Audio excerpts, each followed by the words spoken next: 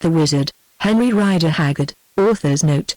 Of the 3 stories that comprise this volume 1, The Wizard, A Tale of Victorious Faith, first appeared some years ago as a Christmas annual. Another, Illusa, is an attempt, difficult enough owing to the scantiness of the material left to us by time, to recreate the life of the ancient Phoenician Zimbabwe, whose ruins still stand in Rhodesia, and, with the addition of the necessary love story, to suggest circumstances such as might have brought about or accompanied its fall at the hands of the surrounding savage tribes. The third, Black Heart and White Heart, is a story of the courtship, trials and final union of a pair of Zulu lovers in the time of King Setiawo. Chapter 1 The Deputation.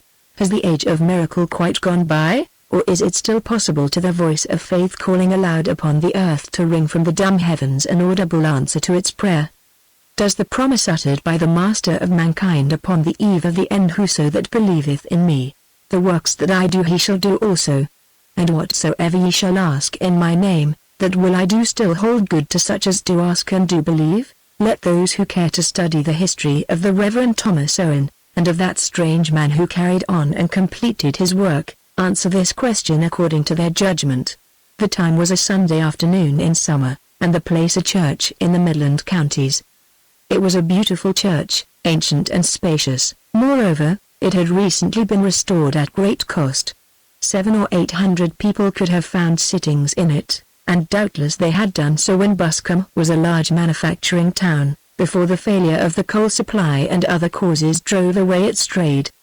Now it was much what it had been in the time of the Normans, a little agricultural village with a population of 300 souls. Out of this population, including the choir boys, exactly 39 had elected to attend church on this particular Sunday, and of these, 3 were fast asleep and 4 were dozing. The Reverend Thomas Owen counted them from his seat in the chancel, for another clergyman was preaching, and, as he counted, bitterness and disappointment took hold of him. The preacher was a deputation, sent by one of the large missionary societies to arouse the indifferent to a sense of duty towards their unconverted black brethren in Africa, and incidentally to collect cash to be spent in the conversion of the said brethren. The Reverend Thomas Owen himself suggested the visit of the deputation, and had labored hard to secure him a good audience. But the beauty of the weather, or terror of the inevitable subscription, prevailed against him. Hence his disappointment.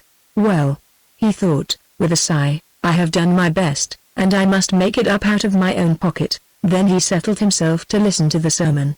The preacher, a battered-looking individual of between 50 and 60 years of age, was gaunt with recent sickness, patient and unimaginative in aspect. He preached extemporarily, with the aid of notes, and it cannot be said that his discourse was remarkable for interest, at any rate in its beginning. Doubtless the sparse congregation, so prone to slumber, discouraged him, for offering exhortations to empty benches is but weary work. Indeed, he was meditating the advisability of bringing his argument to an abrupt conclusion when, chancing to glance round, he became aware that he had at least one sympathetic listener, his host, the Reverend Thomas Owen. From that moment the sermon improved by degrees, till at length it reached a really high level of excellence. Ceasing from rhetoric, the speaker began to tell of his own experience and sufferings in the cause amongst savage tribes, for he himself was a missionary of many years' standing. He told how once he and a companion had been sent to a nation, who named themselves the Sons of Fire because their god was the lightning, if indeed they could be said to boast any gods other than the spear and the king. In simple language he narrated his terrible adventures among these savages, the murder of his companion by command of the Council of Wizards, and his own flight for his life, a tale so interesting and vivid that even the bucolic sleepers awakened and listened open-mouthed. But this is by the way, he went on, for my society does not ask you to subscribe towards the conversion of the children of fire. Until that people is conquered, which very likely will not be for generations, seeing that they live in Central Africa, occupying a territory that white men do not desire, no missionary will dare again to visit them. At this moment something caused him to look a second time at Thomas Owen. He was leaning forward in his place listening eagerly, and a strange light filled the large, dark eyes that shone in the pallor of his delicate, nervous face. There is a man who would dare, if he were put to it, thought the deputation to himself.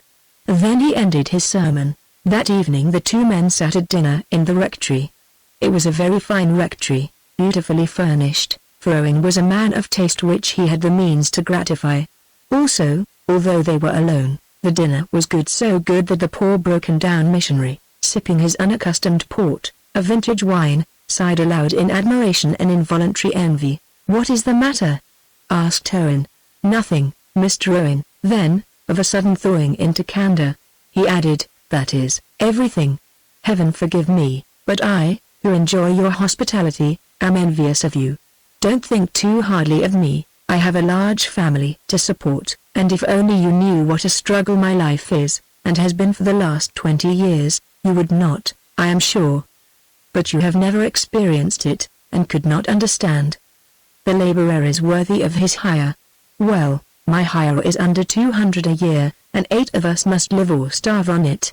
And I have worked, until my health is broken. A laborer indeed. I am a very hodman, a spiritual Sisyphus. And now I must go back to carry my load and roll my stone again and again among those hopeless savages till I die of it, till I die of it.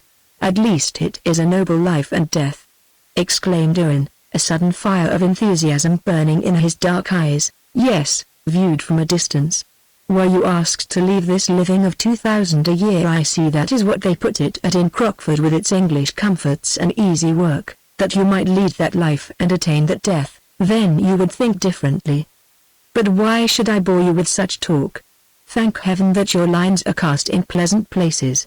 Yes, please, I will take one more glass, it does me good. Tell me some more about that tribe you were speaking of in your sermon, the sons of fire I think you called them," said Owen, as he passed him the decanter. So, with an eloquence induced by the generous wine and the quickened imagination, the deputation told him many strange things and terrible. For this people was an awful people, vigorous in mind and body, and warriors from generation to generation, but superstition-ridden and cruel. They lived in the far interior, some months' journey by boat and ox wagon from the coast, and of white men and their ways they knew but little. "How many of them are there?" asked Owen. "Who can say?" he answered. "Nearly 500,000, perhaps. At least they pretend that they can put 60,000 men under arms. And did they treat you badly when you first visited them?" "Not at first. They received us civilly enough, and on a given day we were requested to explain to the king and the council of wizards the religion which we came to teach. All that day we explained, and all the next, or rather my friend did, for I knew very little of the language, and they listened with great interest. At last the chief of the wizards and the first prophet to the king rose to question us. He was named Hokosa, a tall, thin man, with a spiritual face and terrible calm eyes. "You speak well, son of a white man," he said, "but let us pass from words to deeds. You tell us that this God of yours, whom you desire that we should take as our God, so that you may become his chief prophets in the land, was a wizard such as we are, though greater than we are, for not only did he know the past and the future as we do, but also he could cure those who are smitten with hopeless sickness, and raise those who are dead, which we cannot do. You tell us, moreover, that by faith those who believe on him can do works as great as he did, and that you do believe on him. Therefore we will put you to the proof. Ho! There, lead forth that evil one." As he spoke a man was placed before us, one who had been convicted of witchcraft or some other crime. "Kill him," said Hokosa. There was a faint cry, a scuffle, a flashing of spears, and the man lay still before us. "Now, followers of the new God," said Hokosa, "raise him from the dead as your master did." In vain did we offer explanations. "Peace," said Hokosa at length, "your words weary us. Look now, either you have preached to us a false God and are liars, or you are traitors to the king you preach, since, lacking faith in him, you cannot do such works as he gives power to do to those who have faith in him. Out of your own mouths are you judged, white men. Choose which horn of the bull you will, you hang to one of them, and it shall pierce you. This is the sentence of the king. I speak it who am the king's mouth, that you, white man, who have spoken to us and cheated us these 2 weary days, be put to death, and that you, his companion who have been silent, be driven from the land. I can hardly bear to tell the rest of it, Mr. Owen. They gave my poor friend 10 minutes to talk to his spirit, then they speared him before my face. After it was over, Hokosa spoke to me, saying: Go back, white man, to those who sent you, and tell them the words of the Sons of Fire, that they have listened to the message of peace, and though they are a people of warriors, yet they thank them for that message, for in itself it sounds good and beautiful in their ears, if it be true. Tell them that having proved you liars, they dealt with you as all honest men seek that liars should be dealt with. Tell them that they desire to hear more of this matter, and if one can be sent to them who has no false tongue, who in all things fulfills the promises of his lips, that they will hearken to him and treat him well, but that for such as you they keep a spear. And who went after you got back? Asked Owen, who was listening with the deepest interest. Who went? Do you suppose that there are many mad clergymen in Africa, Mr. Owen?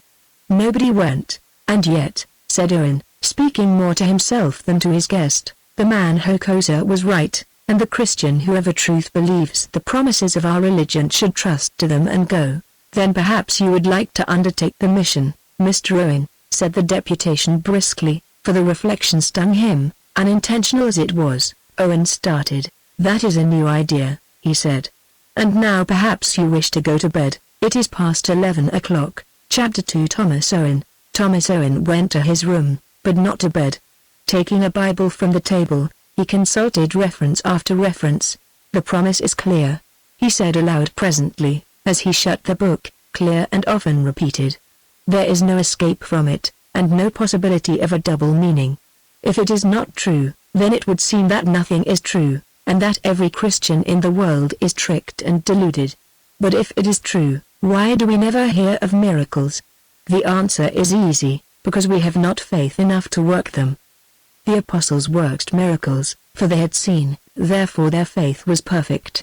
Since their day nobody's faith has been quite perfect, at least I think not. The physical part of our nature prevents it. Or perhaps the miracles still happen, but they are spiritual miracles. Then he sat down by the open window, and gazing at the dreamy beauty of the summer night, he thought, for his soul was troubled. Once before it had been troubled thus, that was 9 years ago, for now he was but little over 30. Then a call had come to him, a voice had seemed to speak to his ears bidding him to lay down great possessions to follow where the heavens should lead him. Thomas Owen had obeyed the voice, though, owing to circumstances which need not be detailed, to do so he was obliged to renounce his succession to a very large estate, and to content himself with a younger son's portion of £30,000 and the reversion to the living which he had now held for some 5 years. Then and there, with singular unanimity and dispatch, his relations came to the conclusion that he was mad. To this hour, indeed, those who stand in his place and enjoy the wealth and position that were his by right, speak of him as poor Thomas, and mark their disapprobation of his peculiar conduct by refusing with an unvarying steadiness to subscribe even a single shilling to a missionary society. How poor Thomas speaks of them in the place where he is we may wonder, but as yet we cannot know probably with the gentle love and charity that marked his every action upon earth. But this is by the way. He had entered the church, but what had he done in its shadow? This was the question which Owen asked himself as he sat that night by the open window, arraigning his past before the judgment seat of conscience. For 3 years he had worked hard somewhere in the slums, then this living had fallen to him. He had taken it, and from that day forward his record was very much of a blank. The parish was small and well ordered, there was little to do in it, and the Salvation Army had seized upon and reclaimed 2 of the 3 confirmed drunkards it could boast. His guest's saying echoed in his brain like the catch of a tune that you might lead that life and attain that death. Supposing that he were bidden so to do now, this very night, would he indeed think differently? He had become a priest to serve his Maker. How would it be with his Maker to command that he should serve him in this extreme and heroic fashion? Would he flinch from the steel, or would he meet it as the martyrs met it of old? Physically he was little suited to such an enterprise, for in appearance he was slight and pale, and in constitution delicate. Also, there was another reason against the thing. High church and somewhat ascetic in his principles, in the beginning he had admired celibacy, and in secret dedicated himself to that state. But at heart Thomas was very much a man, and of late he had come to see that which is against nature is presumably not right, though fanatics may not hesitate to pronounce it wrong. Possibly this conversion to more genial views of life was quickened by the presence in the neighborhood of a young lady whom he chanced to admire. At least it is certain that the mere thought of seeing her no more forever smote him like a sword of sudden pain. That very night, or so it seemed to him, and so he believed, the angel of the Lord stood before him as he was wont to stand before the men of old, and spoke a summons in his ear. How or in what seeming that summons came Thomas Owen never told, and we need not inquire. At the least he heard it, and, like the apostles, he arose and girded his loins to obey. For now, in the hour of trial, it proved that this man's faith partook of the nature of their faith. It was utter and virgin, it was not clogged with 19th century qualifications, it had never dallied with strange doctrines, or kissed the feet of pinchbeck substitutes for God. In his heart he believed that the Almighty, without intermediary, but face to face, has bidden him to go forth into the wilderness there to perish. So he bowed his head and went. On the following morning at breakfast Owen had some talk with his friend the deputation. "You asked me last night," he said quietly, "whether I would undertake a mission to that people of whom you were telling me, the Sons of Fire. Well, I have been thinking it over, and come to the conclusion that I will do so." At this point the deputation, concluding that his host must be mad, moved quietly but decidedly towards the door. "Wait a moment," went on Owen, in a matter-of-fact voice. "The dog-cart will not be round for another 3/4 of an hour. Tell me, if it were offered to you, and on investigation you proved suitable, would you care to take over this living?" "Would I care to take over this living?" gasped the astonished deputation. "Would I care to walk down that garden and find myself in heaven? But why are you making fun of me?" "I am not making fun of you. If I go to Africa I must give up the living, of which I own the advowson, and it occurred to me that it might suit you, that is all. You have done your share, your health is broken, and you have many dependent upon you. It seems right, therefore, that you should rest, and that I should work. If I do no good yonder, at the least you and yours will be a little benefited." That same day Owen chanced to meet the lady who has been spoken of as having caught his heart. He had meant to go away without seeing her, but fortune brought them together. Hitherto, whilst in reality leading him on, she had seemed to keep him at a distance, with the result that he did not know that it was her fixed intention to marry him. To her, with some hesitation, he told his plans. Surprised and frightened into candor, the lady reasoned with him warmly, and when reason failed to move him she did more. By some subtle movement, with some sudden word, she lifted the veil of her reserve and suffered him to see her heart. "If you will not stay for aught else," said her troubled eyes, "then, love, stay for me." For a moment he was shaken. Then he answered the look straight out, as was his nature. "I never guessed," he said. "I did not presume to hope. Now it is too late. Listen. I will tell you what I have told no living soul, though thereafter you may think me mad. Weak and humble as I am, I believe myself to have received a divine mission. I believe that I shall execute it, or bring about its execution, but at the ultimate cost of my own life. Still, in such a service two are better than one. If you can care enough, if you—" But the lady had already turned away, and was murmuring her farewell in accents that sounded like a sob. Love and faith after this sort were not given to her. Of all Owen's trials this was the sharpest. Of all his sacrifices this was the most complete. Chapter 3 The Temptation. 2 years have gone by, all but a few months, and from the rectory in a quiet English village we pass to a scene in Central, or South Central, Africa. On the brow of a grassy slope dotted over with mimosa thorns, and close to a gushing stream of water, stands a house, or rather a hut, built of green brick and thatched with grass. Behind this hut is a fence of thorns, rough but strong, designed to protect all within it from the attacks of lions and other beasts of prey. At present, save for a solitary mule eating its provender by the wheel of a tented ox wagon, it is untenanted, for the cattle have not yet been corralled for the night. Presently Thomas Owen enters this enclosure by the back door of the hut, and having attended to the mule, which whinnies at the sight of him, goes to the gate and watches till he sees his native boys driving the cattle up the slope of the hill. At length they arrive, and when he has counted them to make sure that none are missing, and in a few kind words commended the herds for their watchfulness, he walks to the front of the house and, Seating himself upon a wooden stool set under a mimosa tree that grows near the door, he looks earnestly towards the west. The man has changed somewhat since last we saw him. To begin with, he has grown a beard, and although the hot African sun has bronzed it into an appearance of health, his face is even thinner than it was, and therein the great spiritual eyes shine still more strangely. At the foot of the slope runs a wide river, just here broken into rapids where the waters make an angry music. Beyond this river stretches a vast plain bounded on the horizon by mountain ranges, each line of them rising higher than the other till their topmost and more distant peaks melt imperceptibly into the tender blue of the heavens. This is the land of the sons of fire, and yonder amid the slopes of the nearest hills is the great kraal of their king, Umsuka, whose name, being interpreted, means the thunderbolt. In the very midst of the foaming rapids, and about 1,000 yards from the house lies a space of rippling shallow water, where, unless it chances to be in flood, the river can be forded. It is this ford that Owen watches so intently. John should have been back 12 hours ago, he mutters to himself. I pray that no harm has befallen him at the great place yonder. Just then a tiny speck appears far away on the plain. It is a man traveling towards the water at a swinging trot. Going into the hut, Owen returns with a pair of field glasses, and through them scrutinizes the figure of the man. Heaven be praised. It is John, he mutters, with a sigh of relief.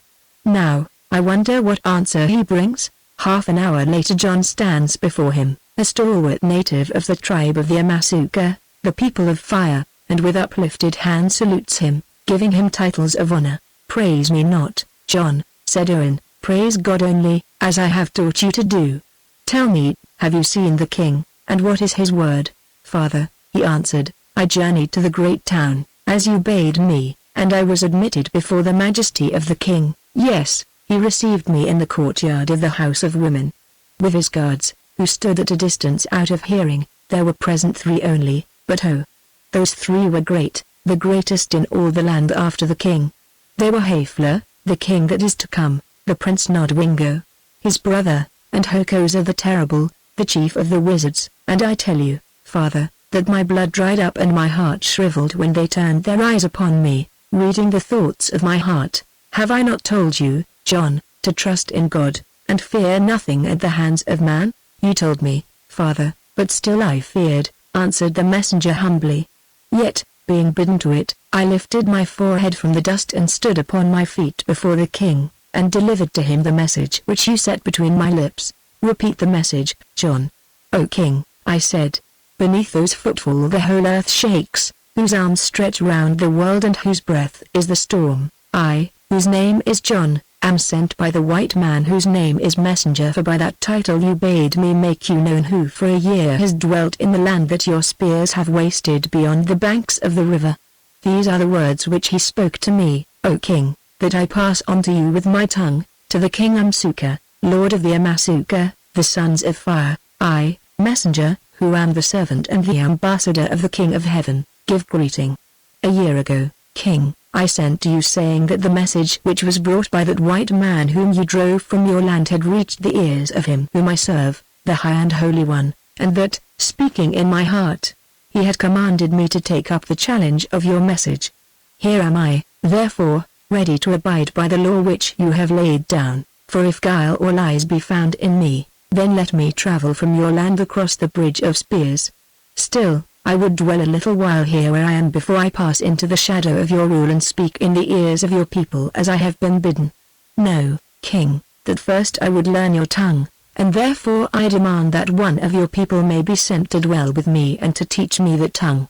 King, you heard my words and you sent me a man to dwell with me, and that man has taught me your tongue, and I also have taught him, converting him to my faith and giving him a new name, the name of John. King, now I seek your leave to visit you, and to deliver into your ears the words with which I, messenger, am charged. I have spoken. Thus I, John, addressed the great ones, my father, and they listened in silence. When I had done they spoke together, a word here and a word there. Then Hokosa, the king's mouth, answered me, telling the thought of the king. You're a bold man, you whose name is John, but who once had another name, you, my servant, who dare to appear before me, and to make it known to me that you have been turned to a new faith and serve another king than I. Yet because you are bold, I forgive you. Go back now to that white man who is named Messenger and who comes upon an embassy to me from the Lord of Heaven, and bid him come in peace. Yet warn him once again that here also we know something of the powers that are not seen, here also we have our wizards who draw wisdom from the air, who tame the thunderbolt and compel the rain, and that he must show himself greater than all of these if he would not pass hence by the bridge of spears. Let him, therefore, take counsel with his heart and with him he serves, if such a one there is, and let him come or let him stay away as it shall please him.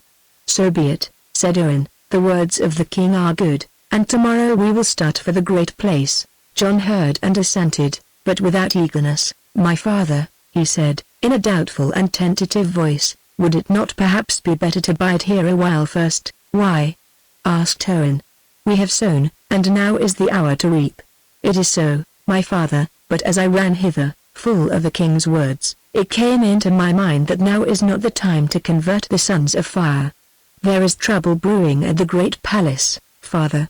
Listen, and I will tell you, as I have heard, so I will tell you. You know well that our king Umsuka has 2 sons, Haefler and Nodwengo, and of these Haefler is the heir apparent, the fruit of the chief wife of the king, and Nodwengo is sprung from another wife. Now Haefler is proud and cruel, a warrior of warriors, a terrible man, and Nodwengo is gentle and mild, like to his mother whom the king loves. Of late it has been discovered that Haefler, weary of waiting for power, has made a plot to depose his father and to kill Nodwengo, his brother, so that the land and those who dwell in it may become his without question. This plot the king knows. I had it from one of his women, who is my sister, and he is very wroth, yet he dare do little, for he grows old and timid, and seeks rest, not war. Yet he is minded, if he can find the heart, to go back upon the law and to name Nodwengo as his heir before all the army at the feast of the first fruits, which shall be held on the 3rd day from tonight. This Haefler knows, and Nodwengo knows it also, and each of them has summoned his following, numbering thousands and tens of thousands of spears, to attend this feast of the first fruits.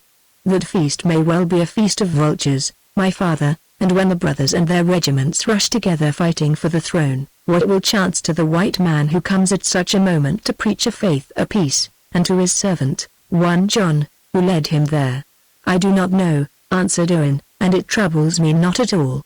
I go to carry out my mission, and in this way or in that it will be carried out. John, if you are fearful or unbelieving, leave me to go alone. Nay, father, I am not fearful, yet, father, I would have you understand. Yonder there are men who can work wizardry. Wow! I know, for I have seen it, and they will demand from you magic greater than their magic. What of it, John? Only this, my father, that if they ask and you fail to give, they will kill you. You teach beautiful things. But say, are you a wizard? When the child of a woman yonder lay dead, you could not raise it as did the Christ. When the oxen were sick with the pest, you could not cure them, or at least, my father, you did not, although you wept for the child and were sorry at the loss of the oxen. Now, my father, if perchance they ask you to do such things as these yonder, or die, say what will happen. One of 2 things, John, either I shall die or I shall do the things. But hesitated John. Surely you do not believe that? And he broke off. Owen turned round and looked at his disciple with kindling eyes. I do believe, O you of little faith, he said. I do believe that yonder I have a mission, and that he whom I serve will give me power to carry out that mission. You are right, I can work no miracles, but he can work miracles whom everything in heaven and earth obeys, and if there is need he will work them through me, his instrument. Or perhaps he will not work them, and I shall die, because thus his ends will best be forwarded. At the least I go in faith, fearing nothing, for what has he to fear who knows the will of God and does it? But to you who doubt, I say leave me. The man spread out his hands in deprecation, his thick lips trembled a little, and something like a tear appeared at the corners of his eyes. Father, he said, am I a coward that you should talk to me thus? I, who for 20 years have been a soldier of my king and for 10 a captain in my regiment. These scars show whether or no I am a coward, and he pointed to his breast, but of them I will not speak. I am no coward, else I had not gone upon that errand of yours. Why, then, should you reproach me because my ears are not so open as yours, as my heart is not understanding? I worship that God of whom you have taught me, but he never speaks to me as he does to you. I never meet him as I walk at night, he leaves me quite alone.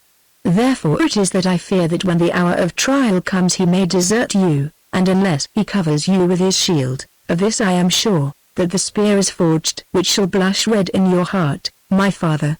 It is for you that I fear, who are so gentle and tender, not for myself, who am well accustomed to look in the eyes of death, and who expect no more than death.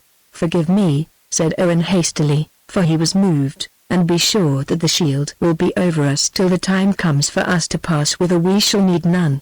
That night Owen rose from the task at which he was laboring slowly and painfully, a translation of passages from the Gospel of St. John into the language of the Amasuka, and going to the open window place of the hut, he rested his elbows upon it and thought, staring with empty eyes into the blackness of the night. Now it was as he sat thus that a great agony of doubt took possession of his soul. The strength which hitherto had supported him seemed to be withdrawn, and he was left, as John had said, quite alone. Strange voices seemed to whisper in his ears, reproaching and reviling him. Temptations long ago trampled underfoot rose again in might, alluring him.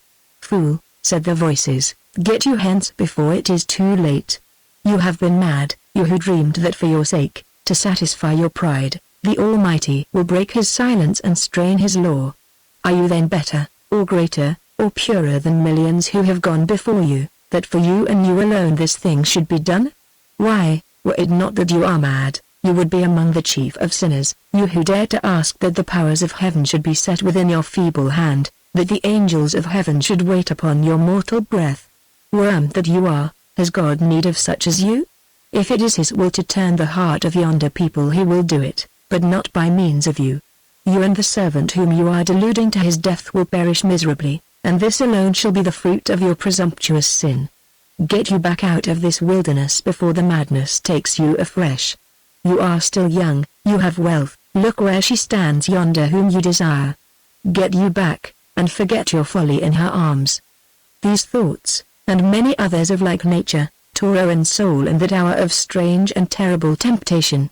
He seemed to see himself standing before the thousands of the savage nation he went to save, and to hear the mocking voices of their witch-finders commanding him, if he were a true man and the servant of that God of whom he prated, to give them a sign, only a little sign, perhaps to move a stone without touching it with his hand, or to cause a dead bough to blossom. Then he would beseech heaven with frantic prayers, and in vain, till at length, amidst a roar of laughter, he, the false prophet and the liar, was led out to his doom. He saw the piteous wondering look of the believer whom he had betrayed to death, he saw the fierce faces and the spears on high. Seeing all this his spirit broke, and, just as the little clock in the room behind him struck the first stroke of midnight, with a great and bitter cry to God to give him back the faith and strength that he had lost, Owen's head fell forward and he sank into a swoon there upon the window place. Chapter 4. The Vision. Was it swoon or sleep? At least it seemed to Owen that presently once again he was gazing into the dense intolerable blackness of the night. Then a marvel came to pass, for the blackness opened, or rather on it, framed and surrounded by it, there appeared a vision. It was the vision of a native town, having a great bare space in the center of it encircled by hundreds or thousands of huts. But there was no one stirring about the huts, for it was night, not this his night of trial indeed, since now the sky was strewn with innumerable stars. Everything was silent about that town, save that now and again a dog barked or a fretful child wailed within a hut, or the sentries as they passed saluted each other in the name of the king.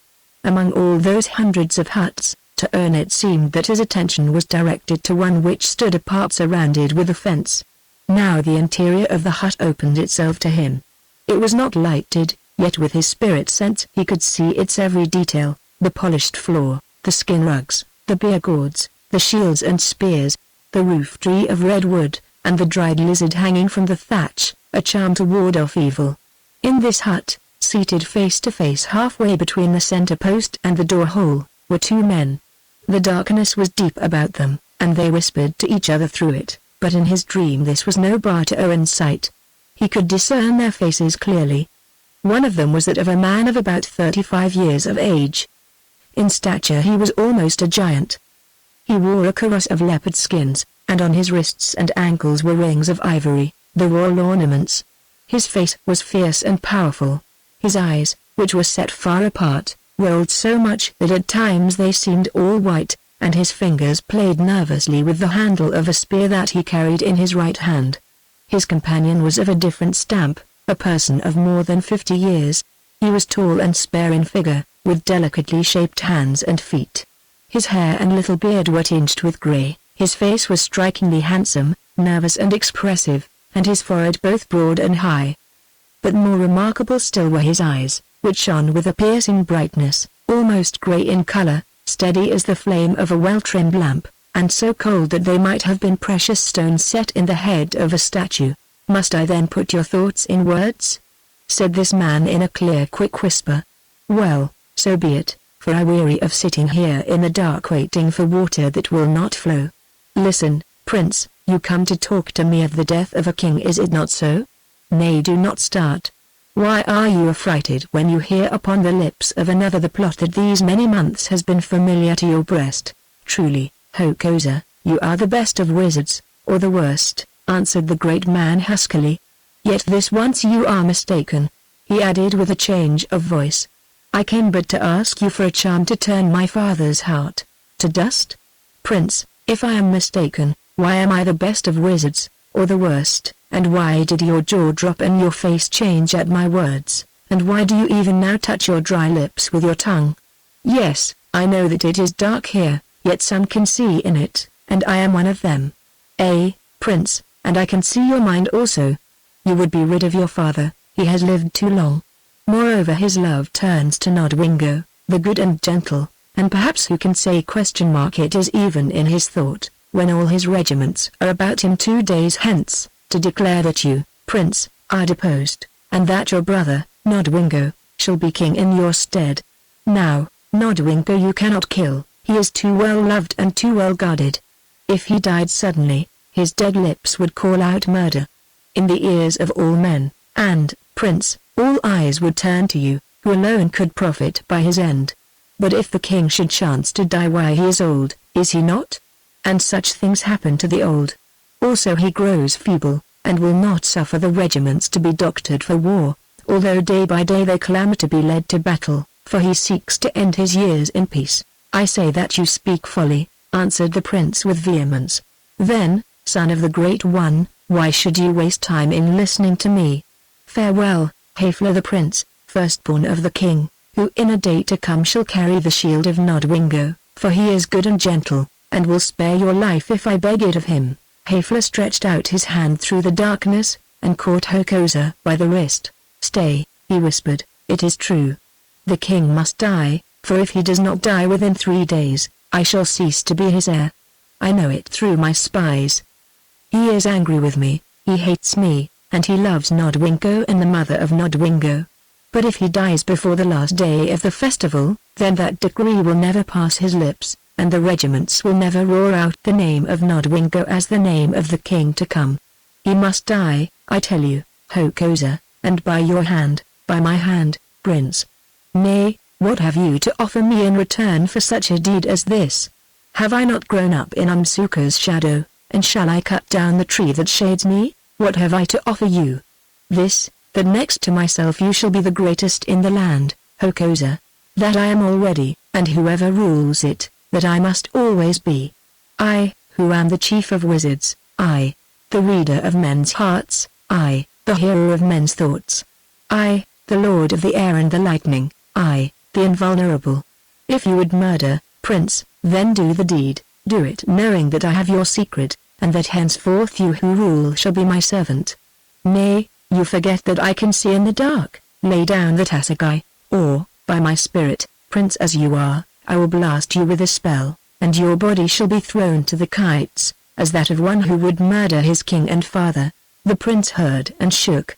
His cheeks sank in, the muscles of his great form seemed to collapse, and he grovelled on the floor of the hut. I know your magic, he groaned, use it for me, not against me. What is there that I can offer you, who have everything except the throne, whereon you cannot sit, seeing that you are not of the blood royal. Think, said Hokosa. For a while the prince thought, till presently his form straightened itself, and with a quick movement he lifted up his head. Is it, perchance, my affianced wife? He whispered. The Lady Nama, whom I love, and who, according to our custom, I shall wed as the queen to be after the feast of first fruits. Oh! Say it not, Hokosa. I say it, answered the wizard. Listen, prince. The Lady Nama is the only child of my blood brother, my friend, with whom I was brought up, he who was slain at my side in the great war with the tribes of the north. She was my ward, she was more, for through her you know not how I held my converse with the things of earth and air, the very spirits that watch us now in this darkness, Haefler. Thus it happened, that before ever she was a woman, her mind grew greater than the mind of any other woman, and her thought became my thought, and my thought became her thought, for I and no other am her master. Still I waited to wed her till she was fully grown, and while I waited I went upon an embassy to the northern tribes. Then it was that you saw the maid in visiting at my kraal, and her beauty and her wit took hold of you, and in the council of the king, as you have a right to do, you named her as your head wife, the queen to be. The king heard and bowed his head. He sent and took her, and placed her in the house of the royal women, that to abide till this feast of the first fruits, when she shall be given to you in marriage. Yes, he sent her to that guarded house wherein not even I may set my foot. Although I was afar, her spirit warned me, and I returned, but too late, for she was sealed to you of the blood royal, and that is a law which may not be broken. Haefler, I prayed you to return her to me, and you mocked me.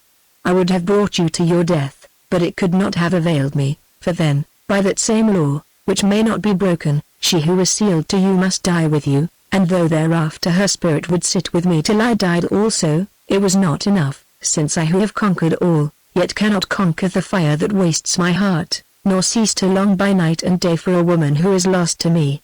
Then it was, Haefler, that I plotted vengeance against you.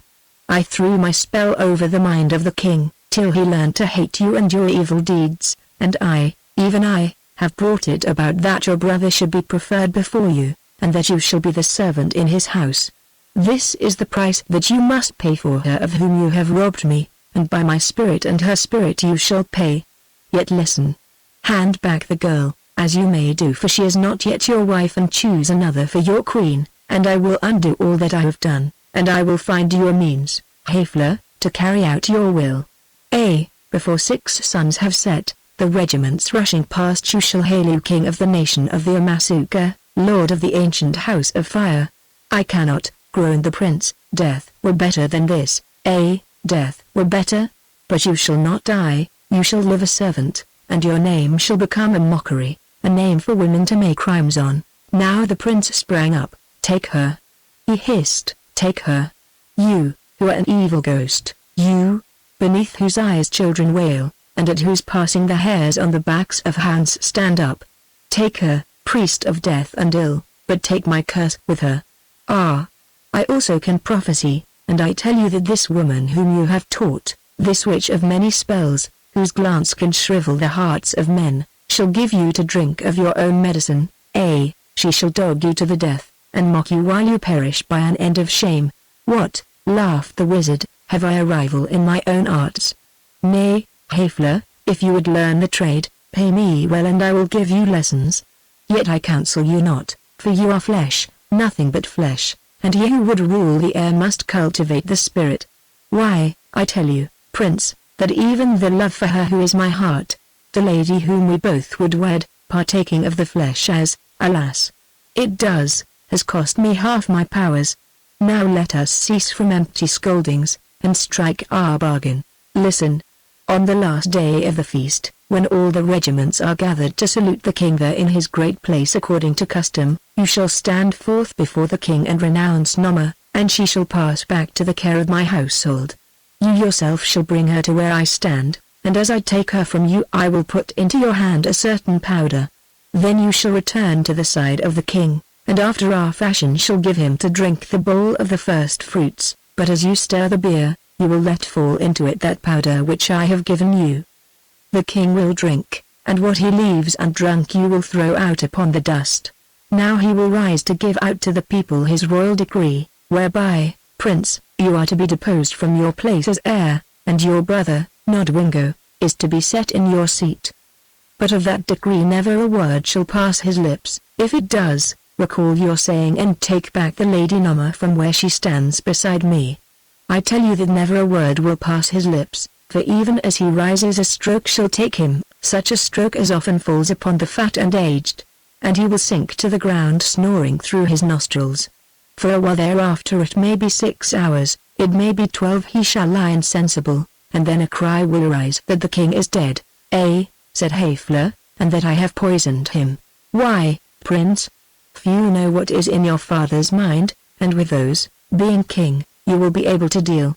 Also this is the virtue of the poison which I choose, that it is swift, yet the symptoms of it are the symptoms of a natural sickness. But that your safety and mine may be assured, I have made yet another plan, though of this there will be little need. You were present 2 days since when a runner came from the white man who sojourns beyond our border, he who seeks to teach us, the children of fire, a new faith, and gives out that he is the messenger of the King of Heaven. This runner asked leave for the white man to visit the great place, and, speaking in the king's name, I gave him leave. But I warned his servant that if his master came, a sign should be required of him to show that he was a true man, and had of the wisdom of the King of Heaven, and that if he failed therein, then that he should die as that white lad died who visited us in bygone years. Now I have so ordered that this white man, passing through the valley of death yonder, shall reach the great place not long before the king drinks of the cup of the first fruits. Then if any think that something out of nature has happened to the king, they will surely think also that this strange prayer doctor has wrought the evil. Then also I will call for a sign from the white man, praying of him to recover the king of his sickness, and when he fails, he shall be slain as a worker of spells and the false prophet of a false god, and so we shall be rid of him and his new faith, and you shall be cleared of doubt. Is not the plan good, Prince? It is very good, Hokosa, save for one thing only. For what thing? This. The white man who is named messenger might chance to be a true prophet of a true god, and to recover the king. Oh, let him do it, if he can, but to do it, first he must know the poison and its antidote. There is but one, and it is known to me only of all men in this land. When he has done that, then I, yes, even I, Hokosa, will begin to inquire concerning this god of his, who shows himself so mighty in person of his messenger. And he laughed low and scornfully. Prince, farewell. I go forth alone, whither you dare not follow at this hour, to seek that which we shall need. One word, think not to play me false, or to cheat me of my price, for waiter betides. Be sure of this, that hour shall be the hour of your dooming. Hail to you, son of the king. Hail. And farewell.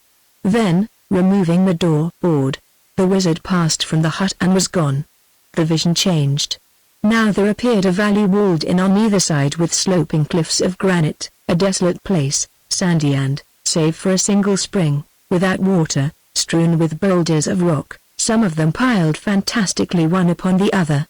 At a certain spot this valley widened out, and in the mouth of the space thus formed, midway between the curved lines of the receding cliffs, stood a little hill or kopje, also built up of boulders.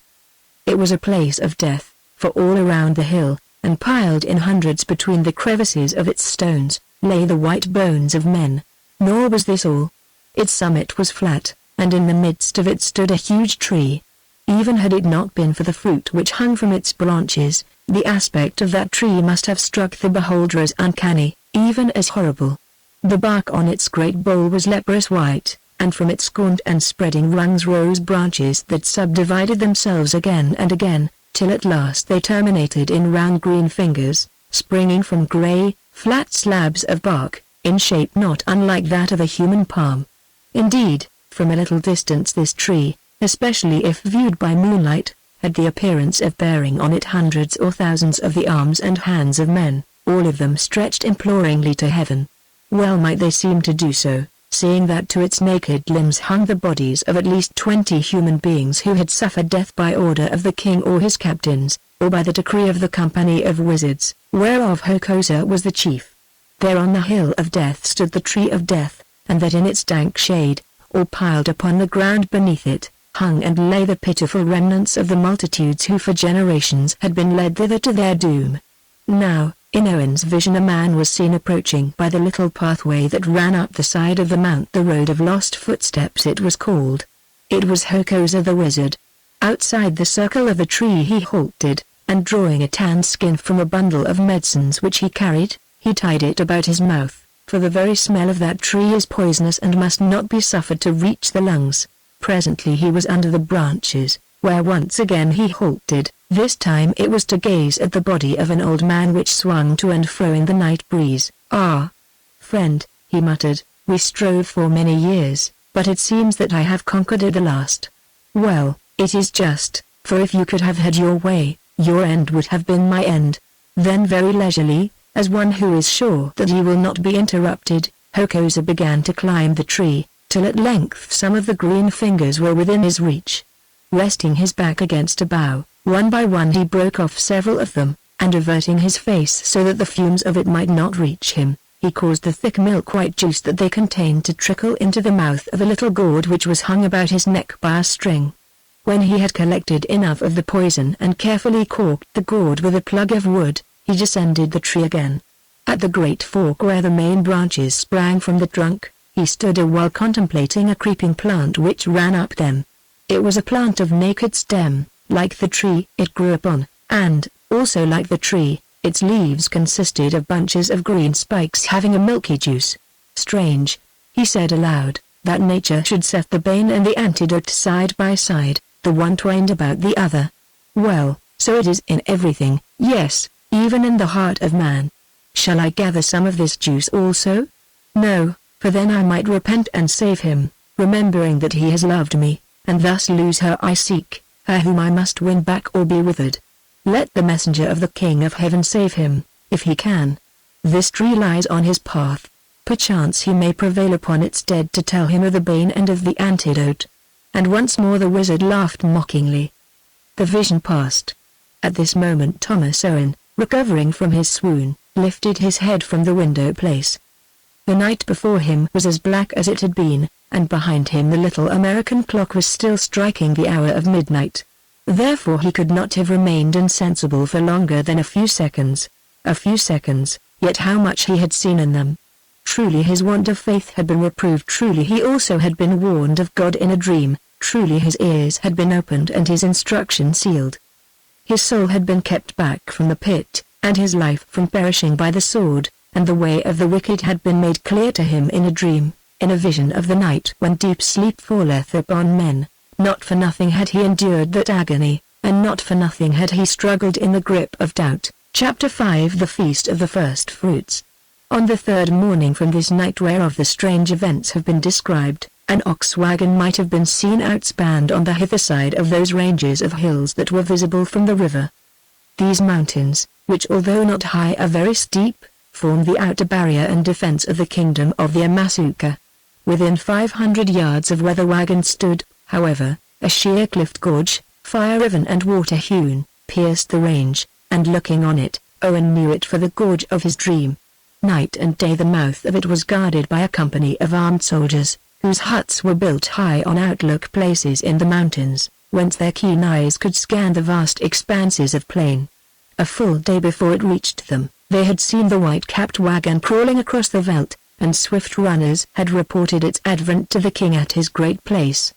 Back came the word of the king that the white man, with the wagon and his servant, were to be led on towards the great place at such speed as would bring him there in time for him to behold the last ceremony of the Feast of First Fruits, but, for the present, that the wagon itself and the oxen were to be left at the mouth of the gorge, in charge of a guard, who would be answerable for them. Now, on this morning the captain of the guard and his orderlies advanced to the wagon and stood in front of it. They were splendid men, armed with great spears and shields, and adorned with feather headdresses and all the wild finery of their regiment. Owen descended from the wagon and came to meet them, and so for a few moments they remained, face to face, in silence. A strange contrast they presented as they stood there, the bare-headed white man frail, delicate, spiritual of countenance, and the warriors great, grave, powerful, a very embodiment of the essence of untamed humanity, an incarnate presentation of the spirit of savage warfare. "How are you named, white man?" asked the captain. "Chief, I am named Messenger." "The peace of the king be with you, Messenger," said the captain, lifting his spear. "The peace of God be with you, Chief," answered Owen, holding up his hands in blessing. "Who is God?" asked the captain. "Chief, he is the king I serve, and his word is between my lips." "Then pass on, messenger of God, and deliver the word of God your king into the ears of my king, at his great place yonder. Pass on riding the beast you have brought with you, for the way is rough. But your wagon, your oxen, and your servants, save this man only who is of the children of fire, must stay here in my keeping. Fear not, messenger, I will hold them safe. I do not fear, chief, there is honor in your eyes." Some hours later, Owen, mounted on his mule, was riding through the gorge, a guard in front of and behind him, and with them carriers who had been sent to bear his baggage. At his side walked his disciple John, and his face was sad. "Why are you still afraid?" asked Owen. "Ah, Father, because this is a place of fear. Here in this valley men are led to die." "Presently you will see." "I have seen," answered Owen. "Yonder where we shall halt is a mount, and on that mount stands a tree. It is called the Tree of Death, and it stretches 1,000 hands to heaven, praying for mercy that does not come, and from its boughs there hangs fruit, a fruit of dead men. Yes, 20 of them hang there this day." "How know you these things, my father?" asked the man amazed, "seeing that I have never spoken to you of them." "Nay," he answered, "God has spoken to me." "My God and your God." Another hour passed, and they were resting by the spring of water, near to the shadow of the dreadful tree, for in that gorge the sun burned fiercely. John counted the bodies that swung upon it, and again looked fearfully at Owen, for there were 20 of them. "I desire to go up to that tree," Owen said to the guard. "As you will, messenger," answered their leader. "I have no orders to prevent you from so doing. Still," he added with a solemn smile, "it is a place that few seek of their own will, and, because I like you well, messenger, I pray it may never be my duty to lead you there of the king's will." Then Owen went up to the tree and John with him. Only John would not pass beneath the shadow of its branches, but stood by wondering, while his master bound a handkerchief about his mouth. How did he know that the breath of the tree is poisonous? John wondered. Owen walked to the bole of the tree, and breaking off some of the finger-like leaves of the creeper that twined about it, he pressed their milky juice into a little bottle that he had made ready. Then he returned quickly, for the sights and odors of the place were not to be borne. Outside the circle of the branches he halted, and removed the handkerchief from his mouth. "Be of good cheer," he said to John, "and if it should chance that I am called away before my words come true, yet remember my words. I tell you that this tree of death shall become the tree of life for all the children of your people. Look, there above you is its sign and promise." John lifted his eyes, following the line of Owen's outstretched hand, and saw this. High up upon the tree, and standing clear of all the other branches, was one straight, dead limb, and from this dead limb 2 arms projected at right angles, also dead and snapped off short. Had a carpenter fashioned the cross of wood and set it there, its proportions could not have been more proper and exact. It was very strange to find this symbol of the Christian hope towering above that place of human terror, and stranger still was the purpose which it must serve in a day to come. Owen and John returned to the guard in silence, and presently they set forward on their journey. At length, passing beneath a natural arch of rock, they were out of the valley of death, and before them, not 500 paces away, appeared the fence of the great place. This great place stood upon a high plateau, in the lap of the surrounding hills, all of which were strongly fortified with schanses, pitfalls, and rough walls of stone. That plateau may have measured 15 miles in circumference, and the fence of the town itself was about 4 miles in circumference. Within the fence and following its curve, for it was round, stood thousands of dome-shaped huts carefully set out in streets. Within these again was a stout stockade of timber, enclosing a vast arena of trodden earth, large enough to contain all the cattle of the people of fire in times of danger, and to serve as a review ground for their impieces in times of peace or festival. At the outer gate of the kraal there was a halt, while the keepers of the gate dispatched a messenger to their king to announce the advent of the white man. Of this pause Owen took advantage to array himself in the surplice and hood which he had brought with him in readiness for that hour. Then he gave the mule to John to lead behind him. "What do you, messenger?" asked the leader of the guard, astonished. "I clothe myself in my war dress," he answered. "Where then is your spear, messenger?" "Here," said Owen, presenting to his eyes a crucifix of ivory, most beautifully carved. "I perceive that you are of the family of wizards," said the man, and fell back.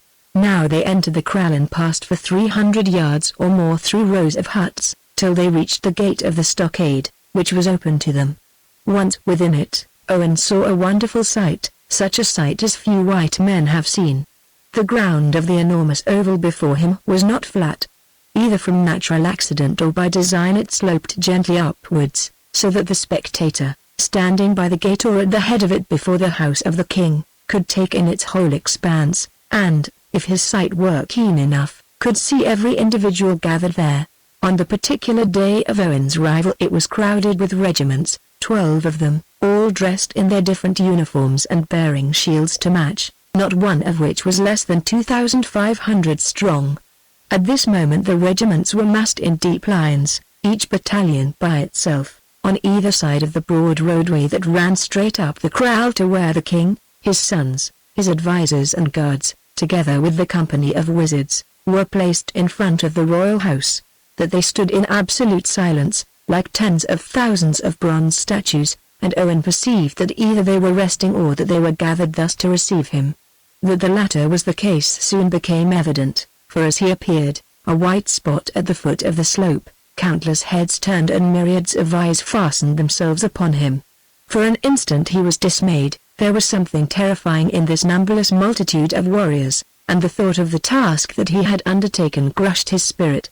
Then he remembered, and shaking off his fear and doubt, alone, save for his disciple John, holding the crucifix aloft, he walked slowly up the wide road towards the place where he guessed that the king must be. His arm was weary ere ever he reached it, but at length he found himself standing before a thick-set old man, who was clad in leopard skins and seated upon a stool of polished wood. "It is the king," whispered John behind him. "Peace be to you," said Owen, breaking the silence. "The wish is good, may it be fulfilled," answered the king in a deep voice, sighing as he said the words. "Yet yours is a strange greeting," he added. "Whence came you, white man, how are you named, and what is your mission to me and to my people?" "King, I come from beyond the sea, I am named messenger, and my mission is to deliver to you the saying of God, my king and yours." At these words a gasp of astonishment went up from those who stood within hearing, expecting as they did to see them rewarded by instant death. But Umsuka only said, "My king and yours? Bold words, messenger. Where then is this king to whom I, Umsuka, should bow the knee? He is everywhere in the heavens, on the earth, and below the earth. If he is everywhere, then he is here. Show me the likeness of this king, messenger." "Behold it," Owen answered, thrusting forward the crucifix. Now all the great ones about the king stared at this figure of a dying man crowned with thorns and hanging on a cross, and then drew up their lips to laugh. But that laugh never left them. A sudden impulse, a mysterious wave of feeling choked it in their throats. A sense of the strangeness of the contrast between themselves in their armed multitudes and this one white-robed man in his loneliness took hold of them, and with it another sense of something not far removed from fear. A wizard indeed, they thought in their hearts, and what they thought the king uttered. "I perceive," he said, "that you are either mad, white man, or you are a prince of wizards. But you do not seem to be, for your eyes are calm, therefore a wizard you must be. Well, stand behind me. By and by I will hear your message and ask of you to show me your powers, but before then there are things which I must do. Are the lads ready? Ho, you, loose the bull." At the command a line of soldiers moved from the right, forming itself up in front of the king and his attendants, revealing a number of youths, of from 16 to 17 years of age, armed with sticks only, who stood in companies outside a massive gate. Presently this gate was opened, and through it, with a mad bellow, rushed a wild buffalo bull. On seeing them the brute halted, and for a few moments stood pawing the earth and tearing it with its great horns. Then it put down its head and charged. Instead of making way for it, Uttering a shrill whistling sound, the youths rushed at the beast, striking with their sticks. Another instant, and one of them appeared above the heads of his companions, thrown high into the air, to be followed by a second and a third. Now the animal was through the throng and carrying a poor boy on its horn, whence presently he fell dead. Through and through the ranks of the regiments it charged furiously backward and forward. Watching it fascinated, Owen noted that it was a point of honor for no man to stir before its rush. There they stood, and if the bull gored them, there they fell. At length, exhausted and terrified, the brute headed back straight up the lane where the main body of the youths were waiting for it. Now it was among them, and, reckless of wounds or death, they swarmed about it like bees, seizing it by legs, nose, horns and tail, till with desperate efforts they dragged it to the ground and beat the life out of it with their sticks. This done, they formed up before the king and saluted him. "How many are killed?" he asked. "8 in all," was the answer, "and 15 gored. A good bull," he said with a smile, "that of last year killed but 5. Well, the lads fought him bravely. Let the dead be buried, the hurt tended, or, if their harms are hopeless, slain, and to the rest give a double ration of beer.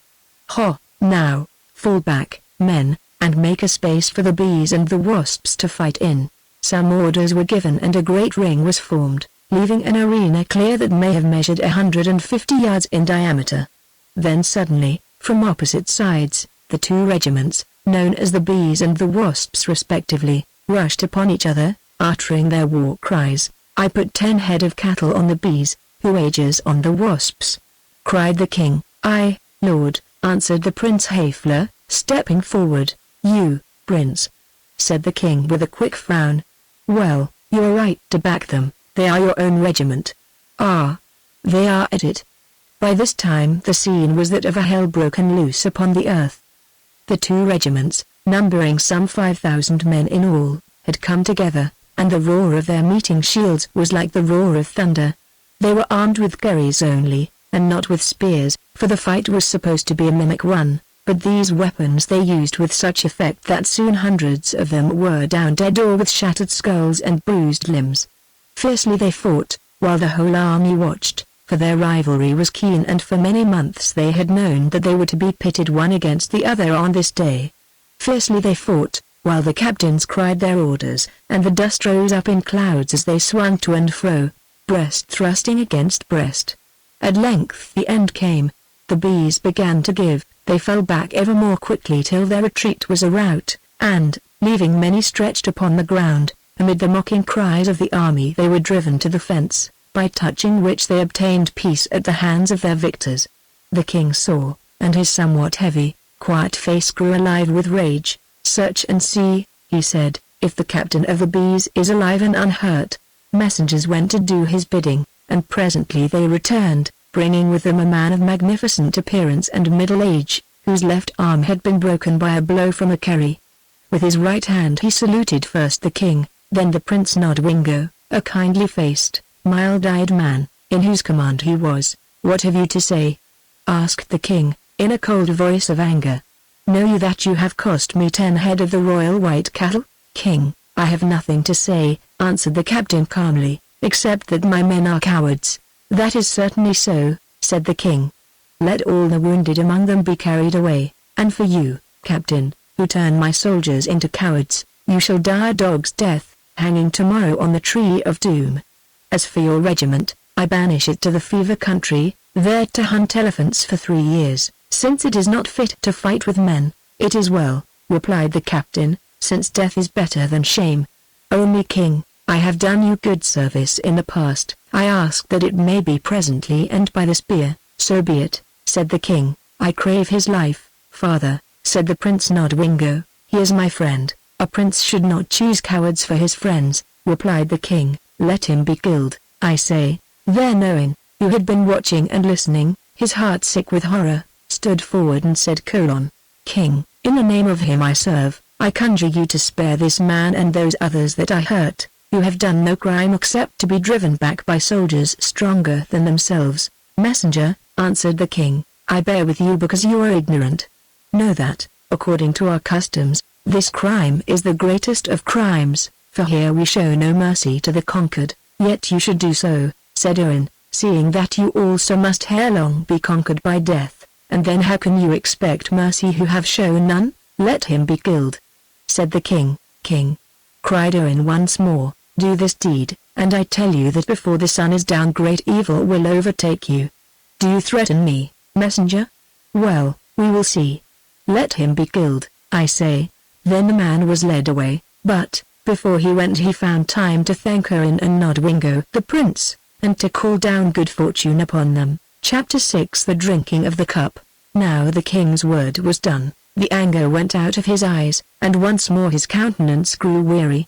A command was issued, and, with the most perfect order, moving like one man, the regiments changed their array, forming up battalion upon battalion in face of the king, that they might give him the royal salute so soon as he had drunk the cup of the first fruits. A herald stood forward and cried: Hearken, you sons of fire! Hearken, you children of Umsuka, shaker of the earth! Have any of you a boon to ask of the king? Men stood forward, and having saluted, one by one asked this thing or that. The king heard their requests, and as he nodded or turned his head away, so they were granted or refused.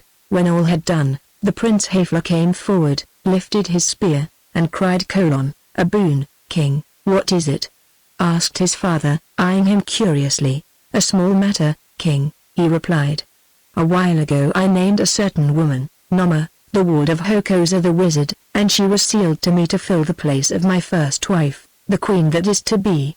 She passed into the house of the royal women, and, by your command, king, it was fixed that I should marry her according to our customs tomorrow, after the feast of the first fruits is ended. King, my heart is changed towards that woman, I no longer desire to take her to wife, and I pray that you will order that she shall now be handed back to Hokoza her guardian. You blow hot and cold with the same mouth, Hafler, said Umsuka, and in love or war one do not like such men. What have you to say to this demand, Hokoza? Now Hokoza stepped forward from where he stood at the head of the company of wizards. His dress, like that of his companions, was simple, but in its way striking. On his shoulders he wore a cloak of shining snakeskin, about his loins was a short kilt of the same material, and round his forehead, arms and knees were fillets of snakeskin. At his side hung his pouch of medicines, and in his hand he held no spear, but a wand of ivory, whereof the top was roughly carved so as to resemble the head of a cobra reared up to strike. King, he said, I have heard the words of the prince, and I do not think that this insult should have been put upon the Lady Noma, my ward, or upon me, her guardian. Still, let it be, for I would not that one should pass from under the shadow of my house whither she is not welcome. Without my leave the prince named this woman as his queen, as he had the right to do, and without my leave he unnames her, as he has the right to do. Were the prince a common man, according to custom he should pay a fine of cattle to be held by me in trust for her whom he discards, but this is a matter that I leave to you, king. You do well, Hokoza, answered Umsuka, to leave this to me. Prince, you would not wish the fine that you should pay to be that of any common man. With the girl shall be handed over 200 head of cattle. More, I will do justice, unless she herself consents, she shall not be put away. Let the Lady Noma be summoned. Now the face of Hafler grew sullen, and watching, Owen saw a swift change pass over that of Hokoza. Evidently he was not certain of the woman.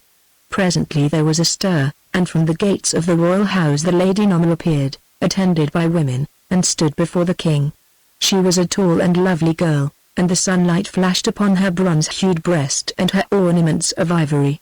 Her black hair was fastened in a knot upon her neck, her features were fine and small, her gait was delicate and sure as that of an antelope, and her eyes were beautiful and full of pride. There she stood before the king, looking round her like a stag. Seeing her thus, Owen understood how it came about that she held two men so strangely different in the hollow of her hand, for her charm was of a nature to appeal to both of them, a charm of the spirit as well as of the flesh. And yet the face was haughty, a face that upon occasion might even become cruel. You sent for me and I am here, O king, she said, in a slow and quiet voice. Listen, girl, answered the king.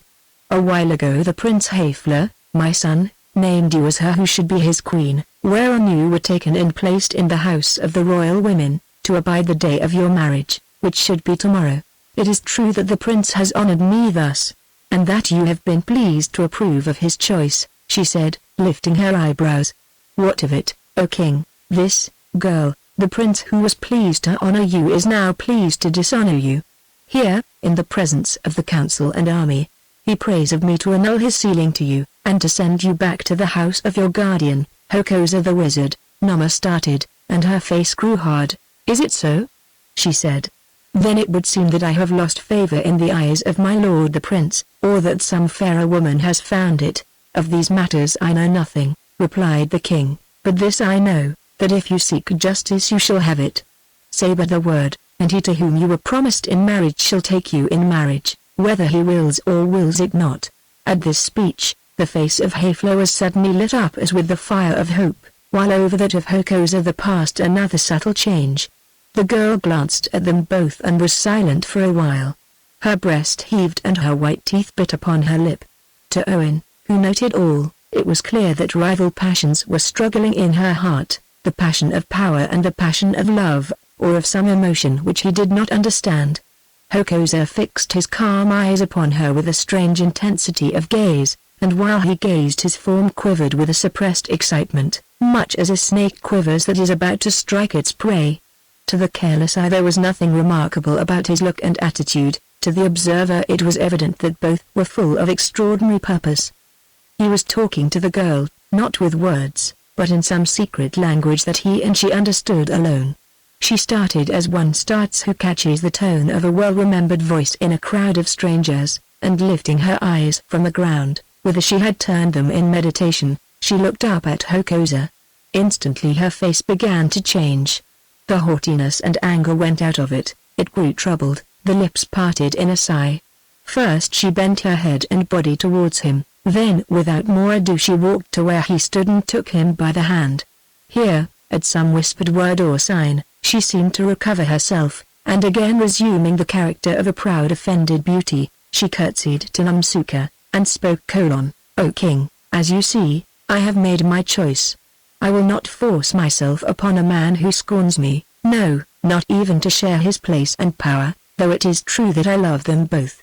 Nay, I will return to Hokosa my guardian, and to his wife, Zinti, who has been as my mother, and with them be at peace." "It is well," said the king, "and perhaps, girl, your choice is wise, perhaps your loss is not so great as you have thought.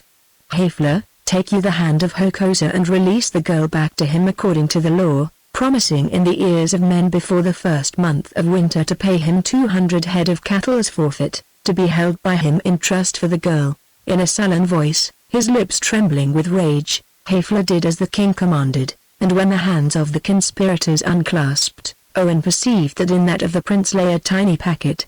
"Mix me the cup of the first fruits, and swiftly," said the king again, "for the sun grows low in the heavens, and ere it sinks I have words to say." Now a polished gourd filled with native beer was handed to Nodwingo, the second son of the king, and one by one the great councillors approached, and, with appropriate words, let fall into it offerings emblematic of fertility and increase. The first cast in a grain of corn, the second, a blade of grass, the third, a shaving from an ox's horn, the fourth, a drop of water, the fifth, a woman's hair, the sixth, a particle of earth, and so on, until every ingredient was added to it that was necessary to the magic brew. Then Hokosa, as chief of the medicine men, blessed the cup according to the ancient forms, praying that he whose body was the heavens, whose eyes were lightning, and whose voice was thunder, the spirit whom they worshipped, might increase and multiply to them during the coming year all those fruits and elements that were present in the cup, and that every virtue which they contained might comfort the body of the king.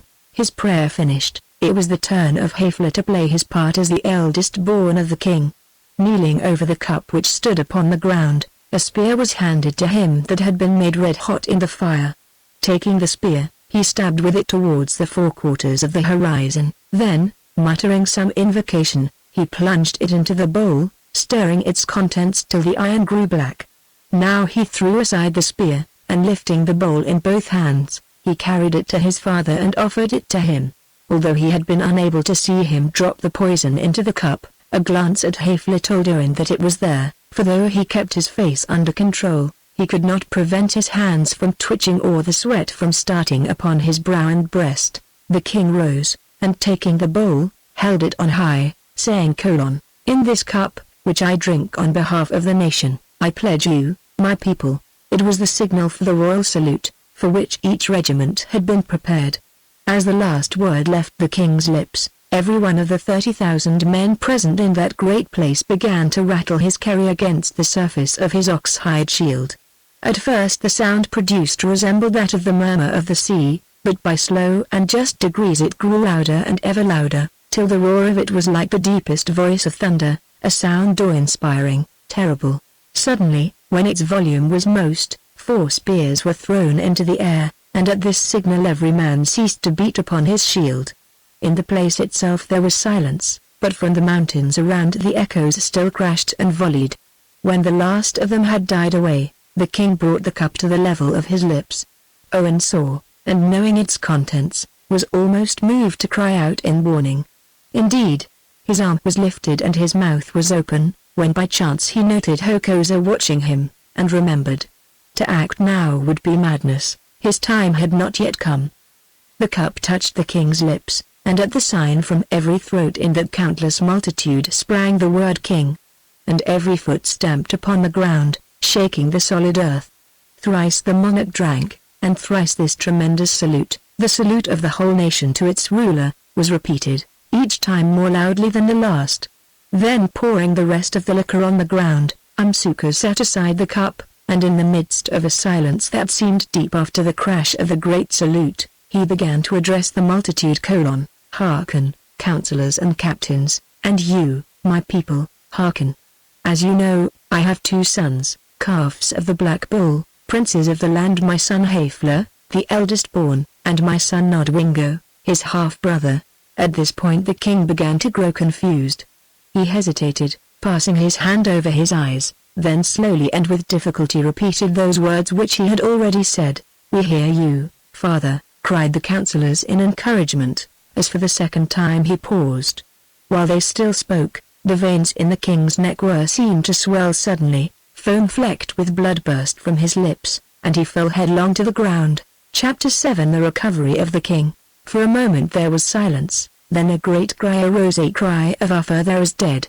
Presently with it were mingled other and angrier shouts of "The king is murdered. And he is bewitched. The white wizard has bewitched the king. He prophesied evil upon him, and now he has bewitched him." Meanwhile the captains and councillors formed a ring about Umsuka, and Hokosa bending over him examined him.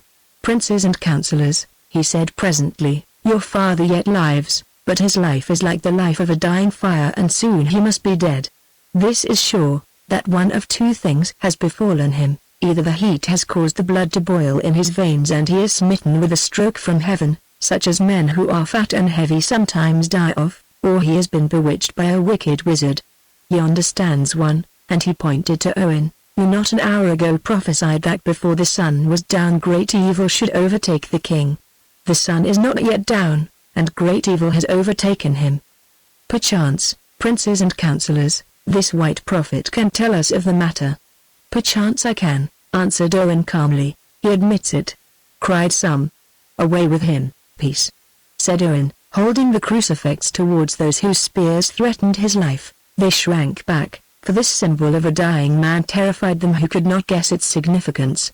"Peace," went on Owen, "and listen.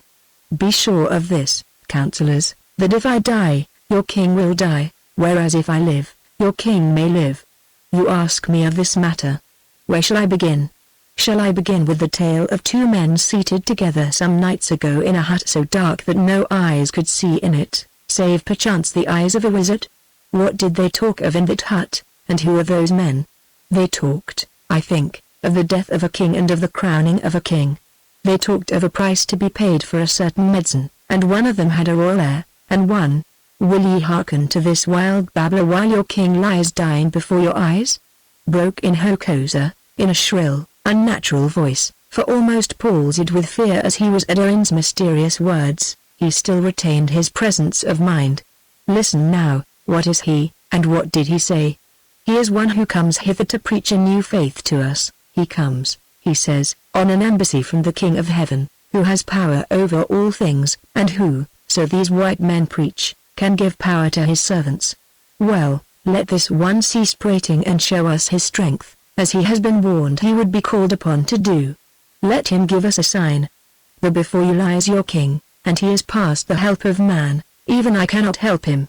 Therefore, let this messenger cure him, or call upon his God to cure him, that seeing, we may know him to be a true messenger, and one sent by that king of whom he speaks.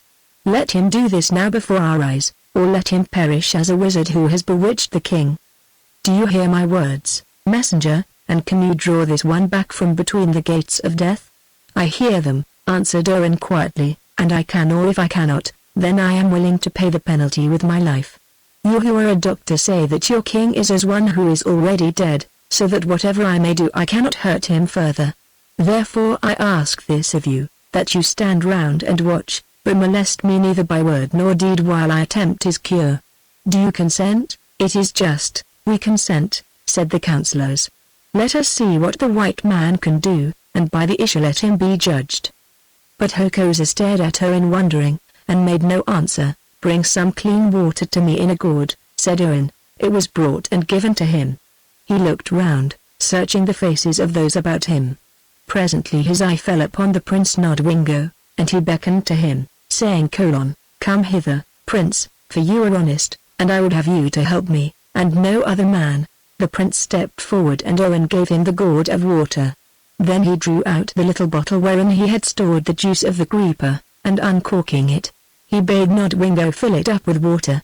This done, he clasped his hands, and lifting his eyes to heaven, he prayed aloud in the language of the Amasuka.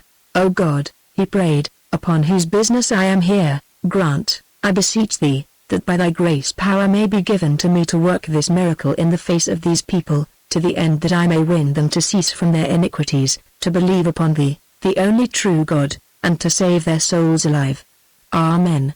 Having finished his prayer, he took the bottle and shook it, then he commanded Nodwengo to sit upon the ground and hold his father's head upon his knee.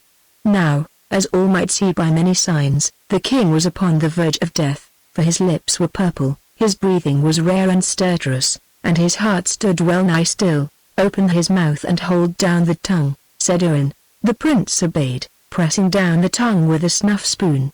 Then placing the neck of the bottle as far into the throat as it would reach, Owen poured the fluid it contained into the body of the king, who made a convulsive movement and instantly seemed to die. He is dead, said one. Away with the false prophet. It may be so, or it may not be so, answered Owen.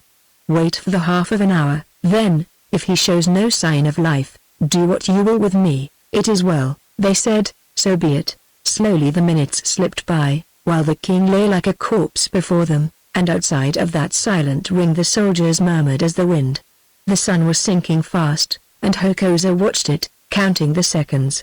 At length he spoke: The half of the hour that you demanded is dead, white man, as dead as the king, and now the time has come for you to die also, and he stretched out his hand to take him. Owen looked at his watch and replied: There is still another minute, and you, Hokosa, who are skilled in medicines, may know that this antidote does not work so swiftly as the bane. The shot was a random one, but it told, for Hokosa fell back and was silent. The seconds passed on as the minute hand of the watch went round from 10 to 20, from 20 to 30, from 30 to 40. A few more instants and the game was played.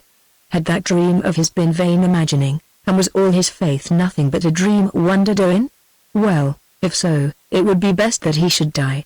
But he did not believe that it was so. He believed that the power above him would intervene to save not him, indeed, but all this people. Let us make an end, said Hokosa. The time is done. Yes, said Owen, the time is done and the king lives. Even as he spoke the pulses in the old man's forehead were seen to throb, and the veins in his neck to swell as they had swollen after he had swallowed the poison. Then once more they shrank to their natural size. Amsuka stirred a hand, groaned, sat up, and spoke: What has chanced to me? He said.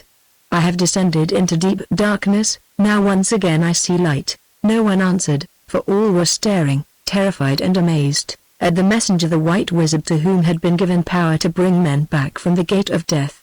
At length Owen said: "This has chanced to you, King, that evil which I prophesied to you if you refuse to listen to the voice of mercy has fallen upon you.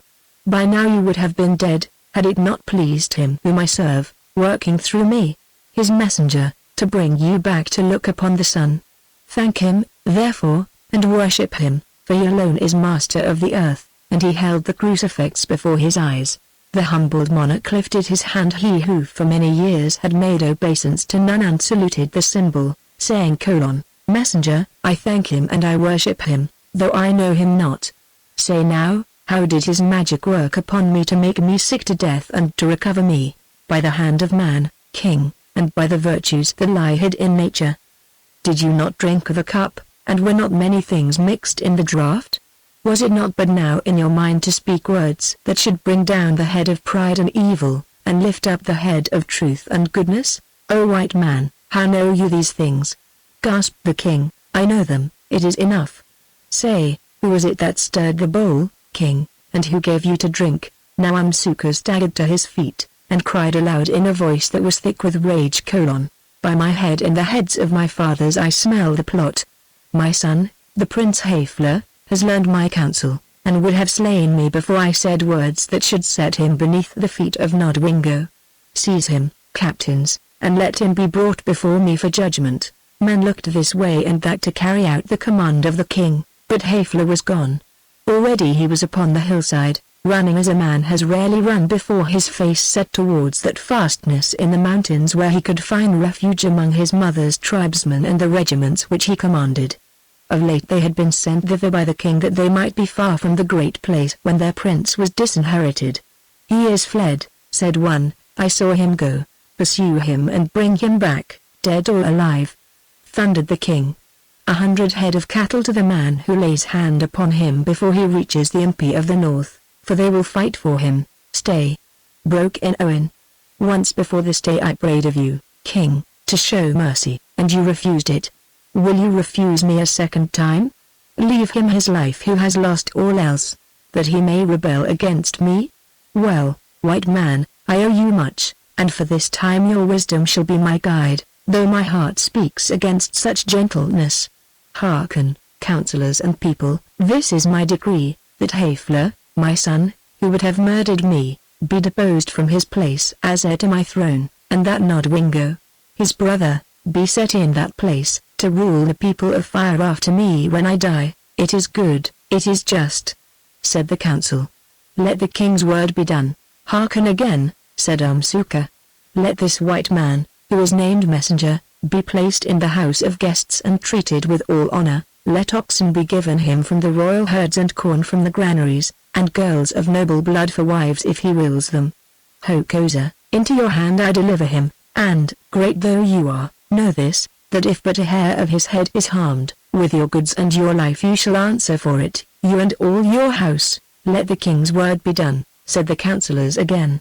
"Heralds," went on Umsuka, "proclaim that the feast of the first fruits is ended, and my command is that every regiment should seek its quarters, taking with it a double gift of cattle from the king, who has been saved alive by the magic of this white man. And now, messenger, farewell, for my head grows weary. Tomorrow I will speak with you." Then the king was led away into the royal house, and save those who were quartered in it, the regiments passed one by one through the gates of the kraal, singing their war songs as they went. Darkness fell upon the great place, and through it parties of men might be seen dragging thence the corpses of those who had fallen in the fight with sticks, or been put to death thereafter by order of the king. "Messenger," said Hokosa, bowing before Owen, "be pleased to follow me." Then he led him to a little kraal numbering 5 or 6 large and beautifully made huts, which stood by itself, within its own fence, at the north end of the great place, not far from the house of the king. In front of the center hut a fire was burning, and by its light women appeared cleaning out the huts and bringing food and water. "Here you may rest in safety, messenger," said Hokosa, "seeing that night and day a guard from the king's own regiment will stand before your doors." "I do not need them," answered Owen, "for none can harm me till my hour comes. I am a stranger here and you're a great man, yet, Hokosa, which of us is the safest this night?" "Your meaning?" said Hokosa sharply. "Oh man, answered Owen, when in a certain hour you crept up the valley yonder, and climbing the tree of death gathered its poison. Went I not with you? When, before that hour, you sat in yonder hut bargaining with the Prince Hafler the death of a king for the price of a girl, was I not with you? Nay, threaten me not in your own words, I say it, lay down that assegai, or by my spirit your body shall be thrown to the kites, as that of one who would murder the king and the king's guest. White man, whispered Hokosa, throwing down the spear, how can these things be? I was alone in the hut with the prince, I was alone beneath the tree of doom, and you, as I know well, were beyond the river. Your spies must be good, white man. My spirit is my only spy, Hokosa. My spirit watched you, and from your own lips he learned the secret of the bane and of the antidote. Hafler mixed the poison as you taught him, I gave the remedy, and saved the king alive. Now the knees of Hokosa grew weak beneath him, and he leaned against the fence of the kraal for support. I have skill in the art, he said hoarsely, but, messenger, your magic is more than mine, and my life is forfeit to you. Tomorrow morning, you will tell the king all, and tomorrow night I shall hang upon the dreadful tree. Well, so be it, I am overmatched at my own trade, and it is best that I should die. You have plotted well and you have conquered, and to you belong my place and power. It was you who plotted, and not I, Hokosa. Did you not contrive that I should reach the great place but a little before the poison was given to the king, so that upon me might be laid the crime of his bewitching? Did you not plan also that I should be called upon to cure him, a thing you deemed impossible, and when I failed that I should be straightway butchered? Seeing that it is useless to lie to you, I confess that it was so, answered Hokosa boldly. It was so, repeated Owen, therefore, according to your law your life is forfeit, seeing that you dug a pit to snare the innocent feet. But I come to tell you of a new law, and that which I preach I practice. Hokosa, I pardon you, and if you will put aside your evil doing, I promise you that no word of all your wickedness shall pass my lips. It has not been my fashion to take a boon at the hand of any man, save of the king only, said the wizard in a humble voice. But now it seems that I am come to this. Tell me, white man, what is the payment that you seek of me? None, Hokosa, except that you cease from evil and listen with an open heart to that message which I am sworn to deliver to you and to all your nation. Also you would do well to put away that fair woman whose price was the murder of him that fed you. I cannot do it, answered the wizard. I will listen to your teaching, but I will not rob my heart of her it craves alone. White man, I am not like the rest of my nation. I have not sought after women, I have but one wife, and she is old and childless. Now, for the first time in my days, I love this girl, you know not how, and I will take her, and she shall be the mother of my children. Then, Hokosa, you will take her to your sorrow, answered Owen solemnly, for she will learn to hate you who have robbed her of royalty and rule, giving her wizardries and your grey hairs in place of them. And thus for that night they parted. Chapter 8. The First Trial by Fire. On the following day, while Owen sat eating his morning meal with a thankful heart, a messenger arrived saying that the king would receive him whenever it pleased him to come. He answered that he would be with him before noon, for already he had learned that among natives one loses little by delay. A great man, they think, is rich in time, and hurries only to wait upon his superiors. At the appointed hour a guard came to lead him to the royal house, and thither Owen went, followed by John bearing a Bible. Umsuka was seated beneath a reed roof supported by poles and open on all sides. Behind him stood councillors and attendants, and by him were Nodwingo, the prince, and Hokosa, his mouth and prophet. Although the day was hot, he wore a cross or rug of wildcat skins, and his face showed that the effects of the poison draught were still upon him. At the approach of Owen he rose with something of an effort, and, shaking him by the hand, thanked him for his life, calling him Doctor of Doctors. Tell me, messenger, he added, how it was that you were able to cure me, and who were in the plot to kill me. There must have been more than one, and he rolled his eyes round with angry suspicion. King, answered Owen, if I knew anything of this matter, the power that wrote it on my mind has wiped it out again, or, at the least, has forbidden me to speak of its secret. I saved you, it is enough. For the rest, the past is the past, and I come to deal with the present and the future. This white man keeps his word, thought Hokosa to himself, and he looked at him thanking him with his eyes. "So be it," answered the king. "After all, it is wise not to stir a dung heap, for there we find little beside evil odors and the nests of snakes. Now, what is your business with me, and why do you come from the white man's countries to visit me?" "I have heard of those countries, they are great and far away. I have heard of the white men, also wonderful men who have all that knowledge, but I do not desire to have anything to do with them, for whenever they meet black people they eat them up, taking their lands and making them slaves. Once, some years ago, 2 of you white people visited us here, but perhaps you know that story." "I know it," answered Owen. "One of those men you murdered, and the other you sent back with a message which he delivered into my ears across the waters, thousands of miles away." "Nay," answered the king, "we did not murder him. He came to us with the story of a new God who could raise the dead and work other miracles, and gave such powers to his servants. So a man was slain and we begged of him to bring him back to life, and since he could not, we killed him also because he was a liar." "He was no liar," said Owen, "since he never told you that he had power to open the mouth of the grave. Still, heaven is merciful, and although you murdered him that was sent to you, his master has chosen me to follow in his footsteps. Me also you may murder if you will, and then another and another, but still the messengers shall come, till at last your ears are opened and you listen. Only, for such deeds your punishment must be heavy." "What is the message, white man?" "A message of peace, of forgiveness, and of life beyond the grave, of life everlasting. Listen, king. Yesterday you were near to death. Say now, had you stepped over the edge of it, where would you be this day?" Umsuka shrugged his shoulders. "With my fathers, white man." "And where are your fathers?" "Nay, I know where." "Everywhere, the night is full of them. In the night we hear the echo of their voices. When they are angry they haunt the thundercloud, and when they are pleased they smile in the sunshine. Sometimes also they appear in the shape of snakes, or visit us in dreams, and then we offer them sacrifice.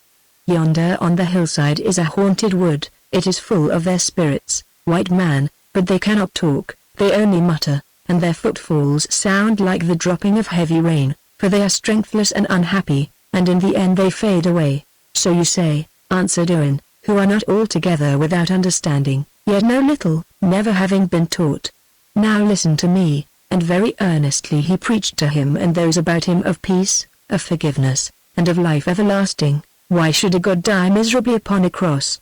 asked the king at length. "That through his sacrifice men might become as gods," answered Owen. "Believe in him and he will save you." "How can we do that?" asked the king again, "when already we have a god? Can we desert one god and set up another?" "What god, king?" "I will show him to you, white man. Let my litter be brought." The litter was brought and the king entered it with laboring breath. Passing through the north gate of the great place, the party ascended a slope of the hill that lay beyond it till they reached a flat plain some hundreds of yards in width. On this plain vegetation grew scantily, for here the bedrock of ironstone, denuded with frequent and heavy rains, was scarcely hidden by a thin crust of earth. On the further side of the plain, however, and separated from it by a little stream, was a green bank of deep soft soil, beyond which lay a gloomy valley full of great trees, that for many generations had been the burying place of the kings of the Amasuka. "This is the house of the god," said the king. "A strange house," answered Owen, "and where is he that dwells in it? Follow me and I will show you, messenger, but be swift, for already the sky grows dark with coming tempest." Now at the king's command the bearers bore him across the sere plateau towards a stone that lay almost in its center. Presently they halted, and, pointing to this mass, the king said, "Behold the god." Owen advanced and examined the object. A glance told him that this god of the Amasuka was a meteoric stone of unusual size. Most of such stones are mere shapeless lumps, but this one bore a peculiar resemblance to a seated human being holding up one arm towards the sky. So strange was this likeness that, other reasons apart, it seemed not wonderful that savages should regard the thing with awe and veneration. Rather would it have been wonderful had they not done so. "Say now," said Owen to the king when he had inspected the stone, "what is the history of this dumb god of yours, and why do you worship him? Follow me across the stream and I will tell you." "Messenger," answered the king, again glancing at the sky. "The storm gathers, and when it breaks none are safe upon this plane except the heaven doctors such as Hokosa and his companions who can bind the lightning. So they went, and when they reached the further side of the stream Umsuka descended from his litter. "Messenger," he said, "this is the story of the god as it has come down to us. From the beginning our land has been scourged with lightning above all other lands, and with the floods of rain that accompany the lightning. In the old days the great place of the king was out yonder among the mountains, but every year fire from heaven fell upon it, destroying much people, and at length in a great tempest the house of the king of that day was smitten and burned, and his wives and children were turned to ashes. Then that king held a council of his wizards and fire doctors, and these having consulted the spirits of their forefathers, retired into a place apart to fast and pray. Yes, it was in yonder valley, the burying ground of kings, that they hid themselves. Now on the third night the god of fire appeared to the chief of the doctors in his sleep, and he was shaped like a burning brand, and smoke went up from him. Out of the smoke he spoke to the doctor, saying, "For this reason it is that I torment your people, that they hate me and cursed me and pay me little honor." In his dream the doctor answered, "How can the people honor a god that they do not see?" Then the god said, "Rise up now in the night, all the company of you, and go take your stand upon the banks of yonder stream, and I will fall down in fire from heaven, and there on the plain you shall find my image. Then let your king move his great place into the valley beneath the plain, and henceforth my bolts shall spare it and him. Only, month by month you shall make prayers and offerings to me. Moreover, the name of the people shall be changed, for it shall be called the people of fire." Now the doctor rose, and having awakened his companions, he told them of his vision. Then they all of them went down to the banks of this stream where we now stand. And as they waited there a great tempest burst over them, and in the midst of that tempest they saw the flaming figure of a man descend from heaven, and when he touched the earth it shook. The morning came, and there upon the plain before them, where there had been nothing, sat the likeness of the god as it sits today and shall sit forever. So the name of this people was changed, and the king's great place was built where it now. Since that day, messenger, no hut has been burned and no man killed in or about the great place by fire from heaven, which falls only here where the god is, though away among the mountains and elsewhere men are sometimes killed. But wait a while and you shall see with your eyes. Hokosa, do you, whom the lightning will not touch, take that pole of dead wood and set it up yonder in the crevice of the rock not far from the figure of the god." "I obey," said Hokosa, "although I have brought no medicines with me. Perhaps," he added with a faint sneer, "the white man, who is so great a wizard, will not be afraid to accompany me." Now Owen saw that all those present were looking at him curiously. It was evident they believed that he would not dare to accept the challenge. Therefore he answered at once and without hesitation: "Certainly I will come. The pole is heavy for one man to carry, and where Hokosa goes, there I can go also." Nay, messenger," said the king, "the lightning knows Hokosa and will turn from him. But you are a stranger to it and it will eat you up." "King," answered Owen, "I do not believe that Hokosa has any power over the lightning. It may strike him or it may strike me, but unless my god so commands, it will strike neither of us. On your head be it, white man," said Hokosa, with cold anger. "Come, aid me with the pole." Then they lifted the dead tree, and between them carried it into the middle of the plain, where they set it up in a crevice of the rock. By this time the storm was almost over them, and watching it Owen perceived that the lightnings struck always along the bank of the stream, doubtless following a hidden line of the bed of ironstone. "It is but a very little storm," said Hokosa contemptuously, "such as visit us almost every afternoon at this period of the year. Ah, white man, I would that you could see one of our great tempests, for these are worth beholding. This I fear, however, that you will never do, seeing it is likely that within some few minutes you will have passed back to that king who sent you here, with a hole in your head and a black mark down your spine." "That we shall learn presently, Hokosa," answered Owen. "For my part, I pray that no such fate may overtake you." Now Hokosa moved himself away, muttering and pointing with his fingers, but Owen remained standing within about 30 yards of the pole. Suddenly there came a glare of light, and the pole was split into fragments. But although the shock was perceptible, they remained unhurt. Almost immediately a second flash leapt from the cloud, and Owen saw Hokosa stagger and fall to his knees. "The man is struck," he thought to himself, but it was not so, for recovering his balance, the wizard walked back to the stream. Owen never stirred. From boyhood courage had been one of his good qualities, but it was a courage of the spirit rather than of the flesh. For instance, at this very moment, so far as his body was concerned, he was much afraid, and did not in the least enjoy standing upon an ironstone plateau at the imminent risk of being destroyed by lightning. But even if he had not had an end to gain, he would have scorned to give way to his human frailties. Also, now as always, his faith supported him. As it happened, the storm, which was slight, passed by, and no more flashes fell. When it was over, he walked back to where the king and his court were standing. "Messenger," said Umsuka, "you are not only a great doctor, you are also a brave man, and such I honor. There is no one among us here, not being a lord of the lightning, who would have dared to stand upon that place with Hokosa while the flashes fell about him. Yet you have done it. It was Hokosa who was driven away. You have passed the trial by fire, and henceforth, whether we refuse your message or accept it, you are great in this land."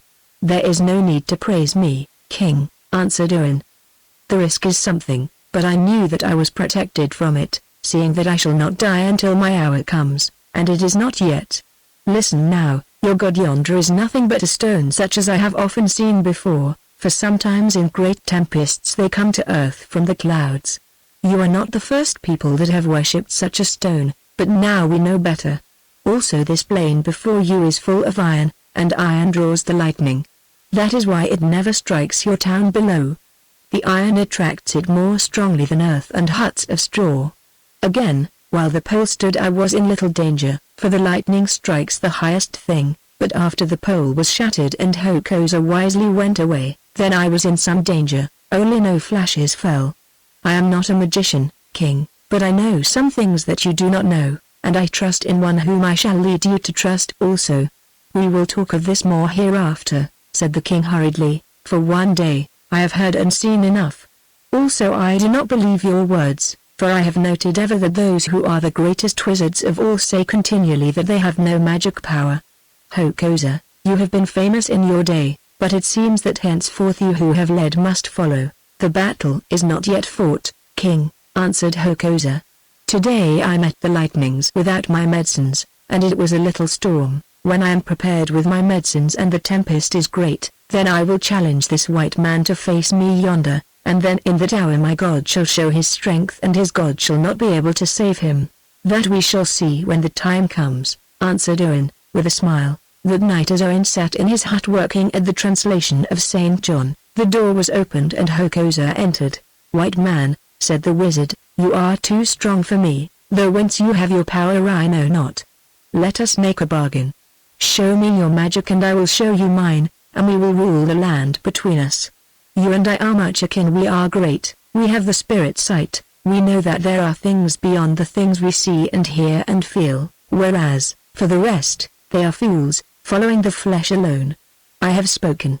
Very gladly will I show you my magic, Hokosa," answered Owen cheerfully, "since, to speak truth, though I know you to be wicked, and guess that you would be glad to be rid of me by fair means or foul, yet I have taken a liking for you, seeing in you one who from a sinner may grow into a saint.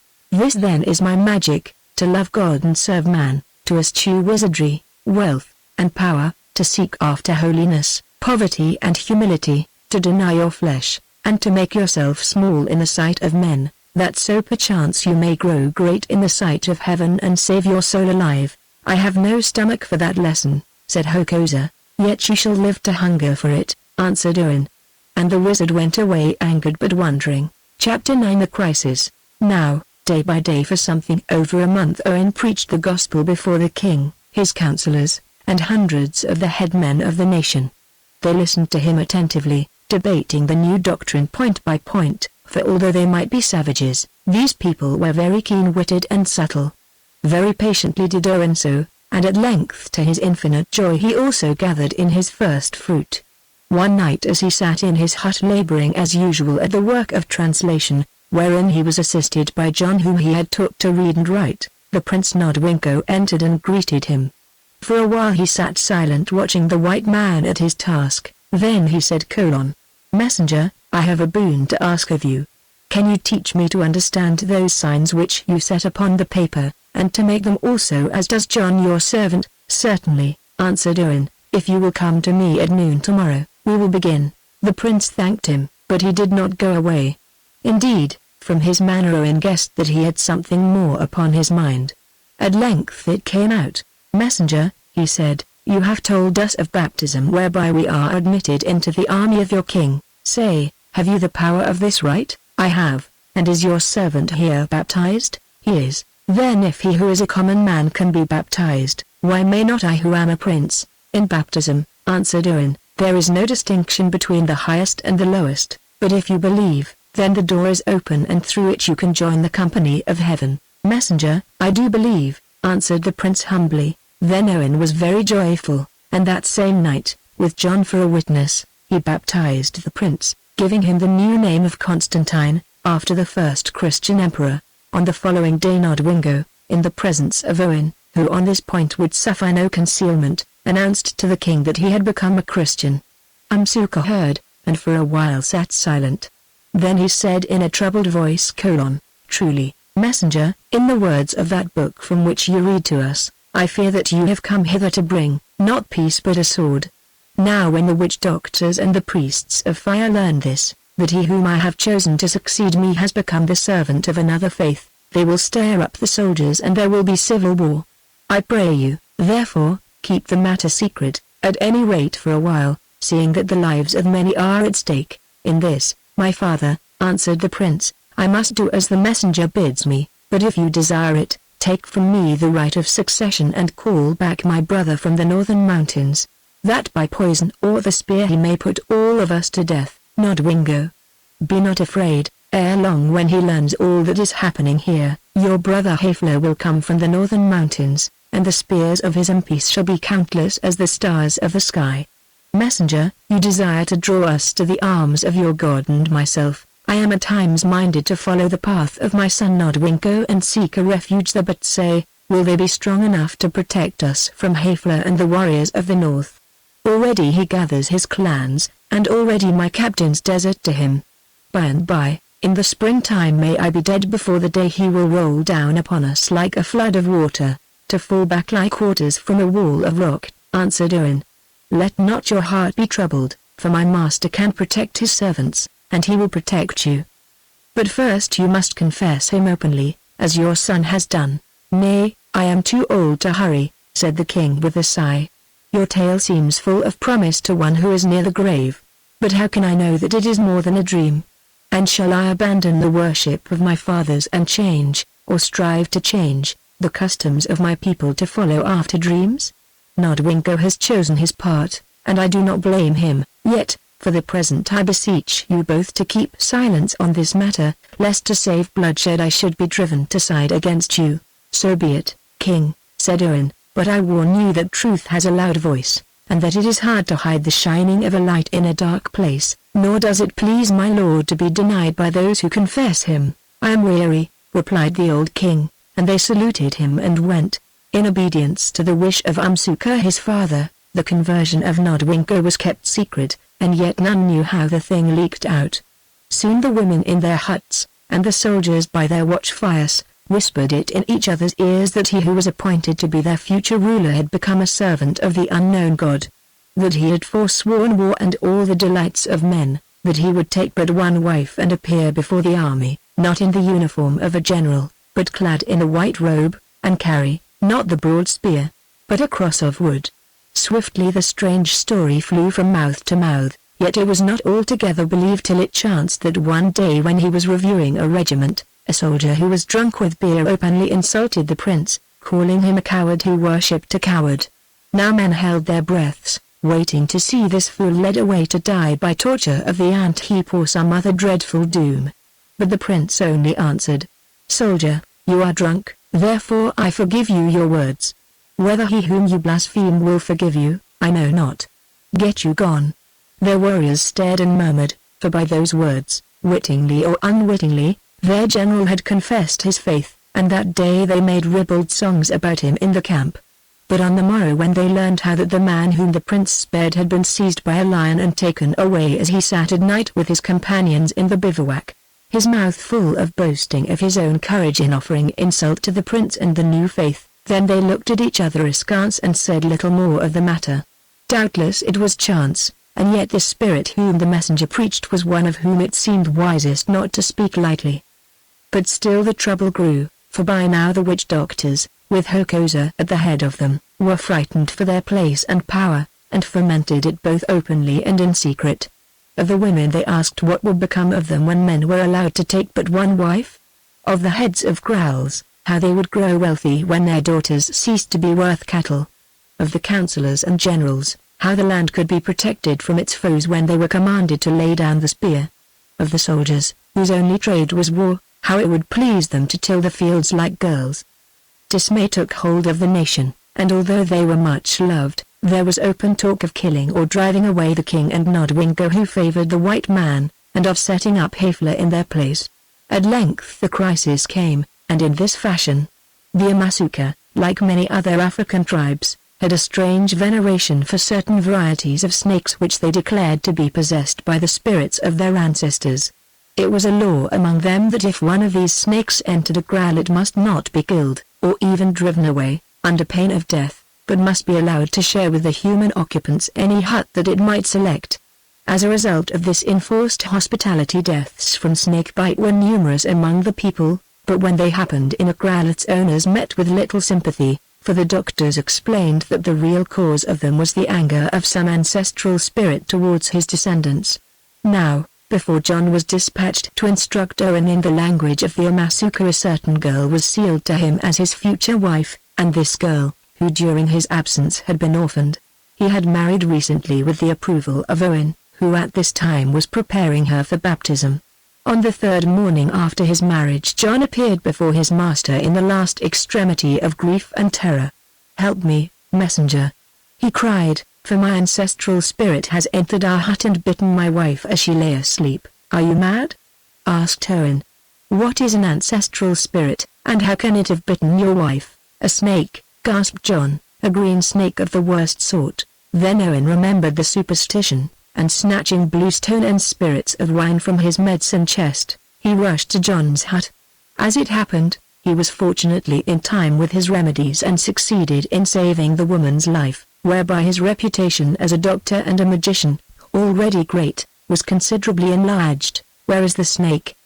he asked when at length she was out of danger. "Yonder, under the kaross," answered John, pointing to a skin rug which lay in the corner. "Have you killed it?" "No, messenger," answered the man, "I dare not. Alas! We must live with the thing here in the hut till it chooses to go away." "Truly," said Owen, "I am ashamed to think that you who are a Christian should still believe so horrible a superstition. Does your faith teach you that the souls of men enter into snakes?" Now John hung his head, then snatching a kerry, he threw aside the kaross, revealing a great green serpent 7 or 8 feet long. With fury he fell upon the reptile, killed it by repeated blows, and hurled it into the courtyard outside the house. "Behold, father," he said, "and judge whether I am still superstitious." Then his countenance fell and he added, "Yet my life must pay for this deed, for it is an ancient law among us that to harm one of these snakes is death." "Have no fear," said Owen, "a way will be found out of this trouble." That afternoon Owen heard a great hubbub outside his kraal, and going to see what was the matter, he found a party of the witch doctors dragging John towards the place of judgment, which was by the king's house. Thither he followed to discover that the case was already in course of being opened before the king, his council, and a vast audience of the people. Hokosa was the accuser. In brief and pregnant sentences, producing the dead snake in proof of his argument, he pointed out the enormity of the offense against the laws of the Amasuka wherewith the prisoner was charged, demanding that the man who had killed the house of his ancestral spirit should instantly be put to death. "What have you to say?" asked the king of John. "This, O king," replied John, "that I am a Christian, and to me that snake is nothing but a noxious reptile. It bit my wife, and had it not been for the medicine of the messenger, she would have perished of the poison. Therefore I killed it before it could harm others." "It is a fair answer," said the king. "Hokosa, I think that this man should go free. The king's will is the law, replied Hokosa bitterly, but if the law were the king's will, the decision would be otherwise. This man has slain, not a snake, but that which held the spirit of an ancestor, and for the deed he deserves to die. Hearken, O king, for the business is larger than it seems. How are we to be governed henceforth? Are we to follow our ancient rules and customs, or must we submit ourselves to a new rule and a new custom? I tell you, O king, that the people murmur, they are without light, they wander in the darkness, they cannot understand. Play with us no more, but let us hear the truth that we may judge of this matter. Umsuka looked at Orin, but made no reply. I will answer you, Hokosa, said Orin, for I am the spring of all this trouble, and at my command that man, my disciple, killed yonder snake. What is it? It is nothing but a reptile. No human spirit ever dwelt within it as you imagine in your superstition. You ask to hear the truth. Day by day I have preached it in your ears and you have not listened, though many among you have listened and understood. What is it that you seek? We seek, messenger, to be rid of you, your fantasies and your religion, and we demand that our king should expel you and restore the ancient laws, or failing this, that you should prove your power openly before us all. Your word, O king. Umsuka thought for a while and answered: This is my word, Hokosa, I will not drive the messenger from the land, for he is a good man, he saved my life, and there is virtue in his teaching, towards which I myself incline. Yet it is just that he should be asked to prove his power, so that an end may be put to doubt and all of us may learn what God we are to worship. How can I prove my power? Asked Orin, further than I have proved it already. Does Hokosa desire to set up his god against my god, the false against the true? I do, answered the wizard with passion, and according to the issue let the judgment be. Let us halt no longer between two opinions, let us become wholly Christian or est wholly heathen, for to be divided is to be destroyed. The magic of the messenger is great, once and for all let us learn if it is more than our magic. Let us put him and his doctrines to the trial by fire. What is the trial by fire? Asked Orin. You have seen something of it, white man, but not much. This is the trial by fire, to stand yonder before the face of the god of thunder when a great tempest rages, not such a storm as you saw, but a storm that splits the heavens and to come thence unscathed.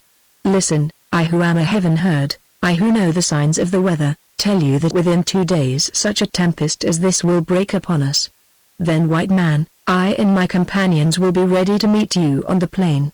Take the cross by which you swear and set it up yonder and stand by it, and with you your converts, Nodwingo the prince, and this man whom you have named John, if they dare to go over against you, around the symbol of the God by which we swear, will stand I and my company, and we will pray our God and you shall pray your God. Then the storm will break upon us, and when it is ended we shall learn which of us remain alive. If you and your cross are shattered, to us will be the victory, if we are laid low, take it for your own. Your judgment, king. Again Umsuka thought and answered: So be it. Messenger, hear me. There is no need for you to accept this challenge, but if you will not accept it, then go from my country in peace, taking with you those who cleave to you. If on the other hand you do accept it, these shall be the stakes, that if you pass the trial unharmed, and the fire doctors are swept away, your creed shall be my creed and the creed of the land. But if the fire doctors prevail against you, then it shall be death or banishment to any who profess that creed. Now choose. I have chosen, said Orin. I will meet Hokosa and his company on the place of fire whenever he may appoint, but for the others I cannot say. We will come with you, said Nodwingo and John, with one voice. Where you go, messenger, we will surely follow. Chapter 10 The Second Trial by Fire. When this momentous discussion was finished, as usual Orin preached before the king, expounding the scriptures and taking for his subject the duty of faith. As he went back to his hut he saw that the snake which John had killed had been set upon a pole in that part of the great place which served as a market, and that hundreds of natives were gathered beneath it gesticulating and talking excitedly. See the work of Hokosa, he thought to himself. Moses set up a serpent to save the people, yonder wizard sets up one to destroy them. That evening Orin had no heart for his labors, for his mind was heavy at the prospect of the trial which lay before him. Not that he cared for his own life, for of this he scarcely thought, It was the prospects of his cause which troubled him. It seemed much to expect that heaven again should throw over him the mantle of its especial protection, and yet if it did not do so there was an end of his mission among the people of fire. Well, he did not seek this trial, he would have avoided it if he could, but it had been thrust upon him, and he was forced to choose between it and the abandonment of the work which he had undertaken with such high hopes and pushed so far toward success. He did not choose the path it had been pointed out to him to walk upon, and if it ended in a precipice, at least he would have done his best. As he thought thus, John entered the hut, panting. "What is the matter?" Owen asked. "Father, the people saw and pursued me because of the death of that accursed snake. Had I not run fast and escaped them, I think they would have killed me. At least you have escaped, John, so be comforted and return thanks." "Father," said the man presently, "I know that you are great, and can do many wonderful things, but have you in truth power over lightning?" "Why do you ask?" "Because a great tempest is brewing, and if you have not we shall certainly be killed when we stand yonder on the place of fire." "John," he said, "I cannot speak to the lightning in a voice which it can hear. I cannot say to it go yonder, or come hither, but he who made it can do so. Why do you tempt me with your doubts?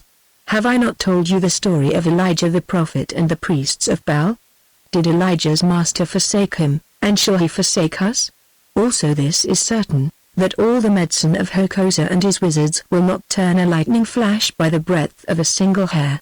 God alone can turn it, and for the sake of his cause among these people I believe that he will do so."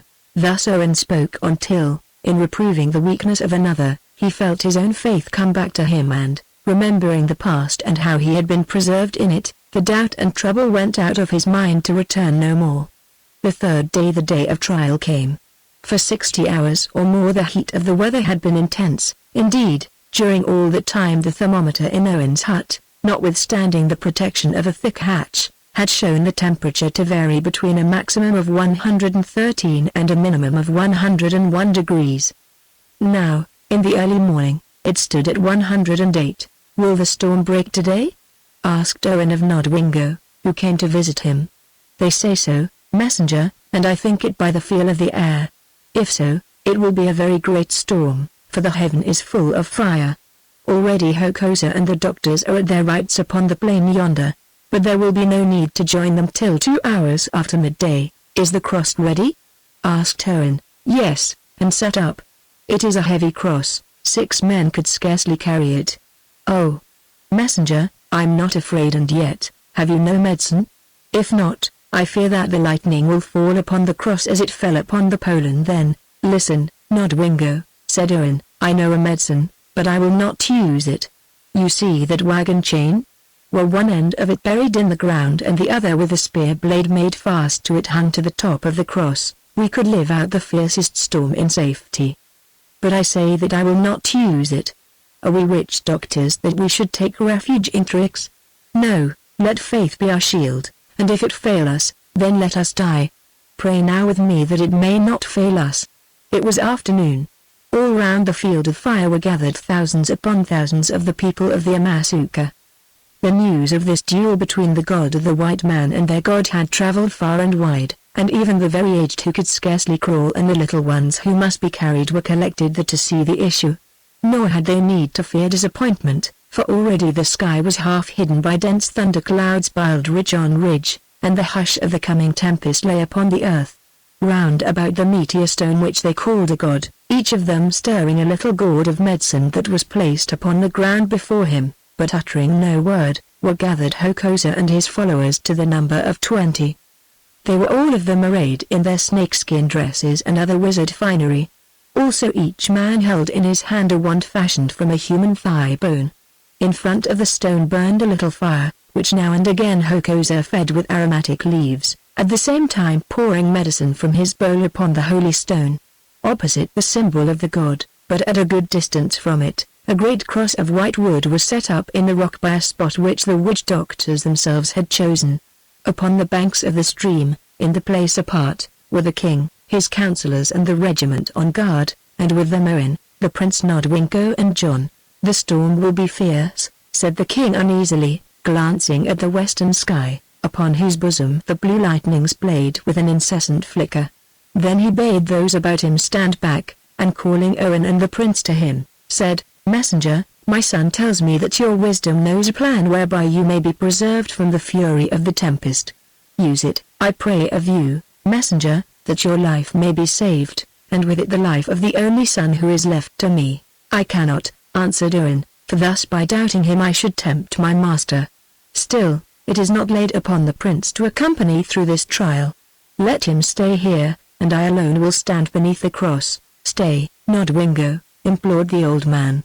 "I did not think to live to hear my father bid me, one of the royal blood of the Amasuka, to desert my captain in the hour of battle and hide myself in the grass like a woman," answered the prince with a bitter smile. "Nay, it may be that death awaits me yonder, but nothing except death shall keep me back from the venture." "It is well spoken," said the king, "be it as you will." Now the company of wizards, leaving their medicine pots upon the ground, formed themselves in a treble line, and marching to where the king stood, they saluted him. Then they sang the praises of their god, and in a song that had been prepared, heaped insult upon the god of the white man and upon the messenger who preached him. To all this Owen listened in silence. "He is a coward," cried their spokesman. "He has not a word to say. He skulks there in his white robes behind the majesty of the king. Let him go forth and stand by his piece of wood. He dare not go. He thinks the hillside safer. Come out, little white man, and we will show you how we manage the lightnings. Ah! They shall fly about you like spears in battle. You shall throw yourself upon the ground and shriek in terror, and then they will lick you up and you shall be no more, and there will be an end of you and the symbol of your god. Cease your boastings," said the king shortly, "and get you back to your place, knowing that if it should chance that the white man conquers you will be called upon to answer for these words." "We shall be ready, O king," they cried, and amidst the cheers of the vast audience they marched back to their station, still singing the blasphemous mocking song. Now to the west all the heavens were black as night, though the eastern sky still showed blue and cloudless. Nature lay oppressed with silence intense and unnatural, and so great was the heat that the air danced visibly above the ironstone as it dances about a glowing stove.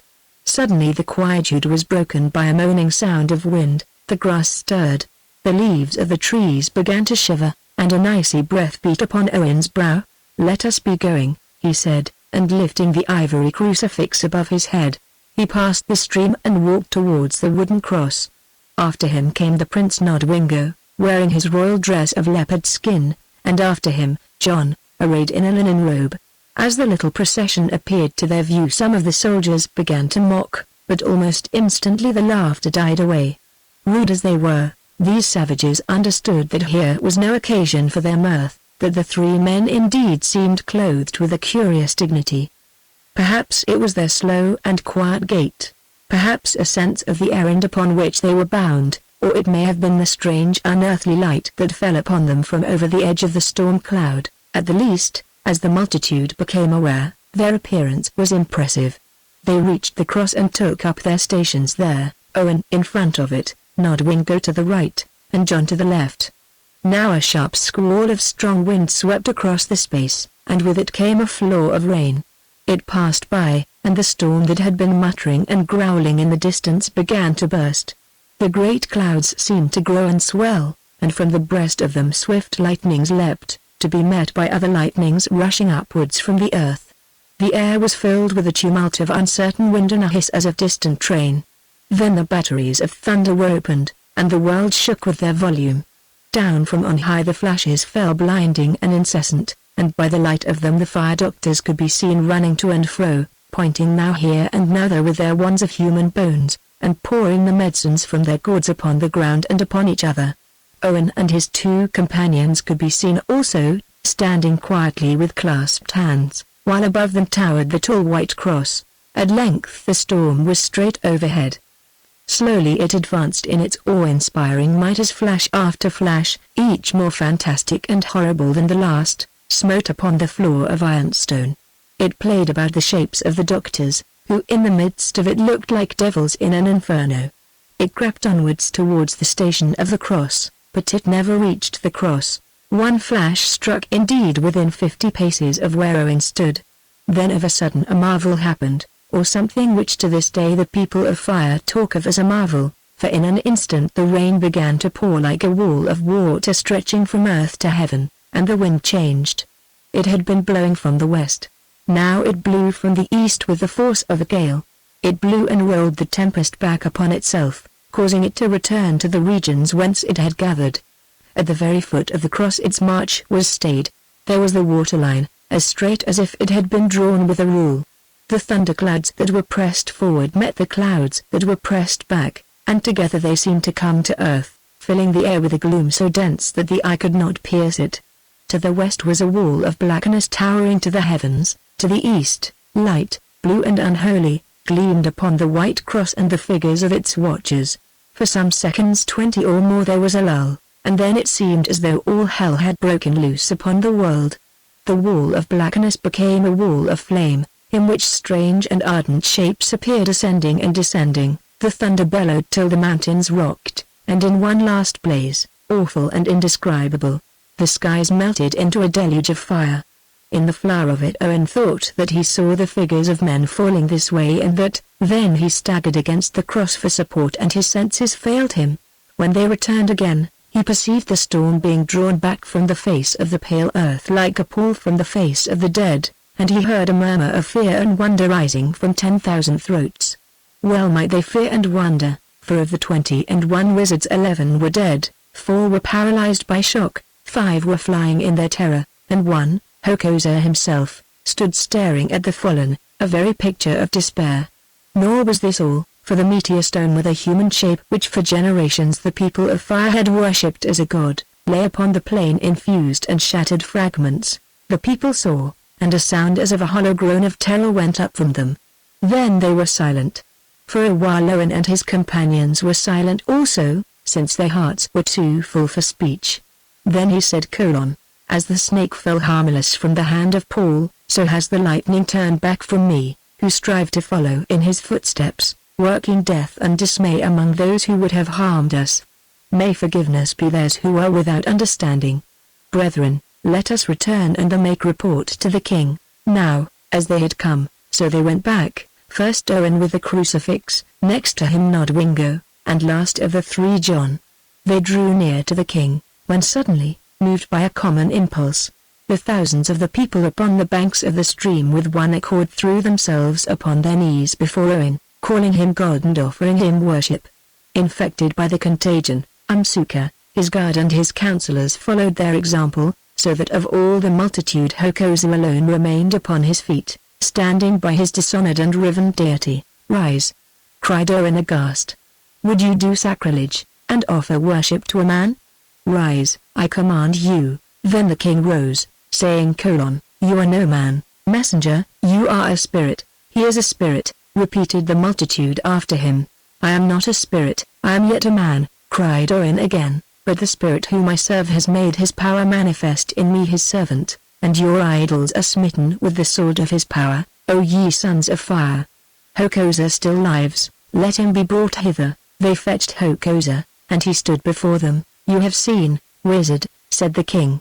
What have you to say? Nothing, answered Hokosa, save that victory is to the cross, and to the white man who preaches it, for his magic is greater than our magic. By his command the tempest was stayed, and the boasts we hurled fell back upon our heads and the head of our God to destroy us. Yes, said the king, victory is to the cross, and henceforth the cross shall be worshipped in this land, or at least no other god shall be worshipped. Let us be going. Come with me, messenger, Lord of the Lightning. Chapter 11 The Wisdom of the Dead. On the morrow Owen baptized the king, many of his counselors, and some 20 others whom he considered fit to receive the rite. Also he dispatched his first convert John, with other messengers, on a 3 months' journey to the coast, giving them letters acquainting the bishop and others with his marvelous success, and praying that missionaries might be sent to assist him in his labors. Now day by day the church grew till it numbered hundreds of souls, and thousands more hovered on its threshold.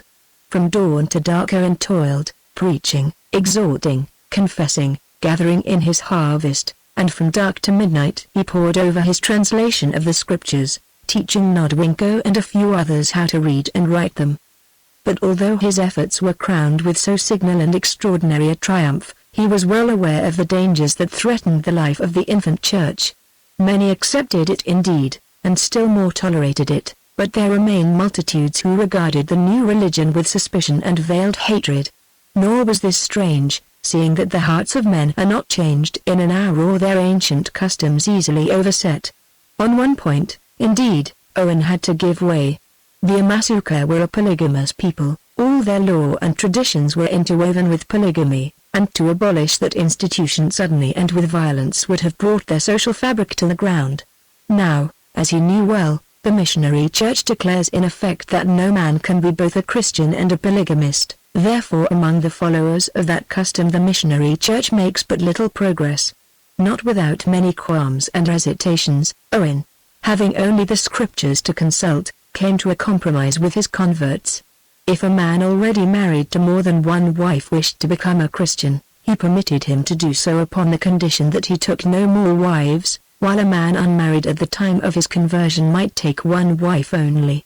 This decree, liberal as it was, caused great dissatisfaction among both men and women. But it was as nothing compared to the feeling that was evoked by Owen's preaching against all war not undertaken in self-defense, and against the strict laws which he prevailed upon the king to pass, suppressing the practice of wizardry, and declaring the chief or doctor who caused a man to be smelt out and killed upon charges of witchcraft to be guilty of murder. At first, whenever Owen went abroad, he was surrounded by thousands of people who followed him in the expectation that he would work miracles, which, after his exploits with the lightning, they were well persuaded that he could do if he chose. But he worked no more miracles, he only preached to them a doctrine adverse to their customs and foreign to their thoughts. So it came about that in time, when the novelty was gone off and the story of his victory over the fire god had grown stale, although the work of conversion went on steadily, many of the people grew weary of the white man and his doctrines. Soon this weariness found expression in various ways, and in none more markedly than by the constant desertions from the ranks of the king's regiments. At first, by Owen's advice, the king tolerated these desertions, but at length, having obtained information that an entire regiment purposed absconding at dawn, he caused it to be surrounded and seized by night. Next morning he addressed that regiment, saying: "Soldiers, you think that because I have become a Christian and will not permit unnecessary bloodshed, I am also become a fool. I will teach you otherwise.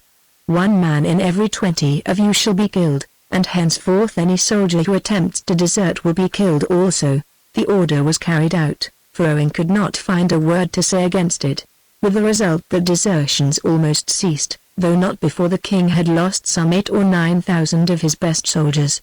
Worst of all, these soldiers had gone to join Haefler in his mountain fastnesses, and the rumors grew that ere long they would appear again, to claim the crown for him or to take it by force of arms. Now a fresh complication arose. The old king sickened of his last illness, and soon it became known that he must die.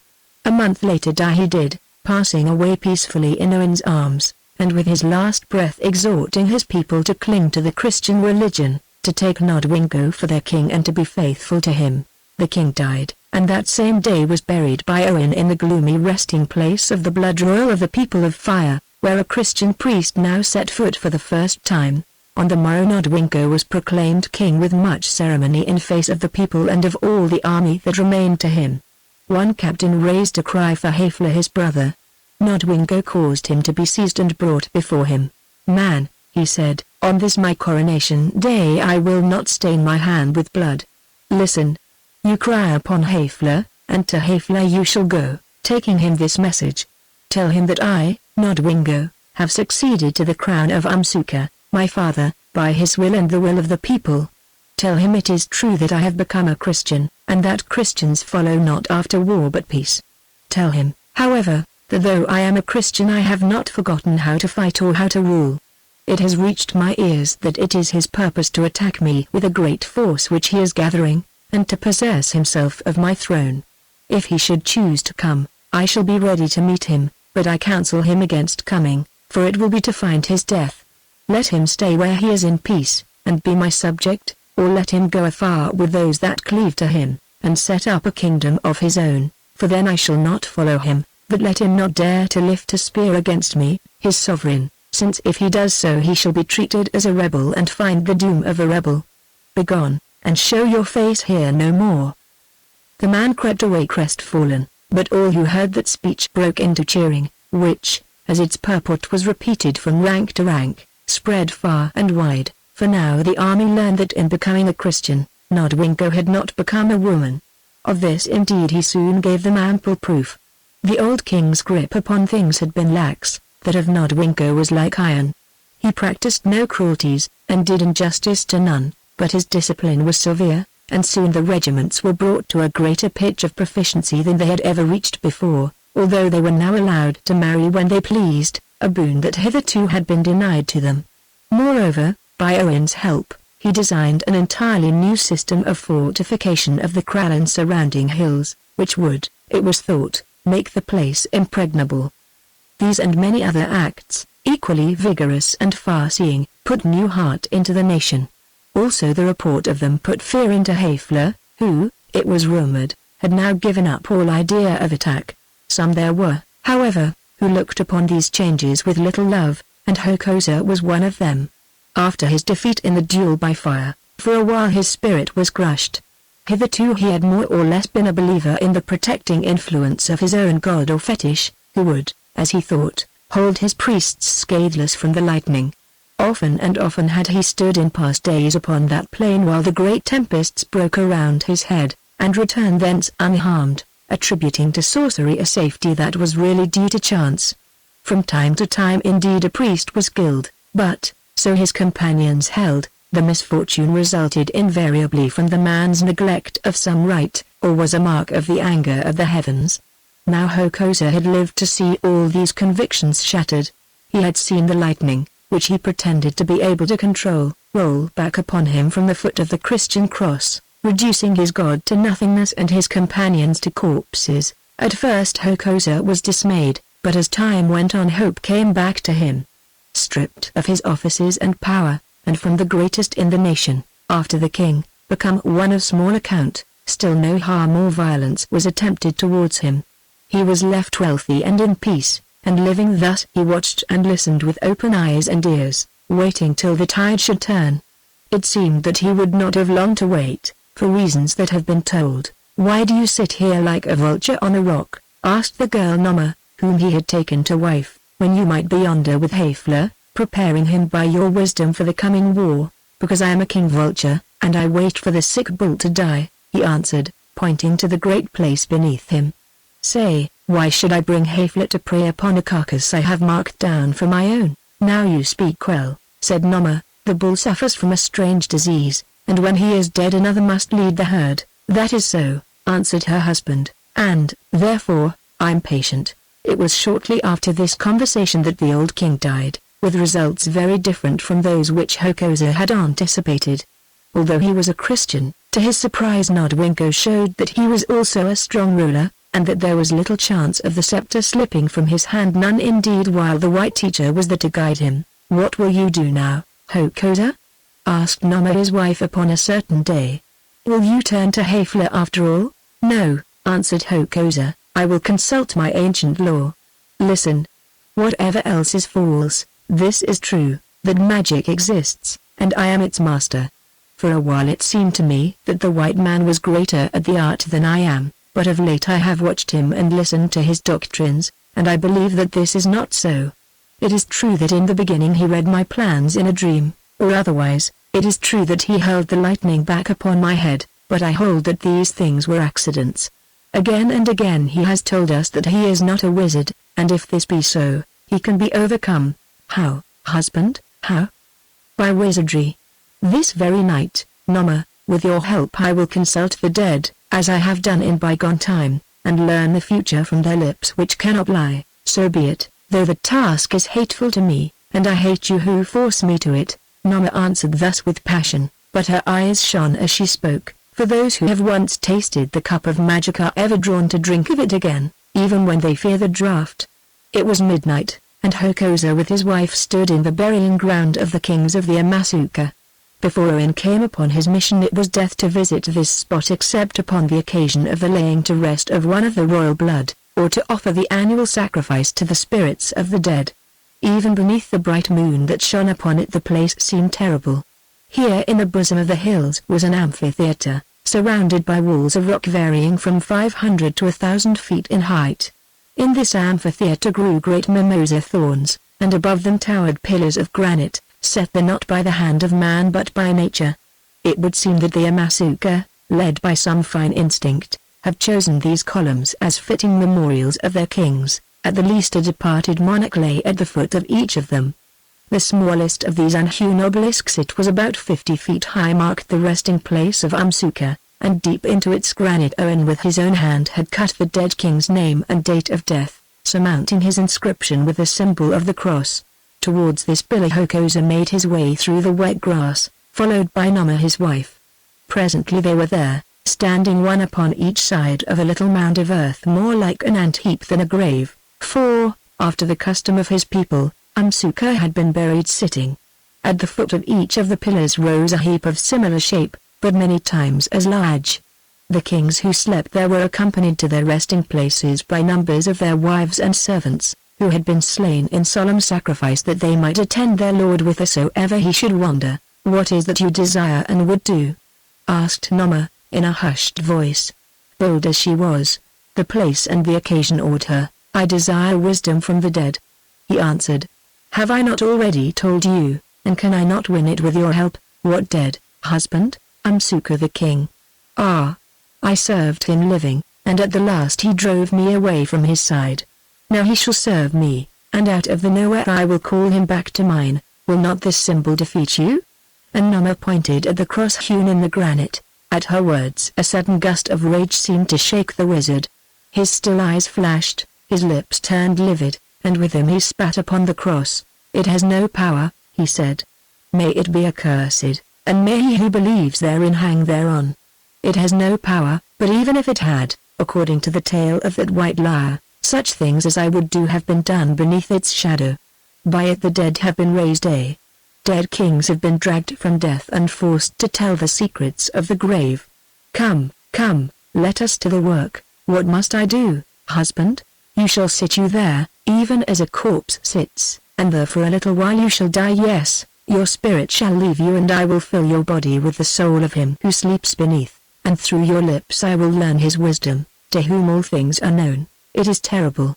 "I am afraid," she said. "Cannot this be done otherwise?" "It cannot," he answered. "The spirits of the dead have no shape or form, they are invisible, and can speak only in dreams or through the lips of one in whose pulses life still lingers, though soul and body be already parted. Have no fear. Ere his ghost leaves you it shall recall your own, which till the corpse is cold stays ever close at hand. I did not think to find a coward in you, Noma." "I am not a coward, as you know well," she answered passionately, "for many a deed of magic have we dared together in past days. But this is fearsome, to die that my body may become the home of the ghost of a dead man, who perchance, having entered it, will abide there, leaving my spirit houseless, or perchance will shut up the doors of my heart in such fashion that they never can be opened. Can it not be done by trance as aforetime? Tell me, Hokosa, how often have you thus talked with the dead?" "Thrice, Noma, and what chanced to them through whom you talked? 2 lived and took no harm, the 3rd died, because the awakening medicine lacked power. Yet fear nothing, that which I have with me is of the best. Noma, you know my plight, I must win wisdom or fall forever, and you alone can help me, for under this new rule, I can no longer buy a youth or maid for purposes of witchcraft, even if one could be found fitted to the work. Choose then, shall we go back or forward? Here trance will not help us, for those entranced cannot read the future, nor can they hold communion with the dead, being but asleep. Choose, Noma." "I have chosen," she answered. "Never yet have I turned my back upon a venture, nor will I do so now. Come life, come death, I will submit me to your wish, though there are few women who would dare as much for any man. Nor in truth do I do this for you, Hokosa, I do it because I seek power, and thus only can we win it who are fallen. Also I love all things strange, and desire to commune with the dead and to know that, if for some few minutes only, at least my woman's breast has held the spirit of a king. Yet, I warn you, make no fault in your magic, for should I die beneath it, then I, who desire to live on and to be great, will haunt you and be avenged upon you. Oh, Nama, he said, if I believed that there was any danger for you, should I ask you to suffer this thing? I, who love you more even than you love power, more than my life, more than anything that is or ever can be, I know it, and it is to that I trust, the woman answered. Now begin, before my courage leaves me. Good, he said. Seat yourself there upon the mound, resting your head against the stone. She obeyed, and taking thongs of hide which he had made ready, Hokosa bound her wrists and ankles, as these people bind the wrists and ankles of corpses. Then he knelt before her, staring into her face with his solemn eyes and muttering, "Obey and sleep." Presently her limbs relaxed, and her head fell forward. "Do you sleep?" he asked. "I sleep. Whither shall I go?" "It is the true sleep. Test me. Pass to the house of the white man, my rival." "Are you with him?" "I am with him." "What does he?" "He lies in slumber on his bed, and in his slumber he mutters the name of a woman, and tells her that he loves her, but that duty is more than love." "Oh! Call me back. I cannot stay." A presence guards him, and thrusts me thence. "Return," said Hokosa, starting. "Pass through the earth beneath you and tell me what you see." "I see the body of the king. But were it not for his royal ornaments none would know him now." "Return," said Hokosa, "and let the eyes of your spirit be open. Look around you and tell me what you see." "I see the shadows of the dead," she answered. "They stand about you, gazing at you with angry eyes, but when they come near you, something drives them back, and I cannot understand what it is they say." "Is the ghost of Amsuka among them?" "It is among them." "Bid him prophesy the future to me." "I have bidden him, but he does not answer." "If you would hear him speak, it must be through the lips of my body, and first my body must be emptied of my ghost, that his may find a place therein. Say, can his spirit be compelled?" "It can be compelled, or that part of it which still hover near this spot, if you dare to speak the words you know. But first its house must be made ready. Then the words must be spoken, and all must be done before a man can count 300, for should the blood begin to clot about my heart, it will be still forever." "Hearken," said Hokosa. "When the medicine that I shall give does its work, and the spirit is loosened from your body, let it not go afar, no, whatever tempts or threatens it, and suffer not that the death cord be severed, lest flesh and ghost be parted forever. I hear, and I obey. Be swift, for I grow weary." Then Hokosa took from his pouch 2 medicines, one a paste in a box, the other a fluid in a gourd. Taking of the paste he knelt upon the grave before the entranced woman and swiftly smeared it upon the mucous membrane of the mouth and throat. Also he thrust pellets of it into the ears, the nostrils, and the corners of the eyes. The effect was almost instantaneous. A change came over the girl's lovely face, the last awful change of death. Her cheeks fell in, her chin dropped, her eyes opened, and her flesh quivered convulsively. The wizard saw it all by the bright moonlight. Then he took up his part in this unholy drama. All that he did cannot be described, because it is indescribable. The Witch of Inda repeated no formula, but she raised the dead, and so did Hokosa the wizard. But he buried his face in the grey dust of the grave, he blew with his lips into the dust, he clutched at the dust with his hands, and when he raised his face again, lo! It was grey like the dust. Now began the marvel, for, though the woman before him remained a corpse, from the lips of that corpse a voice issued, and its sound was horrible, for the accent and tone of it were masculine, and the instrument through which it spoke Nama's throat was feminine. Yet it could be recognized as the voice of Amsuka the dead king. "Why have you summoned me for my arrest, Hokosa?" muttered the voice from the lips of the huddled corpse. "Because I would learn the future, spirit of the king," answered the wizard boldly, but saluting as he spoke. "You are dead, and to your sight all the gates are opened. By the power that I have, I command you to show me what you see therein concerning myself, and to point out to me the path that I should follow to attain my ends and the ends of her in whose breast you dwell." At once the answer came, always in the same horrible voice: "Hearken to your fate for this world, Hokosa the wizard. You shall triumph over your rival, the white man, the messenger, and by your hand he shall perish, passing to his appointed place where you must meet again. By that to which you cling you shall be betrayed, you shall lose that which you love and follow after that which you do not desire. In the grave of error you shall find truth, from the deeps of sin you shall pluck righteousness. When these words fall upon your ears again, then, wizard, take them for a sign and let your heart be turned. That which you deem accursed shall lift you up on high. High shall you be set above the nation and its king, and from age to age the voice of the people shall praise you. Yet in the end comes judgment, and there shall the sin and the atonement strive together, and in that hour, wizard, you shall. Thus the voice spoke, strongly at first, but growing ever more feeble as the sparks of life departed from the body of the woman, till at length it ceased altogether. What shall chance to me in that hour? Hokosa asked eagerly, placing his ears against Noma's lips. No answer came, and the wizard knew that if he would drag his wife back from the door of death he must delay no longer. Dashing the sweat from his eyes with one hand, with the other he seized the gourd of fluid that he had placed ready, and thrusting back her head, he poured of its contents down her throat and waited a while. She did not move. In an extremity of terror he snatched a knife, and with a single cut severed a vein in her arm, then taking some of the fluid that remained in the gourd in his hand, he rubbed it roughly upon her brow and throat and heart. Now Noma's fingers stirred, and now, with horrible contortions and every symptom of agony, life returned to her. The blood flowed from her wounded arm, slowly at first, then more fast, and lifting her head she spoke. "Take me hence," she cried, "or I shall go mad, for I have seen and heard things too terrible to be spoken." "What have you seen and heard?" he asked, while he cut the thongs which bound her wrists and feet. "I do not know," Noma answered weeping. "The vision of them passes from me. But all the distances of death were open to my sight. Yes, I traveled through the distances of death. In them I met him who was the king, and he lay cold within me, speaking to my heart, and as he passed from me he looked upon the child which I shall bear and cursed it, and surely accursed it shall be. Take me hence, O you most evil man, for of your magic I have had enough, and from this day forth I am haunted." "Have no fear," answered Hokosa, "you have made the journey whence but few return, and yet, as I promised you, you have returned to where the greatness you desire and that I sent you forth to win, for henceforth we shall be great. Look, the dawn is breaking, the dawn of life and the dawn of power, and the mists of death and of disgrace roll back before us.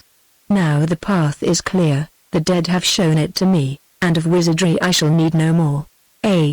Answered Noma, "but night follows dawn as the dawn follows night, and through the darkness and the daylight, I tell you, wizard, henceforth I am haunted. Also, be not so sure, for though I know not what the dead have spoken to you, yet it lingers on my mind that their words have many meanings. Nay, speak to me no more, but let us fly from this dread home of ghosts, this habitation of the spirit folk which we have violated." So the wizard and his wife crept from that solemn place, and as they went they saw the dawn beams lighting upon the white cross that was reared in the plain of fire. Chapter 12 The Message of Hokosa. The weeks passed by, and Hokosa sat in his kraal weaving a great plot. None suspected him any more, for though he did not belong to it, he was heard to speak well of the new faith, and to acknowledge that the god of fire which he had worshipped was a false god. He was humble also towards the king, but he craved to withdraw himself from all matters of the state, saying that now he had but one desire, to tend his herds and garden, and to grow old in peace with the new wife whom he had chosen and whom he loved. Owen, too, he greeted courteously when he met him, sending him gifts of corn and cattle for the service of his church. Moreover, when a messenger came from Hafler, making proposals to him, he drove him away and laid the matter before the council of the king. Yet that messenger, who was hunted from the kraal, took back a secret word for Hafler's ear. "It is not always winter," was the word, "and it may chance that in the springtime you shall hear from me. And again, say to the Prince Hafler, that though my face towards him is like a storm, yet behind the clouds the sun shines ever." At length there came a day when Noma, his wife, was brought to bed. Hokosa, her husband, tended her alone, and when the child was born he groaned aloud and would not suffer her to look upon its face. Yet, lifting herself, she saw. "Did I not tell you it was accursed?" she wailed. "Take it away." And she sank back in a swoon. So he took the child, and buried it deep in the cattle yard by night. After this it came about that Noma, who, though her mind owned the sway of his, had never loved him overmuch, hated her husband Hokosa. Yet he had this power over her that she could not leave him. But he loved her more and more, and she had this power over him that she could always draw him to her. Great as her beauty had ever been, after the birth of the child it grew greater day by day, but it was an evil beauty, the beauty of a witch, and this fate fell upon her, that she feared the dark and would never be alone after the sun had set. When she was recovered from her illness, Noma sat one night in her hut, and Hokosa sat there also watching her. The evening was warm, but a bright fire burned in the hut, and she crouched upon a stool by the fire, glancing continually over her shoulder. "Why do you bide by the fire, seeing that it is so hot, Noma?" he asked. "Because I fear to be away from the light," she answered, adding, "Oh, accursed man! For your own ends you have caused me to be bewitched, and that which was born of me also, and bewitched I am by those shadows that you bade me seek, which now will never leave me. Nor, is this all? You swore to me that if I would do your will I should become great, and you took me from one who would have made me great and whom I should have pushed on to victory. But now it seems that for nothing I made that awful voyage into the deeps of death, and for nothing, yet living, am I become the sport of those that dwell there. How am I greater than I was, I who am but the second wife of a fallen witch doctor, who sits in the sun, day by day, while age gathers on his head like frost upon a bush? Where are all your high schemes now? Where is the fruit of wisdom that I gathered for you? Answer, wizard, whom I have learned to hate, but from whom I cannot escape." "Truly," said Hokosa in a bitter voice, "for all my sins against them the heavens have laid a heavy fate upon my head, that thus with flesh and spirit I should worship a woman who loathes me. One comfort only is left to me, that you dare not take my life lest another should be added to those shadows who companion you, and what I bid you, that you must still do. You fear the dark, Noma, yet did I command you to rise and go stand alone through the long night yonder in the burying place of kings. Why, you must obey. Come, I command you go." "Nay, nay," she wailed in an extremity of terror. Yet she rose and went towards the door sideways, for her hands were outstretched in supplication to him. "Come back," he said, "and listen. If a hunter has nurtured up a fierce dog, wherewith alone he can gain his livelihood, he tries to tame that dog by love, does he not? And if it will not become gentle, then, the brute being necessary to him, he tames it by fear. I am the hunter and, Noma, you are the hound, and since this curse is on me that I cannot live without you, why I must master you as best I may. Yet, believe me, I would not cause you fear or pain, and it saddens me that you should be haunted by these sick fancies, for they are nothing more. I have seen such cases before today, and I have noted that they can be cured by mixing with fresh faces and traveling in new countries. Noma, I think it would be well that, after your late sickness, according to the custom of the women of our people, you should part from me a while, and go upon a journey of purification. Whither shall I go and who will go with me?" she asked sullenly. "I will find you companions, women discreet and skilled. And as to where you shall go, I will tell you. You shall go upon an embassy to the Prince Hafler. Are you not afraid that I should stop there?" she asked again, with a flash of her eyes. "It is true that I never learned all the story, yet I thought that the prince was not so glad to hand me back to you as you would have had me to believe. The price you paid for me must have been good, Hokosa, and mayhap it had to do with the death of a king." "I am not afraid," he answered, setting his teeth, "because I know that whatever your heart may desire, my will follows you, and while I live that is a cord you cannot break unless I choose to loose it, Noma. I command you to be faithful to me and to return to me, and these commands you must obey. Hearken, you taunted me just now, saying that I sat like a dotard in the sun and advanced you nothing. Well, I will advance you, for both our sakes, but mostly for your own, since you desire it, and it must be done through the Prince Hafler. I cannot leave this growl, for day and night I am watched, and before I had gone an hour's journey I should be seized. Also here I have work to do. But the place of purification is secret, and when you reach it you need not bide there. You can travel on into the mountains till you come to the town of the Prince Hafler. He will receive you gladly, and you shall whisper this message in his ear: These are the words of Hokosa, my husband, which he has set in my mouth to deliver to you, O prince. Be guided by them and grow great, reject them and die a wanderer, a little man of no account. But first, this is the price that you shall swear by the sacred oath to pay to Hokosa, if his wisdom finds favor in your sight and through it you come to victory, that after you, the king, he, Hokosa, shall be the first man in our land, the general of the armies, the captain of the council, the head of the doctors, and that to him shall be given half the cattle of Nodwengo, who now is king. Also to him shall be given power to stamp out the new faith which overruns the land like a foreign weed, and to deal as he thinks fit with those who cling thereto. Now, Noma, when he has sworn this oath in your ear, calling down ruin upon his own head, should he break one word of it, and not before, you shall continue the message thus: these are the other words that Hokosa set in my mouth. Know, O prince, that the king, your brother, grows very strong, for he is a great soldier, who learned his art in bygone wars. Also the white man that is named Messenger has taught him many things as to the building of forts and walls and the drilling and discipline of men. So strong is he that you can scarcely hope to conquer him in open war, yet snakes may crawl where men cannot walk. Therefore, prince, let your part be that of a snake. Do you send an embassy to the king, your brother, and say to him: My brother, you have been preferred before me and set up to be king in my place, and because of this my heart is bitter, so bitter that I have gathered my strength to make war upon you. Yet, at the last, I have taken another counsel, bethinking me that, if we fight, in the end it may chance that neither of us will be left alive to rule, and that the people also will be brought to nothing.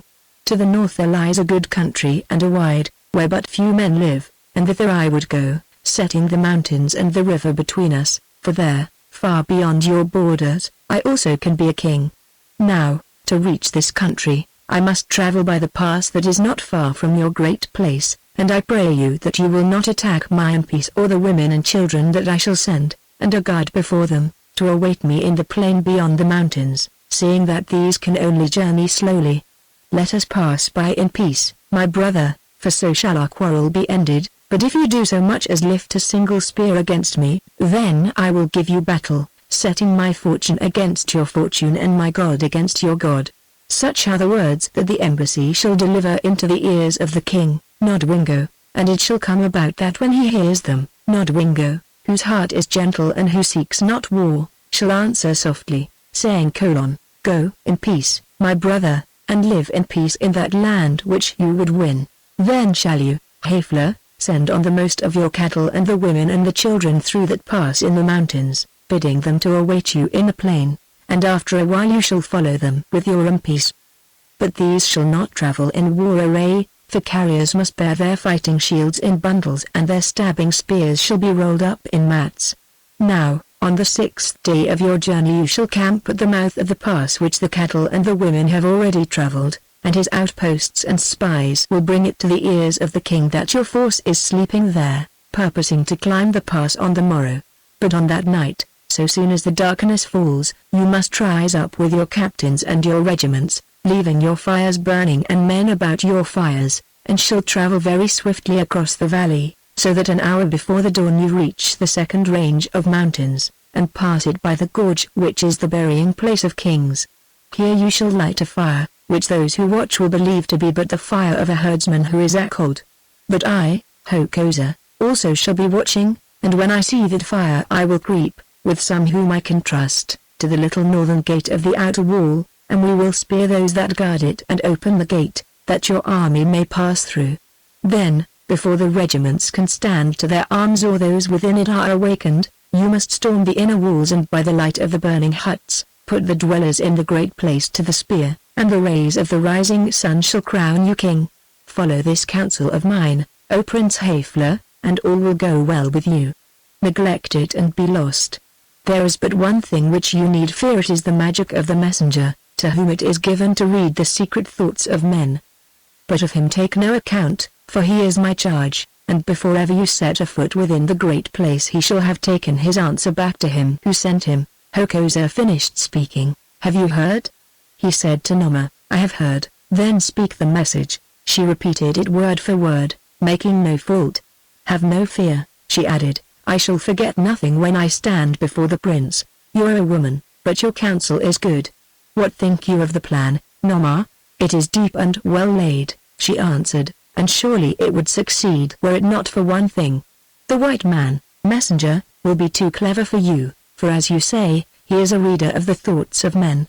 Can the dead read men's thoughts, or if they can, do they cry them on the marketplace or into the ears of kings? Asked Hokosa. Have I not told you that, before I see the signal fire yonder, the messenger shall sleep sound?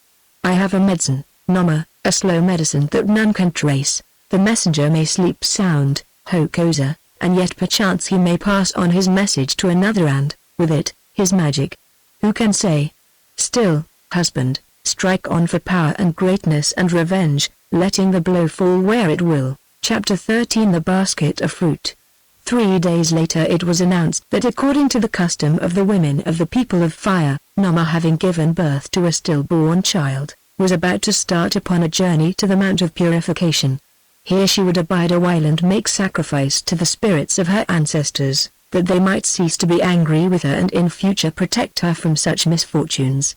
This not unusual domestic incident excited little comment, although it was remarked that the 4 matrons by whom she was to be accompanied, in accordance with the tribal etiquette, were all of them the wives of soldiers who had deserted to Hafler. Indeed, the king himself noticed as much when Hokosa made the customary formal application to him to sanction the expedition. So be it, he said, though myself I have lost faith in such rites. Also, Hokosa, I think it likely that although your wife goes out with company, she will return alone. Why, king? Asked Hokosa. For this reason that those who travel with her have husbands yonder at the town of the Prince Hafler, and the Mount of Purification is on the road thither. Having gone so far, they may go farther. Well, let them go, for I desire to have none among my people whose hearts turn otherwhere, and it would not be wonderful if they should choose to seek their lords. But perchance, Hokosa, there are some in this town who may use them as messengers to the prince, and he looked at him keenly. I think not, king, said Hokosa. None but a fool would make use of women to carry secret words or tidings. Their tongues are too long and their memories too bad, or too uncertain. Yet I have heard, Hokosa, that you have made use of women in many a strange work. Say now, what were you doing upon a night a while ago with that fair witch wife of yours yonder in the burying place of kings, where it is not lawful that you should set your foot? Nay, deny it not. You were seen to enter the valley after midnight and to return thence at the dawn, and it was seen also that as she came homewards your wife walked as one who is drunken, and she, whom it is not easy to frighten, wore a face of fear. Man, I do not trust you, and were I wise I should hunt you hence, or keep you so close that you could scarcely move without my knowledge. Why should I trust you? Nodringo went on vehemently. Can a wizard cease from wizardry, or a plotter from his plots? No. Not until the waters run upward and the sun shines at night, not until repentance touches you and your heart is changed, which I should hold as much a marvel. You were my father's friend and he made you great, yet you could plan with my brother to poison him, your king. Nay, be silent, I know it, though I have said nothing of it because one that is dear to me has interceded for you. You were the priest of the false god, and with that god are fallen from your place, yet you have not renounced him. You sit still in your kraal and pretend to be asleep, but your slumber is that of the serpent which watches his time to strike. How do I know that you will not poison me as you would have poisoned my father, or stir up rebellion against me, or bring my brothers in peace on my head? If the king thinks any of these things of his servant, answered Hokosa in a humble voice, but with dignity, his path is plain, let him put me to death and sleep in peace. Who am I that I should fool the ears of a king with my defense against these charges, or dare to wrangle with him? Long ago I should have put you to death, Hokosa, answered Nodringo sternly, had it not been that one has pleaded for you, declaring that in you there is good which will overcome the evil, and that you who now are an axe to cut down my throne, in time to come shall be a roof tree for its support. Also, the law that I obey does not allow me to take the blood of men save upon full proof, and against you as yet I have no proof. Still, Hokosa, be warned in time and let your heart be turned before the grave claims your body and the wicked one your soul. I thank you, king, for your gentle words and your tender care for my well-being both on earth and after I shall leave it. But I tell you, King, that I had rather die as your father would have killed me in the old days, or your brother would kill me now, did either of them hate or fear me, than live on in safety, owing my life to a new law and a new mercy that do not befit the great ones of the world. King, I am your servant, and giving him the royal salute, Hokosa rose and left his presence. At the least there goes a man, said Nodwengo, as he watched him depart. Of whom do you speak, King?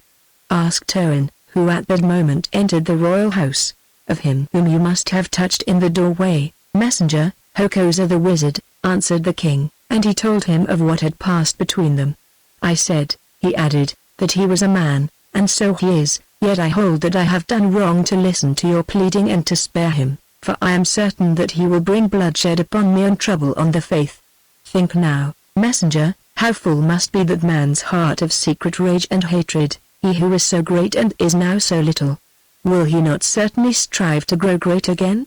Will he not strive to be avenged upon those who humbled him and the religion they have chosen? It may be, answered Owen, but if so, he will not conquer. I tell you, King, that like water hidden in a rock there is good in this man's heart, and that I shall yet find a rod wherewith to cause it to gush out and refresh the desert. It is more likely that he will find a spear wherewith to cause your blood to gush out and refresh the jackals, answered the king grimly, but be it as you will. And now, what of your business? This, King, John, my servant, has returned from the coast countries, and he brings me a letter saying that before long 3 white teachers will follow him to take up the work which I have begun. I pray that when they come, for my sake and for the sake of the truth that I have taught you, you will treat them kindly and protect them, remembering that at first they can know little of your language or your customs. I will indeed, said the king, with much concern.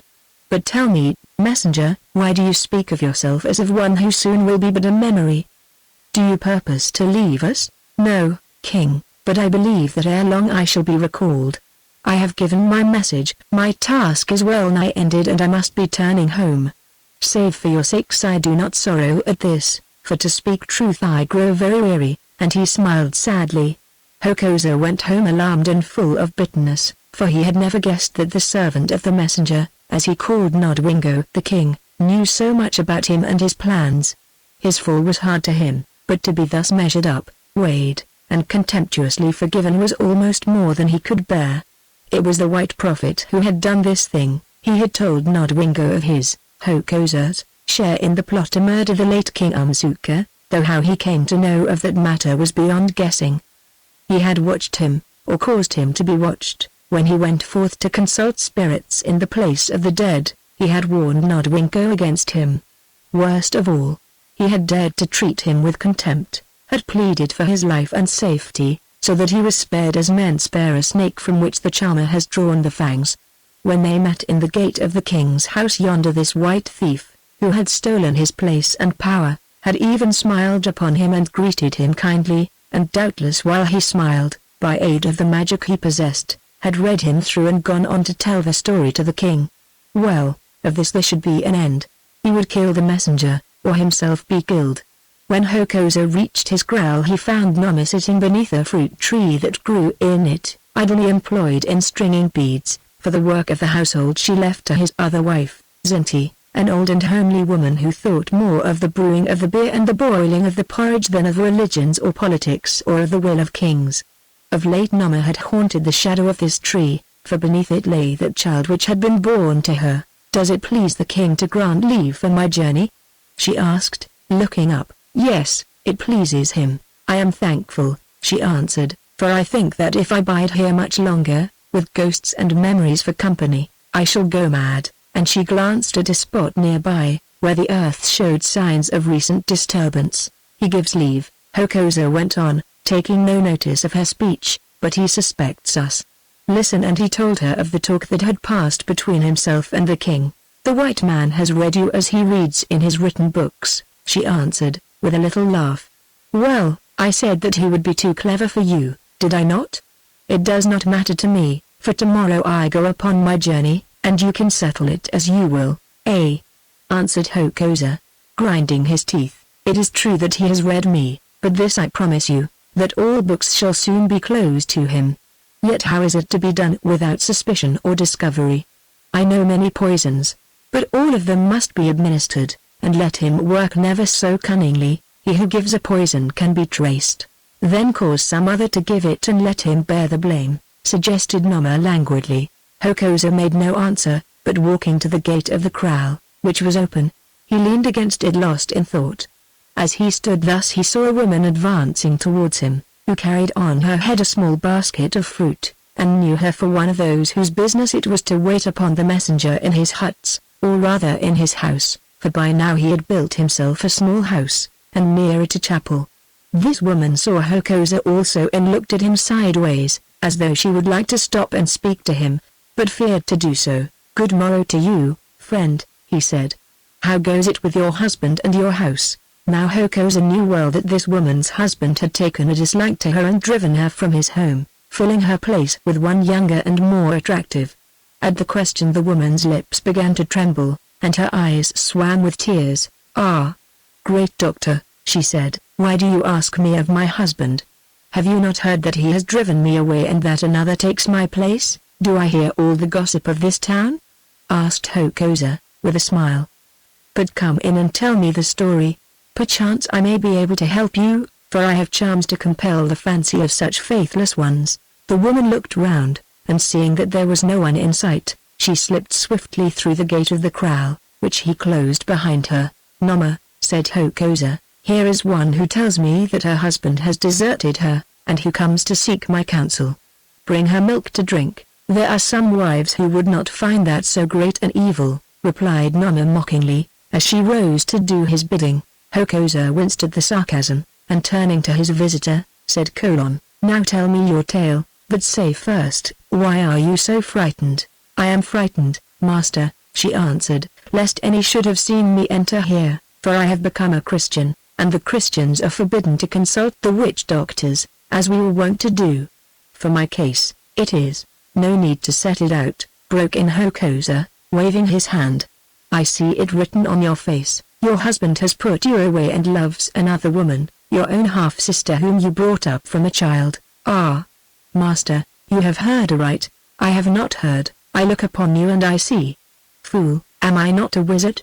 Tell me." And taking dust into his hand, he blew the grains this way and that, regarding them curiously. "Yes, it is so. Last night you crept to your husband's hut, do you remember? A dog growled at you as you passed the gate ? And there in front of the hut he sat with his new wife.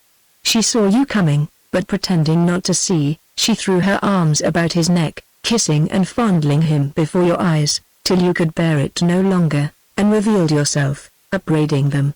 Then your rival taunted you and stirred up the man with bitter words, till at length he took a stick and beat you from the door, and there is a mark of it upon your shoulder. It is true, it is too true."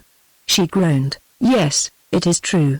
And now, what do you wish from me, master?" "I wish a medicine to make my husband hate my rival and to draw his heart back to me." "That must be a strong medicine," said Hokosa, "which will turn a man from one who is young and beautiful to one who is past her youth and ugly." "I am as I am," answered the poor woman, with a touch of natural dignity, "but at least I have loved him and worked for him for 15 long years, and that is why he would now be rid of you, for who cumbers his kraal with old cattle?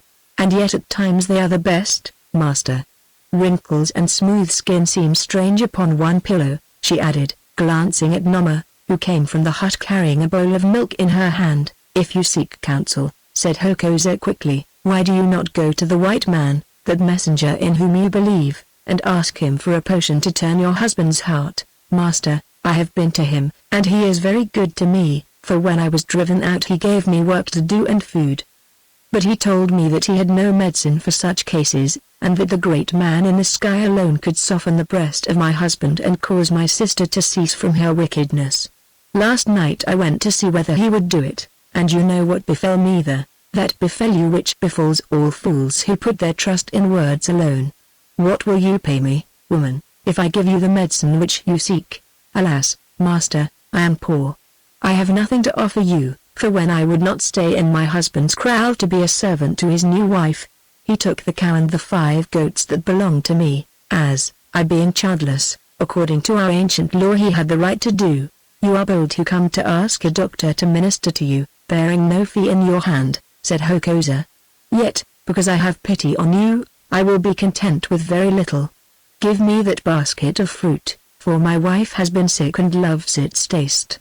"I cannot do that, master," answered the woman, "for it is sent by my hand as a present to the messenger. And he knows this and will eat of it after he has made prayer today. Did I not give it to him, it would be discovered that I had left it here with you." "Then begone without your medicine," said Hokosa, "for I need such fruit." The woman rose and said, looking at him wistfully, "Master, if you will be satisfied with other fruits of this same sort, I know where I can get them for you." "When will you get them?" "Now, within an hour. And till I return I will leave these in pledge with you. But these and no other I must give to the messenger, for he has already seen them and might discover the difference. Also I have promised so to do." "As you will," said Hokosa. "If you are with the fruit within an hour, the medicine will be ready for you, a medicine that shall not fail." Chapter 14 The Eating of the Fruit. The woman slipped away secretly. When she had gone, Hokosa bade his wife bring the basket of fruit into the hut. "It is best that the butcher should kill the ox himself," she answered meaningly. He carried in the basket and set it on the floor. "Why do you speak thus, Noma?" he asked. "Because I will have no hand in the matter, Hokosa. I have been the tool of a wizard, and won little joy therefrom. The tool of a murderer I will not be. If I kill, it is for the sake of both of us," he said passionately.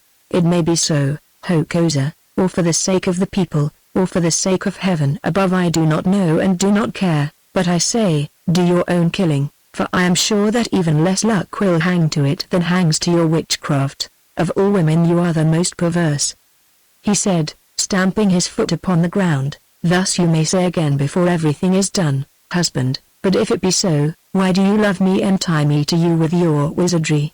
Cut the knot, and let me go my way while you go yours." "Woman, I cannot.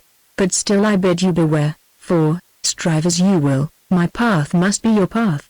Moreover, till I free you, you cannot lift voice or hand against me." Then, while she watched him curiously, Hokosa fetched his medicines and took from them some powder fine as dust and 2 tiny crow quills. Placing a fruit before him, he inserted one of these quills into its substance, and filling the second with the powder, he shook its contents into it and withdrew the tube. This process he repeated 4 times on each of the fruits, replacing them one by one in the basket. So deftly did he work upon them, that however closely they were scanned none could guess that they had been tampered with. "Will it kill at once?" asked Noma. "No, indeed, but he who eats these fruits will be seized on the 3rd day with dysentery and fever, and these will cling to him till within 7 weeks, or if he is very strong, 3 months he dies. This is the best of poisons, for it works through nature and can be traced by none, except, perchance, by that spirit whom the white man worships, and who also works through nature, as you learned, Hokosa, when he rolled the lightning back upon your head, shattering your god and beating down your company." Then of a sudden terror seized the wizard, and springing to his feet, he cursed his wife till she trembled before him. "Vile woman, and double-faced," he said, "why do you push me forward with one hand and with the other drag me back? Why do you whisper evil counsel into one ear and into the other prophesy of misfortunes to come? Had it not been for you, I should have let this business lie. I should have taken my fate and been content. But day by day you have taunted me with my fall and grieved over the greatness that you have lost, till at length you have driven me to this. Why cannot you be all good or all wicked, or at the least, through righteousness and sin, faithful to my interest and your own? Because I hate you, Hokosa, and yet can strike you only through my tongue and your mad love for me. I am fast in your power, but thus at least I can make you feel something of my own pain. Hark! I hear that woman at the gate. Will you give her back the basket, or will you not? Whatever you may choose to do, do not say in after days that I urged you to the deed. Truly you are great-hearted." He answered, with cold contempt, "One for whom I did well to enter into treachery and sin. So be it. Having gone so far upon it, come what may, I will not turn back from this journey. Let in that fool." Presently the woman stood before them, bearing with her another basket of fruit. "These are what you seek, master," she said, "though I was forced to win them by theft. Now give me my own and the medicine and let me go." He gave her the basket, and with it, wrapped in a piece of kid skin, some of the same powder with which he had doctored the fruits. "What shall I do with this?"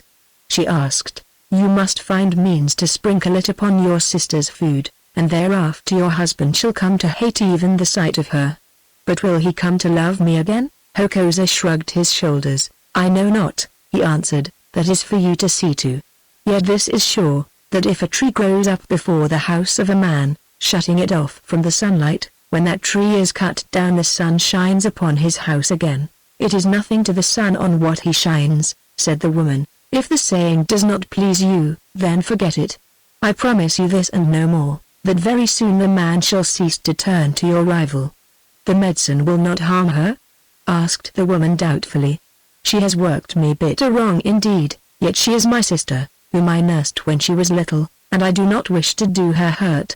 If only he will welcome me back and treat me kindly, I am willing even that she should dwell on beneath my husband's roof, bearing his children, for will they not be of my own blood?" "Woman," answered Hokosa impatiently, "you weary me with your talk. Did I say that the charm would hurt her? I said that it would cause your husband to hate the sight of her.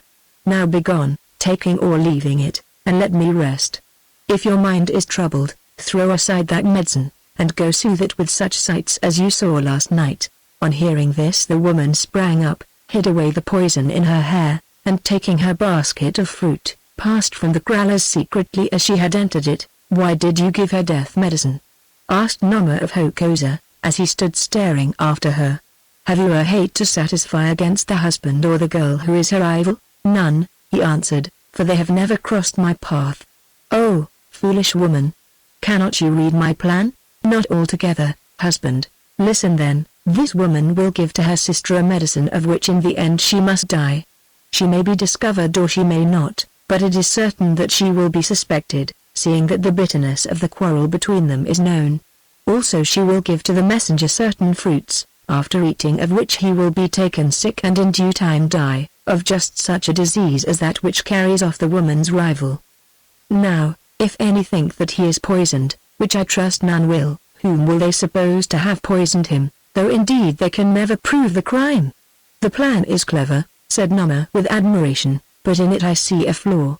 The woman will say that she had the drug from you, or, at the least, will babble of her visit to you." "Not so," answered Hokosa, "for on this matter the greatest talker in the world would keep silence. Firstly, she, being a Christian, dare not own that she has visited a witch doctor. Secondly, the fruit she brought in payment was stolen, therefore she will say nothing of it. Thirdly, to admit that she had medicine from me would be to admit her guilt, and that she will scarcely do even under torture, which by the new law it is not lawful to apply. Moreover, none saw her come here, and I should deny her visit." "The plan is very clever," said Nama again. "It is very clever," he repeated complacently, "never have I made a better one.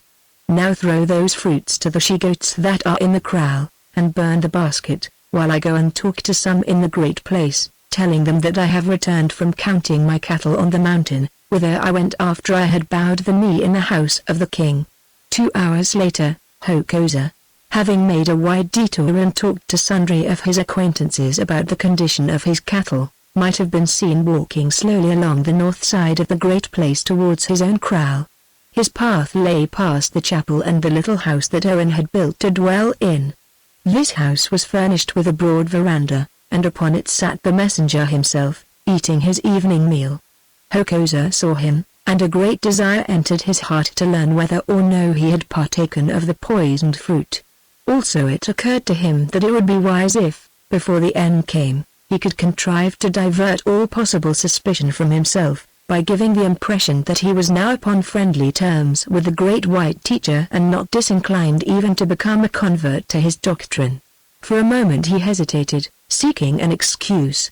One soon suggested itself to his ready mind. That very morning the king had told him not obscurely that Owen had pleaded for his safety and saved him from being put upon his trial on charges of witchcraft and murder. He would go to him, now at once, playing the part of a grateful penitent, and the white man's magic must be keen indeed if it availed to pierce the armor of his practiced craft. So Hokosa went up and squatted himself down native fashion among a little group of converts who were waiting to see their teacher upon one business or another. He was not more than 10 paces from the veranda, and sitting thus he saw a sight that interested him strangely. Having eaten a little of a dish of roasted meat, Owen put out his hand and took a fruit from a basket that the wizard knew well. At this moment he looked up and recognized Hokosa. "Do you desire speech with me, Hokosa?" he asked in his gentle voice. "If so, be pleased to come hither." "Nay, messenger," answered Hokosa, "I desire speech with you indeed, but it is ill to stand between a hungry man and his food." "I care little for my food," answered Owen, "at the least it can wait," and he put down the fruit. Then suddenly a feeling to which the wizard had been for many years a stranger took possession of him, a feeling of compunction. That man was about to partake of what would cause his death, of what he, Hokosa, had prepared in order that it should cause his death. He was good, he was kindly, none could allege a wrong deed against him, and, foolishness though it might be, so was the doctrine that he taught. Why should he kill him?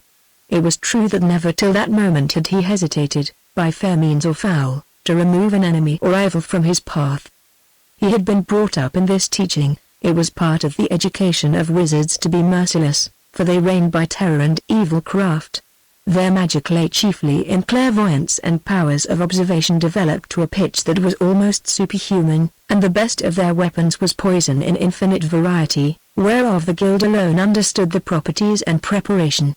Therefore there was nothing strange, nothing unusual in this deed of devilish and cunning murder that the sight of its doing should stir him thus, and yet it did stir him. He was minded to stop the plot, to let things take their course. Some sense of the futility of all such strivings came home to him, and as in a glass, for Hokosa was a man of imagination, he foresaw their end. A little success, a little failure, it scarcely mattered which, and then that end. Within 20 years, or 10, or mayhap even 1, what would this present victory or defeat mean to him? Nothing so far as he was concerned, that is, nothing so far as his life of today was concerned. Yet, if he had another life, it might mean everything. There was another life, he knew it, who had dragged back from its borders the spirits of the dead, though what might be the state and occupations of those dead he did not know. Yet he believed why he could not tell that they were affected vitally by their acts and behavior here, and his intelligence warned him that good must always flow from good, and evil from evil. To kill this man was evil, and of it only evil could come. What did he care whether Haefler ruled the nation or Nodwengo, and whether it worshipped the god of the Christians or the god of fire who, by the way, had proved himself so singularly inefficient in the hour of trial? Now that he thought of it, he much preferred Nodwengo to Haefler, for the one was a just man and the other a tyrant, and he himself was more comfortable as a wealthy private person than he had been as a head medicine man and a chief of wizards. He would let things stand, he would prevent the messenger from eating of that fruit. A word could do it, he had but to suggest that it was unripe or not wholesome at this season of the year, and it would be cast aside. All these reflections, or their substance, passed through Hokosa's mind in a few instants of time, and already he was rising to go to the veranda and translate their moral into acts, when another thought occurred to him. How should he face Noma with this tale? He could give up his own ambitions, but could he bear her mockery, as day by day she taunted him with his faint-heartedness and reproached him with his failure to regain greatness and to make her great? He forgot that he might conceal the truth from her, or rather, he did not contemplate such concealment, of which their relations were too peculiar and too intimate to permit. She hated him, and he worshipped her with a half-inhuman passion, a passion so unnatural, indeed, that it suggested the horrid and insatiable longings of the damned, and yet their souls were naked to each other. It was their fate that they could hide nothing each from each. They were cursed with the awful necessity of candor. It would be impossible that he should keep from Noma anything that he did or did not do. It would be still more impossible that she should conceal from him even such imaginings and things as it is common for women to hold secret. Her very bitterness, which it had been policy for her to cloak or soften, would gush from her lips at the sight of him, nor, in the depth of his rage and torment, could he, on the other hand, control the ill-timed utterance of his continual and overmastering passion. It came to this, then: he must go forward, and against his better judgment, because he was afraid to go back, for the whip of a woman's tongue drove him on remorselessly. It was better that the messenger should die, and the land run red with blood, than that he should be forced to endure this scourge. So with a sigh Hokosa sank back to the ground and watched while Owen ate 3 of the poisoned fruits. After a pause, he took a 4th and bit into it, but not seeming to find it to his taste, he threw it to a child that was waiting by the veranda for any scraps which might be left over from his meal. The child caught it, and devoured it eagerly. Then, smiling at the little boy's delight, the messenger called to Hokosa to come up and speak with him. Chapter 15 Numa comes to Hafler. Hokosa advanced to the veranda and bowed to the white man with grave dignity. "Be seated," said Owen. "Will you not eat? Though I have nothing to offer you but these," and he pushed the basket of fruits towards him, adding, "The best of them, I fear, are already gone. I thank you." "No, messenger, such fruits are not always wholesome at this season of the year. I have known them to breed dysentery." "Indeed," said Owen. "If so, I trust that I may escape. I have suffered from that sickness, and I think that another bout of it would kill me. In future I will avoid them. But what do you seek with me, Hokosa? Enter and tell me," and he led the way into a little sitting room. "Messenger," said the wizard, with deep humility, "I am a proud man, I have been a great man, and it is no light thing to me to humble myself before the face of my conqueror. Yet I am come to this. Today when I was in audience with the king, craving a small boon of his graciousness, he spoke to me sharp and bitter words. He told me that he had been minded to put me on trial for my life because of various misdoings which are alleged against me in the past, but that you had pleaded for me and that for this cause he spared me. I come to thank you for your gentleness, messenger, for I think that had I been in your place I should have whispered otherwise in the ear of the king." "Say no more of it, friend," said Owen kindly, "we are all of us sinners, and it is my place to push back your ancient sins, not to drag them into the light of day and clamor for their punishment. It is true I know that you plotted with the Prince Hafler to poison Umsuka the king, for it was revealed to me. It chanced, however, that I was able to recover Umsuka from his sickness, and Hafler is fled, so why should I bring up the deed against you? It is true that you still practice witchcraft, and that you hate and strive against the holy faith which I preach, but you were brought up to wizardry and have been the priest of another creed, and these things plead for you. Also, Hokosa, I can see the good and evil struggling in your soul, and I pray and I believe that in the end the good will master the evil, that you who have been preeminent in sin will come to be preeminent in righteousness. Oh, be not stubborn, but listen with your ear, and let your heart be softened. The gate stands open, and I am the guide appointed to show you the way without reward or fee. Follow them ere it be too late, that in time to come when my voice is stilled you also may be able to direct the feet of wanderers into the paths of peace. It is the hour of prayer, come with me, I beg of you, and listen to some few words of the message of my lips, and let your spirit be nurtured with them, and the sun of truth arise upon its darkness." Hokosa heard, and before this simple eloquence his wisdom sank confounded. More, his intelligence was stirred, and a desire came upon him to investigate and examine the canons of a creed that could produce such men as this. He made no answer, but waiting while Owen robed himself, he followed him to the chapel. It was full of new-made Christians who crowded even the doorways, but they gave place to him, wondering. Then the service began, a short and simple service. First Owen offered up some prayer for the welfare of the infant church, for the conversion of the unbelieving, for the safety of the king and the happiness of the people.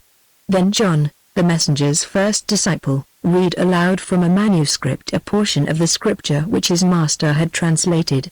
It was St. Paul's exposition of the resurrection from the dead, and the grandeur of its thoughts and language were by no means lost upon Hokosa, who, savage and heathen though he might be, was also a man of intellect.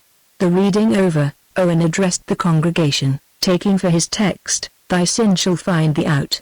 Being now a master of the language, he preached very well and earnestly, and indeed the subject was not difficult to deal with in the presence of an audience many of whose pasts had been steeped in iniquities of no common kind.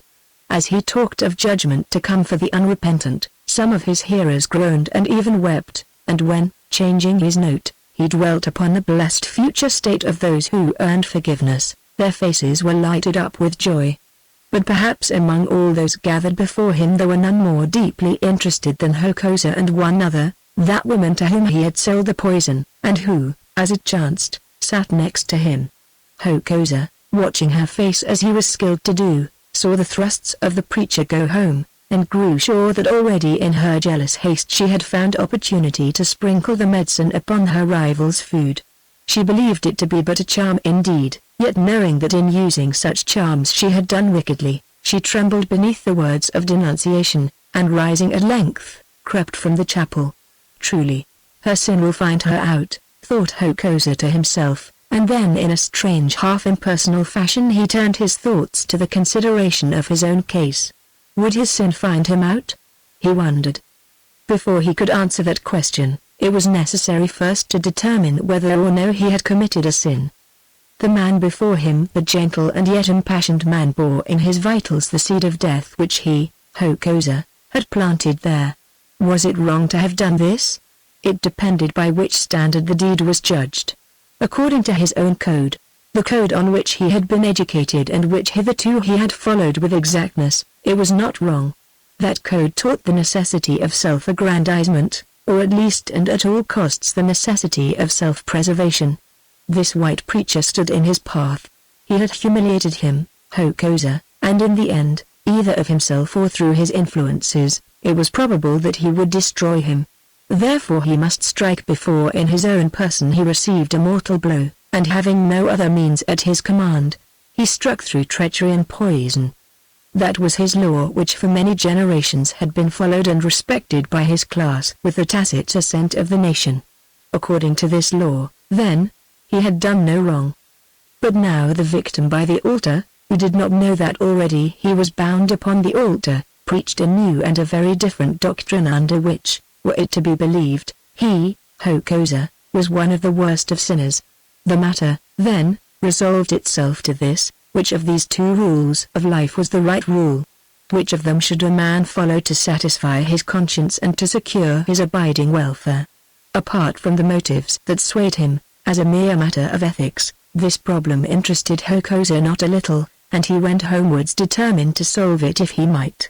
That could be done in one way only, by a close examination of both systems. The first he knew well. He had practiced it for nearly 40 years. Of the second he had but an inkling. Also, if he would learn more of it he must make haste, seeing that its exponent in some short while would cease to be in a position to set it out.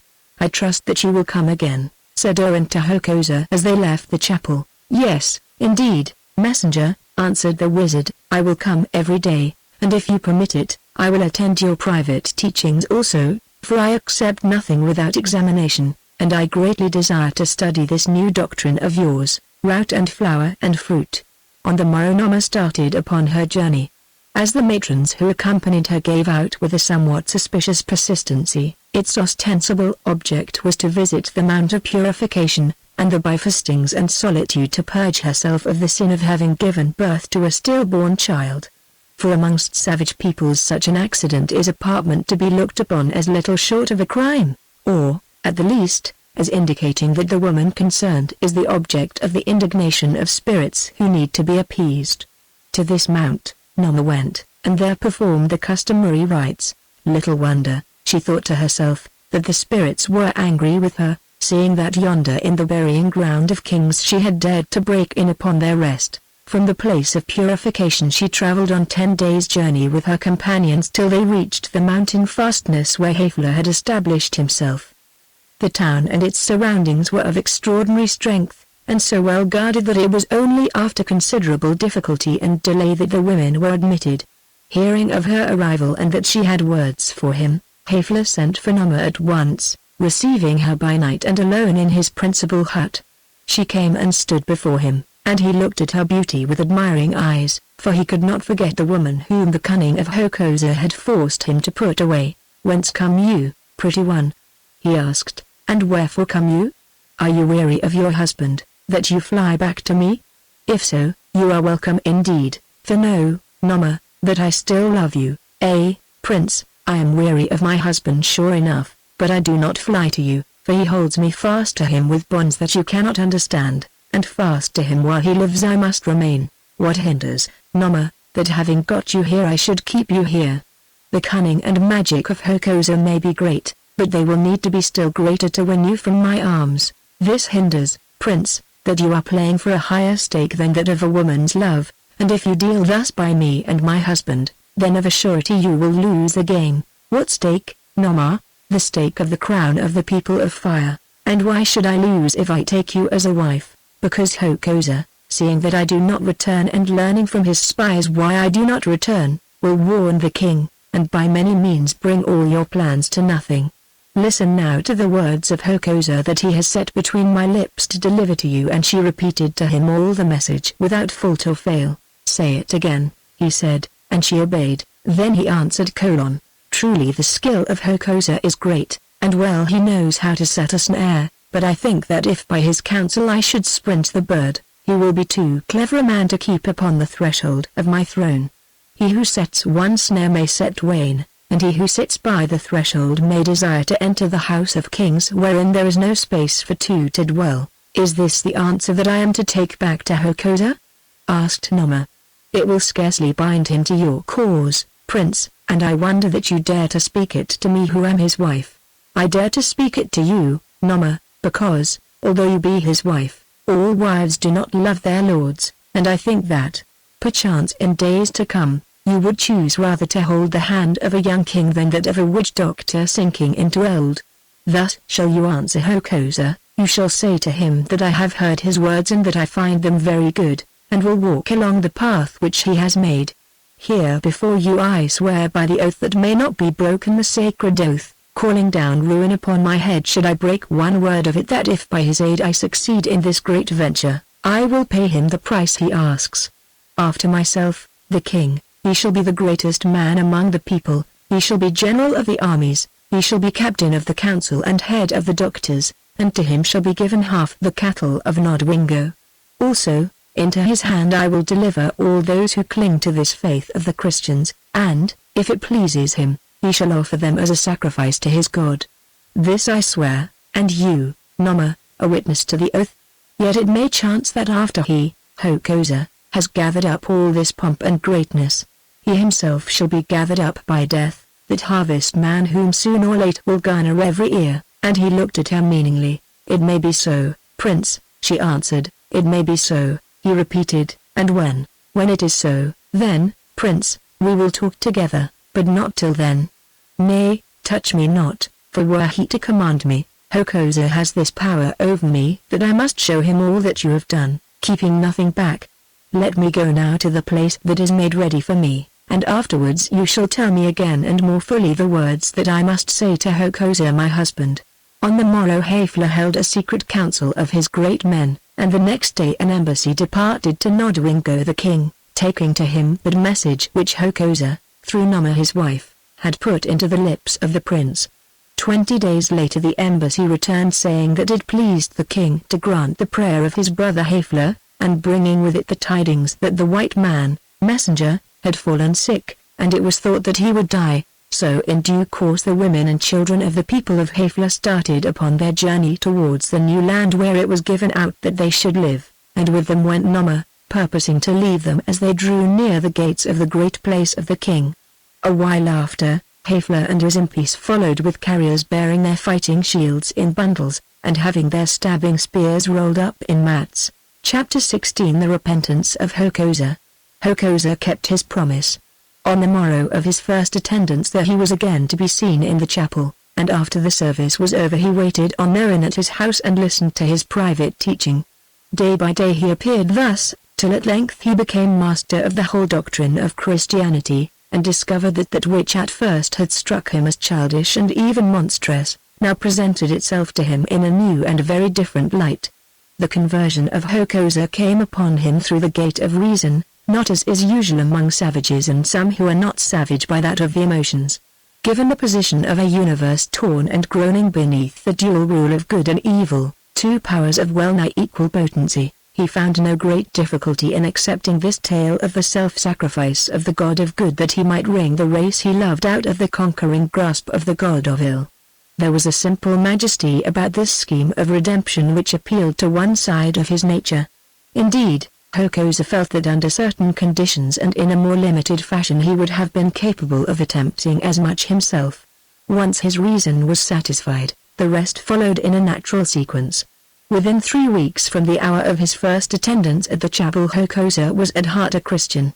He was a Christian, although as yet he did not confess it, but he was also the most miserable man among the nation of the sons of fire. The iniquities of his past life had become abominable to him, but he had committed them in ignorance, and he understood that they were not beyond forgiveness. Yet high above them all towered one colossal crime which, as he believed, could never be pardoned to him in this world or the next. He was the treacherous murderer of the messenger of God. He was in the very act of silencing the voice that had proclaimed truth in the dark places of his soul and the dull ears of his countrymen. The deed was done. No power on earth could save his victim. Within a week from the day of eating that fatal fruit, Owen began to sicken. Then the dysentery had seized him, which slowly but surely was wasting out his life. Yet he, the murderer, was helpless, for with this form of the disease no medicine could cope. With agony in his heart, an agony that was shared by thousands of the people, Hokosa watched the decrease of the white man's strength, and reckoned the days that would elapse before the end. Having such sin as thus upon his soul, though Owen entreated him earnestly, he would not permit himself to be baptized. Twice he went near to consenting, but on each occasion an ominous and terrible incident drove him from the door of mercy. Once, when the words "I will" were almost on his lips, a woman broke in upon their conference bearing a dying boy in her arms. "Save him," she implored, "save him, messenger, for he is my only son." Owen looked at him and shook his head. "How came he like this?" he asked. "I know not, messenger, but he has been sick ever since he ate of a certain fruit which you gave to him." And she recalled to his mind the incident of the throwing of a fruit to the child, which she had witnessed. "I remember," said Owen. "It is strange, but I also have been sick from the day that I ate of those fruits." "Yes, and you, Hokosa, warned me against them." Then he blessed the boy and prayed over him till he died, but when afterwards he looked round for Hokosa, it was to find that he had gone. Some 8 days later, having to a certain extent recovered from this shock, Hokosa went one morning to Owen's house and talked to him. "Messenger," he said, "is it necessary to baptism that I should confess all my sins to you? If so, I can never be baptized, for there is wickedness upon my hands which I am unable to tell into the ear of living man." Owen thought and answered: "It is necessary that you should repent all of your sins, and that you should confess them to heaven. It is not necessary that you should confess them to me, who am but a man like yourself." "Then I will be baptized," said Hokosa with a sigh of relief. At this moment, as it chanced, their interview was again interrupted, for runners came from the king requesting the immediate presence of the messenger, if he were well enough to attend, upon a matter connected with the trial of a woman for murder. Thinking that he might be of service, Owen, leaning on the shoulder of Hokosa, for already he was too weak to walk far, crept to the litter which was waiting for him, and was borne to the place of judgment that was before the house of the king. Hokosa followed, more from curiosity than for any other reason, for he had heard of no murder being committed, and his old desire to be acquainted with everything that passed was still strong on him. The people made way for him, and he seated himself in the first line of spectators immediately opposite to the king and 3 other captains who were judges in the case. So soon as Owen had joined the judges, the prisoner was brought before them, and to his secret horror Hokosa recognized in her that woman to whom he had given the poison in exchange for the basket of fruit. Now it seemed to Hokosa that his doom was on him, for she would certainly confess that she had the drug from him. He thought of flight only to reject the thought, for to fly would be to acknowledge himself an accessory. No, he would brazen it out, for after all his word was as good as hers. With the prisoner came an accuser, her husband, who seemed sick, and he it was who opened the case against her. "This woman," he said, "was my wife. I divorced her for barrenness, as I have a right to do according to our ancient law, and I took another woman to wife, her half-sister. This woman was jealous, she plagued me continually, and insulted her sister, so that I was forced to drive her away. After that she came to my house, and though they said nothing of it at the time, she was seen by 2 servants of mine to sprinkle something in the bowl wherein our food was cooking. Subsequently my wife, this woman's half-sister, was taken ill with dysentery. I also was taken ill with dysentery, but I still live to tell this story before you, O king, and your judges. though I know not for how long I live. My wife died yesterday, and I buried her this morning. I accuse the woman of having murdered her, either by witchcraft or by means of a medicine which she sprinkled on the food, or by both. I have spoken. Have you anything to say? Asked the king of the prisoner. Are you guilty of the crime whereof this man who was your husband charges you, or does he lie? Then the woman answered in a low and broken voice: I am guilty, king. Listen to my story, and she told it all as she told it to Hokosa. I am guilty, she added, and may the great man in the sky, of whom the messenger has taught us, forgive me. My sister's blood is upon my hands, and for aught I know the blood of my husband yonder will also be on my hands. I seek no mercy. Indeed, it is better that I should die, but I would say this in self-defense, that I did not think to kill my sister. I believed that I was giving to her a potion which would cause her husband to hate her and no more. Here she looked round and her eyes met those of Hokosa. Who told you that this was so? Asked one of the judges. A witch doctor, she answered, from whom I bought the medicine in the old days, long ago. When Umsuka was king, Hokosa gasped. Why should this woman have spared him? No further question was asked of her, and the judges consulted together. At length the king spoke. Woman, he said, you are condemned to die. You will be taken to the doom tree, and there be hanged. Out of those who are assembled to try you, too, the messenger and myself, have given their vote in favor of mercy, but the majority think otherwise. They say that a law has been passed against murder by means of witchcraft and secret medicine, and that should we let you go free, the people will make a mock of that law. So be it. Go in peace. Tomorrow you must die, and may forgiveness await you elsewhere. I ask nothing else, said the woman. It is best that I should die. Then they led her away. As she passed Hokosa she turned and looked him full in the eyes, till he dropped his head abashed. Next morning she was executed, and he learned that her last words were, let it come to the ears of him who sold me the poison, telling me that it was but a harmless drug, that as I hope to be forgiven, so I forgive him, believing that my silence may win for him time for repentance, before he follows on the road I tread. Now, when Hokosa heard these words he shut himself up in his house for 3 days, giving out that he was sick. Nor would he go near to Owen, being altogether without hope, and not believing that baptism or any other rite could avail to purge such crimes as his. Truly his sin had found him out, and the burden of it was intolerable. So intolerable did it become, that at length he determined to be done with it. He could live no more. He would die, and by his own hand, before he was called upon to witness the death of the man whom he had murdered. To this end he made his preparations. For Nama he left no message, for though his heart still hungered after her, he knew well that she hated him and would rejoice at his death. When all was ready he sat down to think a while, and as he thought, a man entered his hut saying that the messenger desired to see him. At first he was minded not to go, then it occurred to him that it would be well if he could die with a clean heart. Why should he not tell all to the white man, and before he could be delivered up to justice take that poison which he had prepared? It was impossible that he should be forgiven, yet he desired that his victim should learn how deep was his sorrow and repentance, before he proved it by proceeding him to death. So he rose and went. He found Owen in his house, lying in a rude chair and propped up by pillows of bark. Now he was wasted almost to a shadow, and in the pale pinched face his dark eyes, always large and spiritual, shone with unnatural luster, while his delicate hands were so thin that when he held them up in blessing the light showed through them. Welcome, friend, he said. Tell me, why have you deserted me of late? Have you been ill? No, messenger, answered Hokosa, that is, not in my body. I have been sick at heart, and therefore I have not come. What, Hokosa, do your doubts still torment you? I thought that my prayers had been heard, and that power had been given me to set them at rest forever. Man, let me hear the trouble, and swiftly, for cannot you who are a doctor see that I shall not be here for long to talk with you? My days are numbered, Hokosa, and my work is almost done. I know it, answered Hokosa. And, messenger, my days are also numbered. How is this? Asked Owen, seeing that you are well and strong.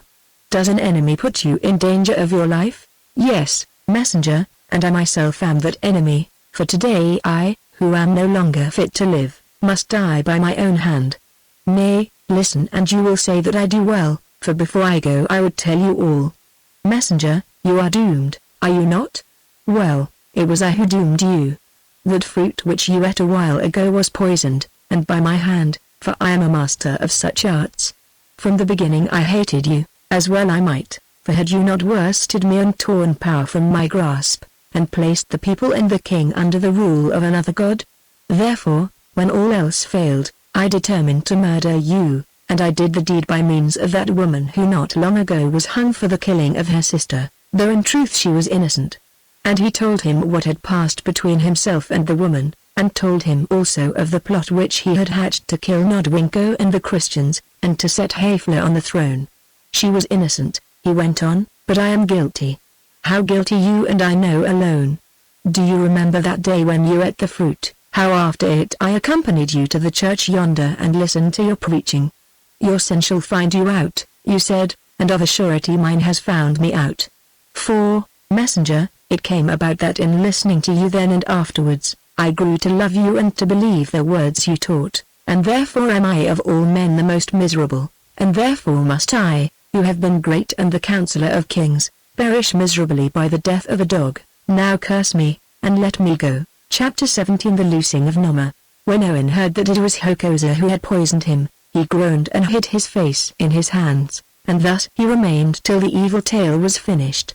Now he lifted his head and spoke, but not to Hokosa. O God, he said, I thank thee that at the cost of my poor life thou hast been pleased to lead this sinner towards the gate of righteousness, and to save alive those whom thou hast sent me to gather to thy fold. Then he looked at Hokosa and said, Unhappy man, is not your cup full enough of crime, and have you not sufficiently tempted the mercy of heaven, that you would add to all your evil deeds that of self-murder? It is better to die today by my own hand, answered Hokosa, than tomorrow among the mockery of the people to fall a victim to your vengeance, messenger. Vengeance? Did I speak to you of vengeance? Who am I that I should take vengeance upon one who has repented?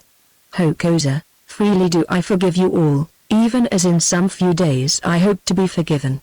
Freely and fully from my heart do I forgive you, nor shall my lips tell one word of the sin that you have worked against me. Now, when Hokosa heard those words, for a moment he stared stupefied, then he fell upon his knees before Owen, and bowing his head till it touched the teacher's feet, he burst into bitter weeping. Rise and hearken, said Owen gently.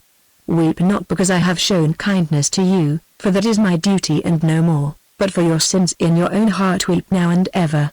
Yet for your comfort I tell you that if you do this, of a surety they shall be forgiven to you.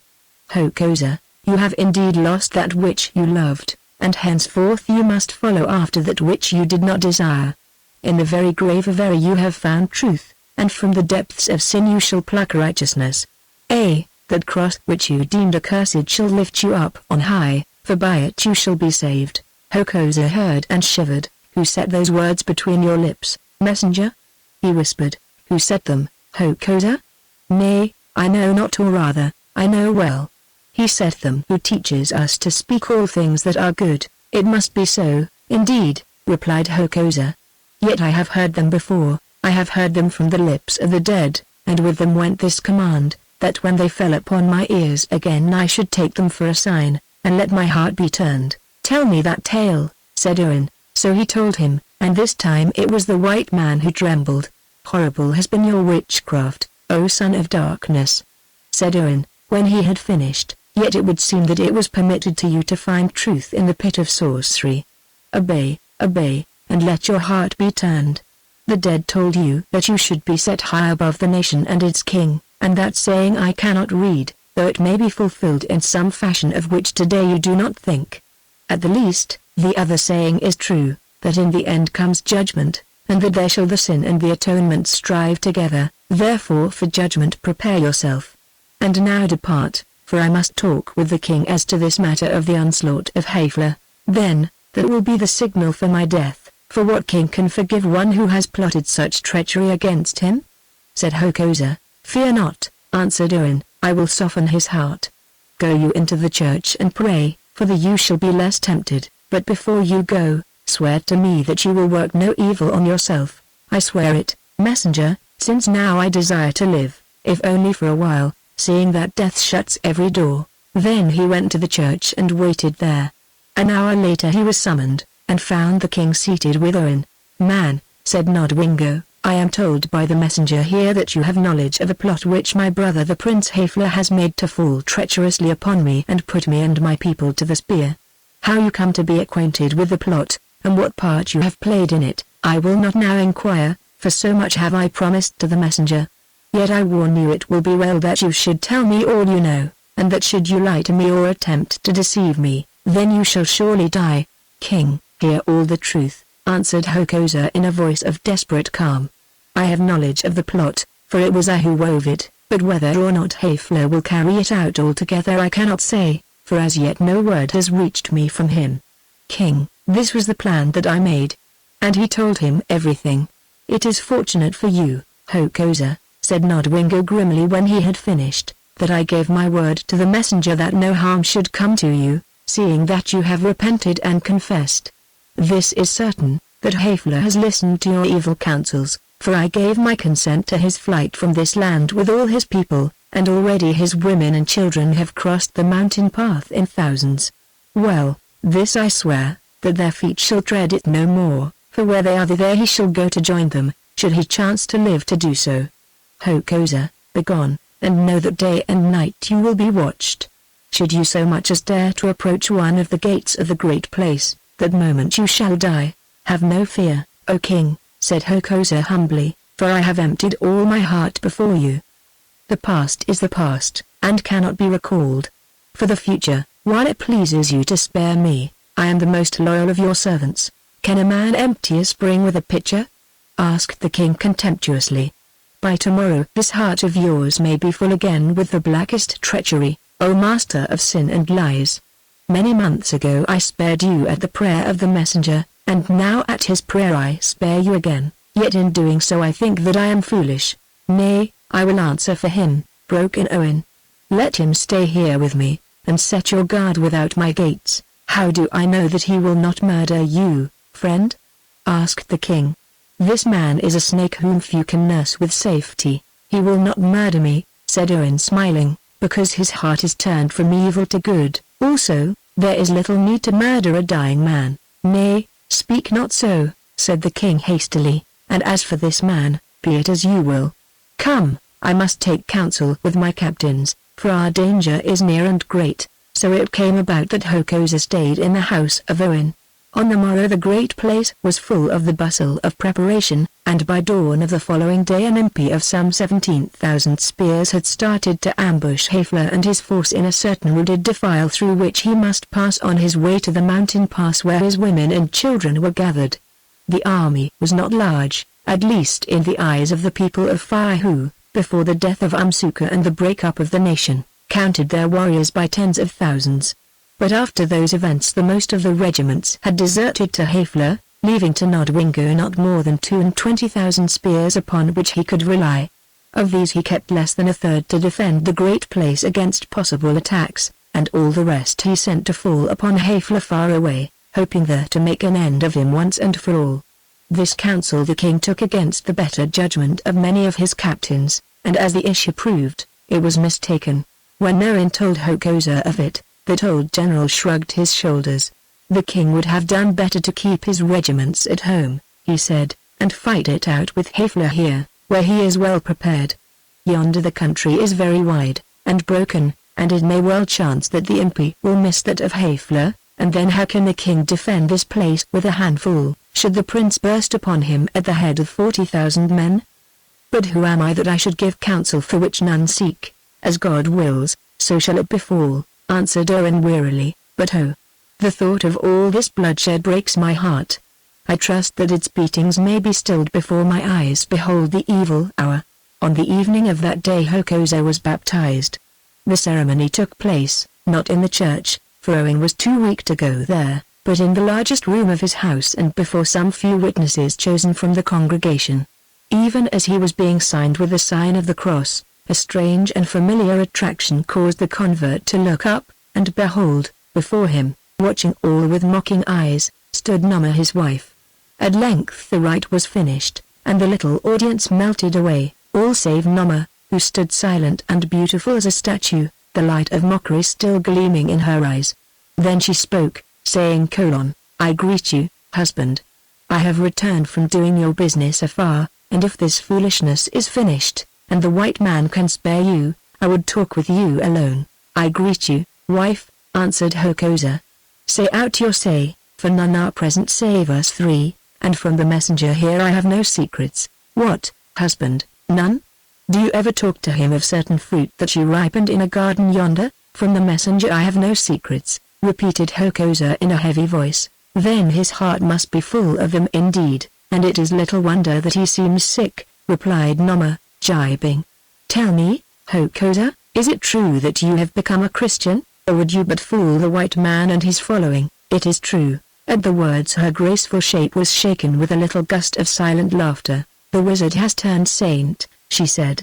Well, then, what of the wizard's wife? You were my wife before I became Christian. If the messenger permits it, you can still abide with me. If the messenger permits it. So you have come to this, Hokosa, that you must ask the leave of another man as to whether or no you should keep your own wife. There is no other thing that I could not have thought of you, but this I would never have believed had I not heard it from your lips. Say now, do you still love me, Hokosa? You know well that I love you, now and always, he answered, in a voice that sounded like a groan, as you know that for love of you I have done many sins from which otherwise I should have turned aside. Grieve not over them, Hokosa, after all, in such account as yours they will make but little show. Well, if you love me, I hate you, though through your witchcraft your will yet has the mastery of mine. I demand of you now that you should loose that bond, for I do not desire to become a Christian, and surely, O most good and holy man, having one wife already, it will not please you henceforth to live in sin with a heathen woman. Now Hokosa turned to Ern. In the old days, he said, I could have answered her. But now I am fallen, or raised up at the least I am changed and cannot. O prophet of heaven, tell me what I shall do. Sever the bond that you have upon her and let her go, answered Ern. This love of yours is unnatural, unholy and born of witchcraft. Have done with it, or if you cannot, at the least deny it, for such a woman who hates you, can work you no good. Moreover, since she is a second wife, you being a Christian, are bound to free her should she so desire. She can work me no good, messenger, that I know, but I know also that while she struggles in the net of my will she can work me no evil. If I loose the net and the fish swims free, it may be otherwise. Loose it, answered Ern, and leave the rest to Providence. Henceforth, Hokosa, do right, and take no thought for the morrow is with God, and what he decrees, that shall befall. I hear you, said Hokosa, and I obey. For a while he rocked himself to and fro, staring at the ground, then he lifted his head and spoke. Woman, he said, the knot is untied and the spell is broken. Begone, for I release you and I divorce you. Flesh of my flesh have you been, and soul of my soul, for in the web of sorceries are we knit together. Yet be warned and presume not too far, for remember that which I have laid down I can take up, and that should I choose to command, you must still obey. Farewell, you are free. Nama heard, and with a sigh of ecstasy she sprang into the air as a slave might do from whom the fetters have been struck off. She cried, I am free. I feel it in my blood, I who have lain in bondage, and the voice of freedom speaks in my heart and the breath of freedom blows in my nostrils. I am free from you, O dark and accursed man, but herein lies my triumph and revenge. You are not free from me. In obedience to that white fool whom you have murdered, you have loosed me, but you I will not loose and could not if I would. Listen now, Hokosa, you love me. Do you not ? Next to this new creed of yours, I am most of all to you. Well, since you have divorced me, I will tell you, I go straight to another man. Now, look your last on me, for you love me, do you not? And she slipped the mantle from her shoulders and except for her girdle stood before him naked, and smiled. Well, she went on, resuming her robe.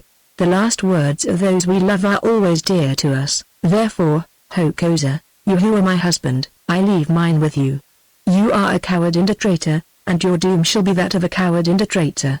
For my sake you betrayed Umsuka, your king and benefactor, For your own sake you betrayed Nodwengo, who spared you, and now, for the sake of your miserable soul, you have betrayed Haefler to Nodwengo.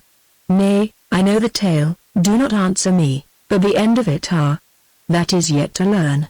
Lie there, snake, and lick the hand that you have bitten, but I, the bird whom you have loosed, I fly far taking your heart with me. And suddenly she turned and was gone.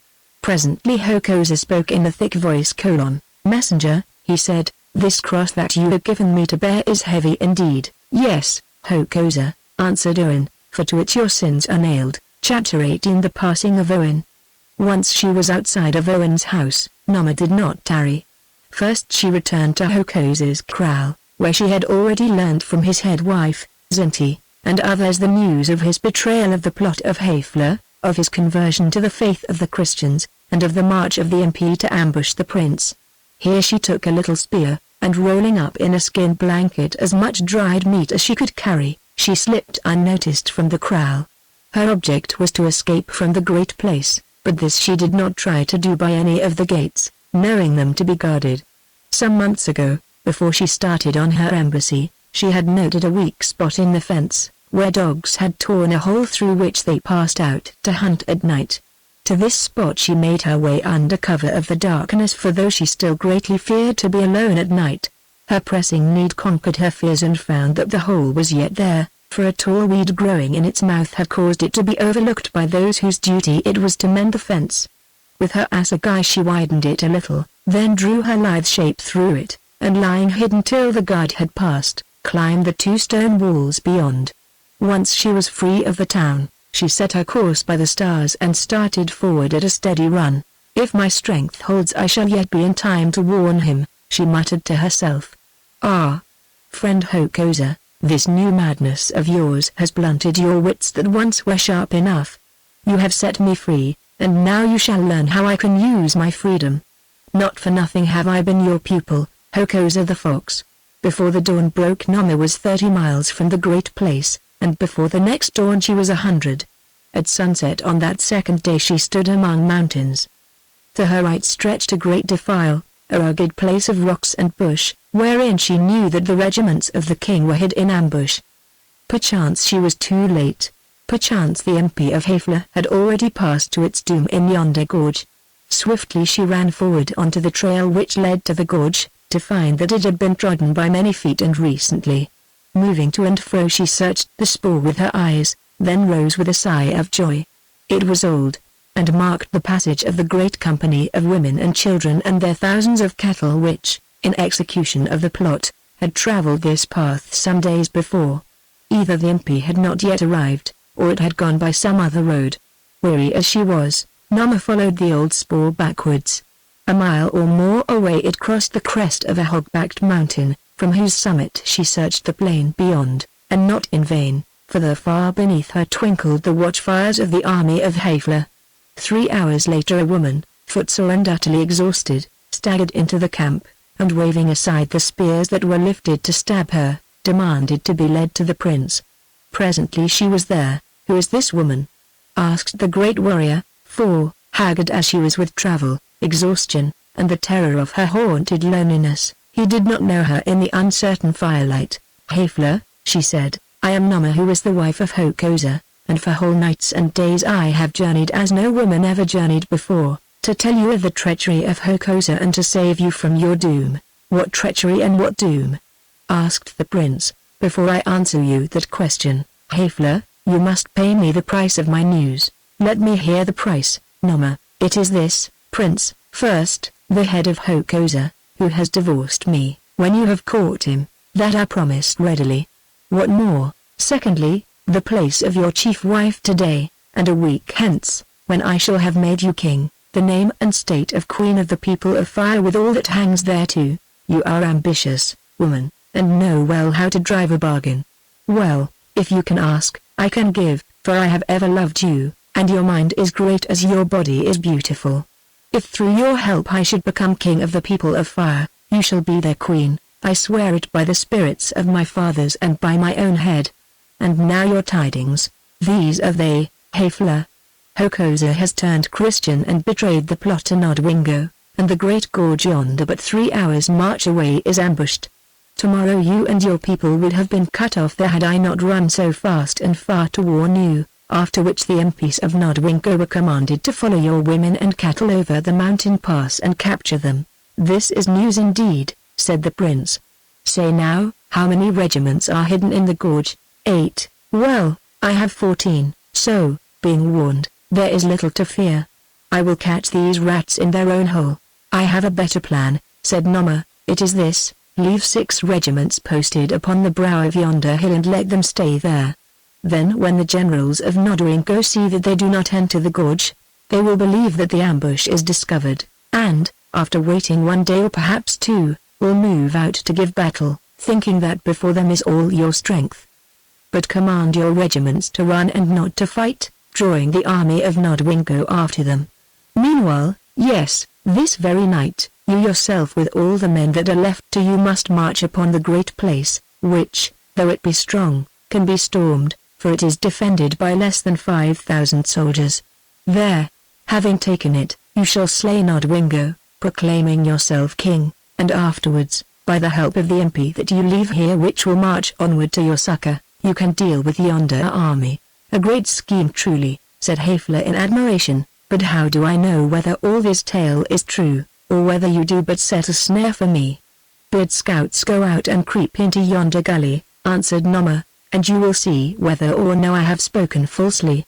For the rest, I am in your hands, and if I lie you can take my life in payment. If I march upon the great place, it must be at midnight when none see me go, said Haefler, and what will you do then, Noma, who are too weary to travel again so soon? I will be borne in a litter till my strength comes back to me, she answered. And now give me to eat and let me rest while I may. 5 hours later, Haefler with the most of his army, a force of something over 20,000 men, was journeying swiftly but by a circuitous route towards the great place of the king. On the crest of the hill facing the gorge, as Noma had suggested, he left 6 regiments with instructions to fly before Nodwengo's generals, and when they had led them far enough, to follow him as swiftly as they were able. These orders, or rather the first part of them, they carried out, for as it chanced after 2 days' flight, the king's soldiers got behind them by a night march, and falling on them at dawn, killed half of them and dispersed the rest. Then it was that Nodwengo's generals learned for the first time that they were following one wing of Haefler's army only, while the main body was striking at the heart of the kingdom, and turned their faces homewards in fear and haste. On the morning after the flight of Noma, Owen passed into the last stage of his sickness, and it became evident, both to himself and to those who watched him, that at the most he could not live for more than a few days. For his part, he accepted his doom joyfully, spending the time which was left to him in writing letters that were to be forwarded to England whenever an opportunity should arise. Also he set down on paper a statement of the principal events of his strange mission, and other information for the guidance of his white successors, who by now should be drawing near to the land of the Amasuka. In the intervals of these last labors, from time to time he summoned the king and the wisest and trustiest of them whom he had baptized to his bedside, teaching them what they should do when he was gone, and exhorting them to cling to the faith. On the afternoon of the 4th day from that of the baptism of Hokosa he fell into a quiet sleep, from which he did not wake till sundown. Am I still here? He asked wondering, of John and Hokosa who watched at his bedside. From my dreams I thought that it was otherwise. John, send a messenger to the king and ask of him to assemble the people, all who care to come, in the open place before my house. I am about to die, and first I would speak with them. John went weeping upon his errand, leaving Owen and Hokosa alone. Tell me now, what shall I do? Said Hokosa in a voice of despair, seeing that it is I and no other who have brought this death upon you. Fret not, my brother, answered Owen, for this and other things you did in the days of your blindness, and it was permitted that you should do them to an end. Kneel down now, that I may absolve you from your sins before I pass away, for I tell you, Hokosa, I believe that ere many days are over you must walk on the same path which I travelled tonight. Is it so? Hokosa answered. Well, I am glad, for I have no longer any lust of life. Then he knelt down and received the absolution.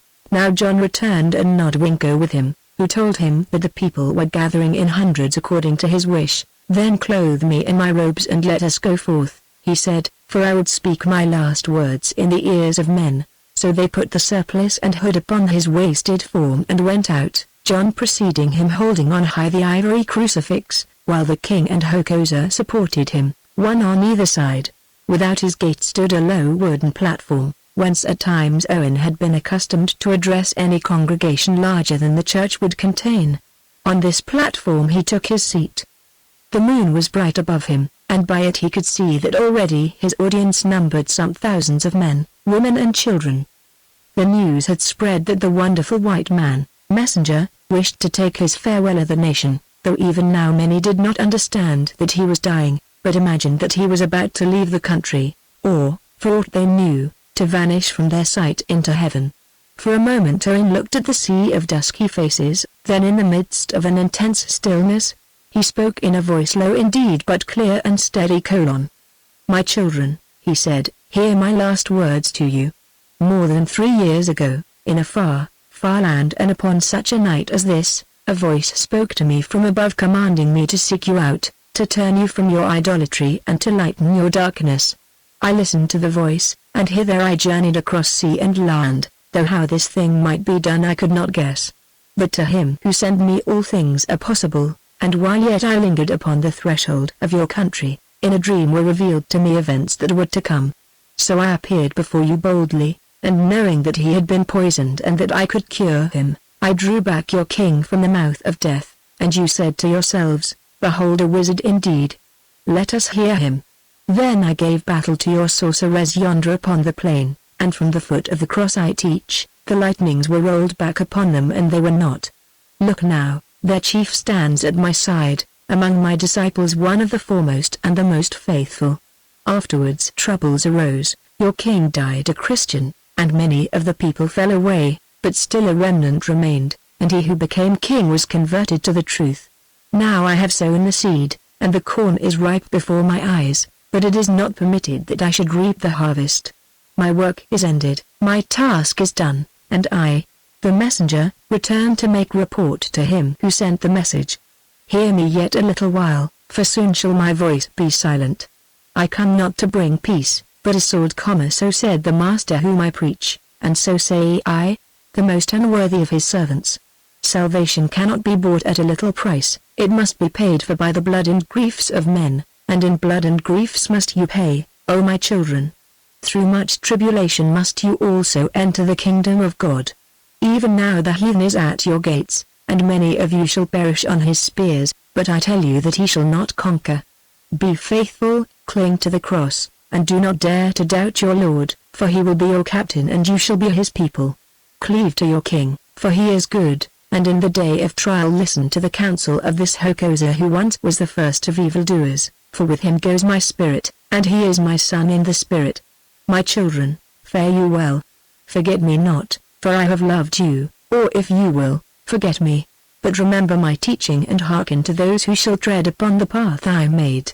The peace of God be with you, the blessing of God be upon you, and the salvation of God await you, as it awaits me tonight.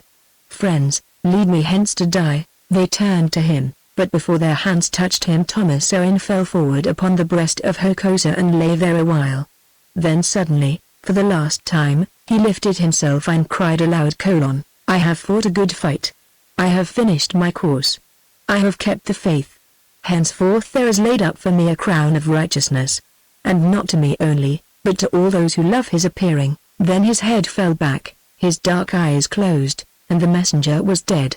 Hokosa, the man who had murdered him, having lifted him up to show him to the people, amidst a sound of mighty weeping, took the body in his arms and bore it thence to make it ready for burial. Chapter 19 The Fall of the Great Place. On the morrow at sundown all that remained of Thomas Owen was laid to rest before the altar of the little church, Nodwengo the king and Hokosa lowering him into the grave, while John, his first disciple, read over him the burial service of the Christians, which it had been one of the dead man's last labors to translate into the language of the Amasuka. Before the ceremony was finished, a soldier, carrying a spear in his hand, pushed his way through the dense and weeping crowd, and having saluted, whispered something into the ear of the king. Nodwengo started, and, with a last look of farewell at the face of his friend, left the chapel, accompanied by some of his generals who were present, muttering to Hokosa that he was to follow when all was done. Accordingly, some few minutes later, he went and was admitted into the council hut, where captains and messengers were to be seen arriving and departing continuously. "Hokosa," said the king, "you have dealt treacherously with me in the past, but I believe now that your heart is true. At the least I follow the commands of our dead master and trust you. Listen. The outposts have sighted an impi of many regiments advancing towards the great place, though whether or no it be my own impi returning victorious from the war with my brother, I cannot say. There is this against it, however, that a messenger has but just arrived reporting that the generals have perceived the host of Haefle encamped upon a ridge over against the gorge where they awaited him. If that be so, they can scarcely have given him battle, for the messenger is swift of foot and has traveled night and day.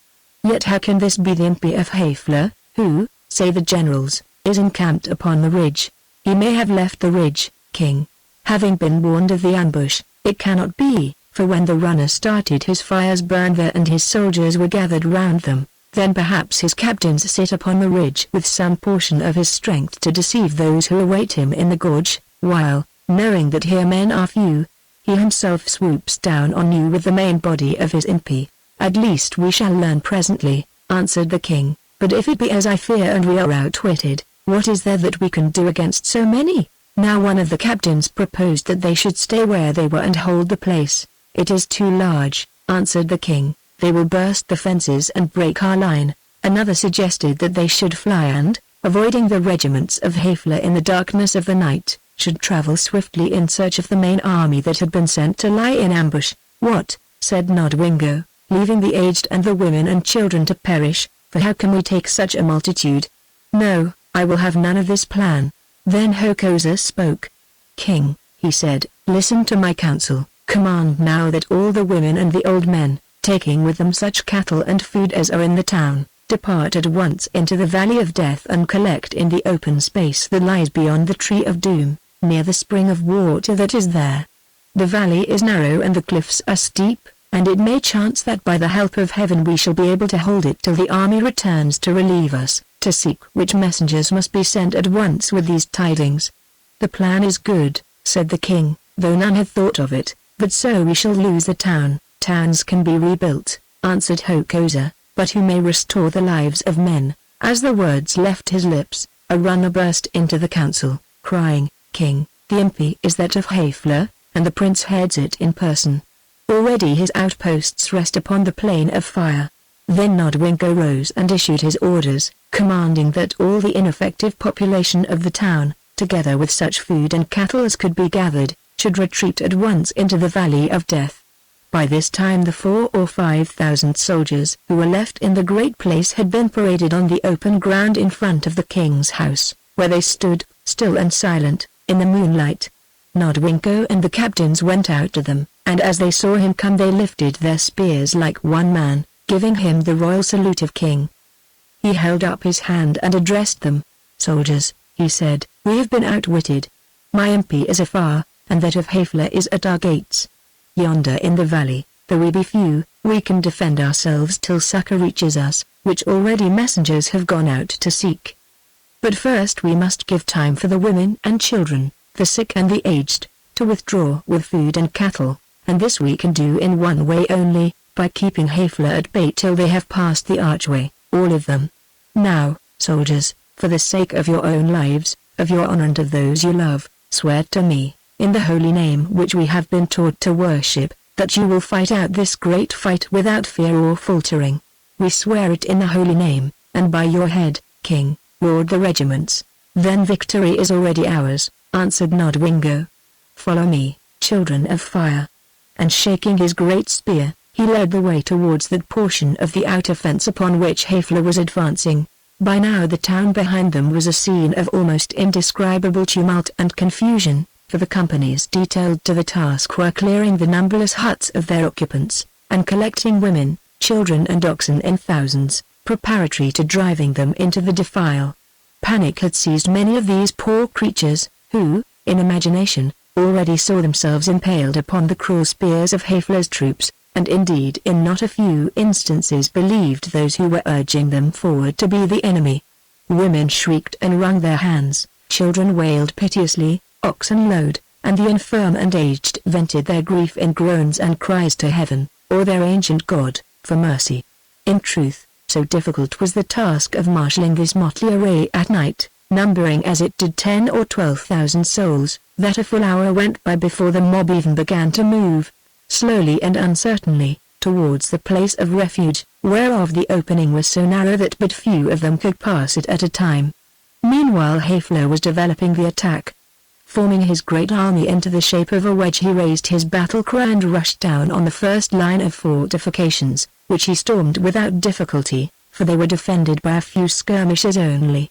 Next he attacked the second line, and carried it after heavy fighting, then hurled himself upon the weakest point of the main fence of the vast kraal.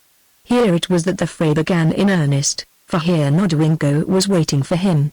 Thrice the thousands rolled on in the face of a storm of spears, and thrice they fell back from the wide fence of thorns and the wall of stone behind it.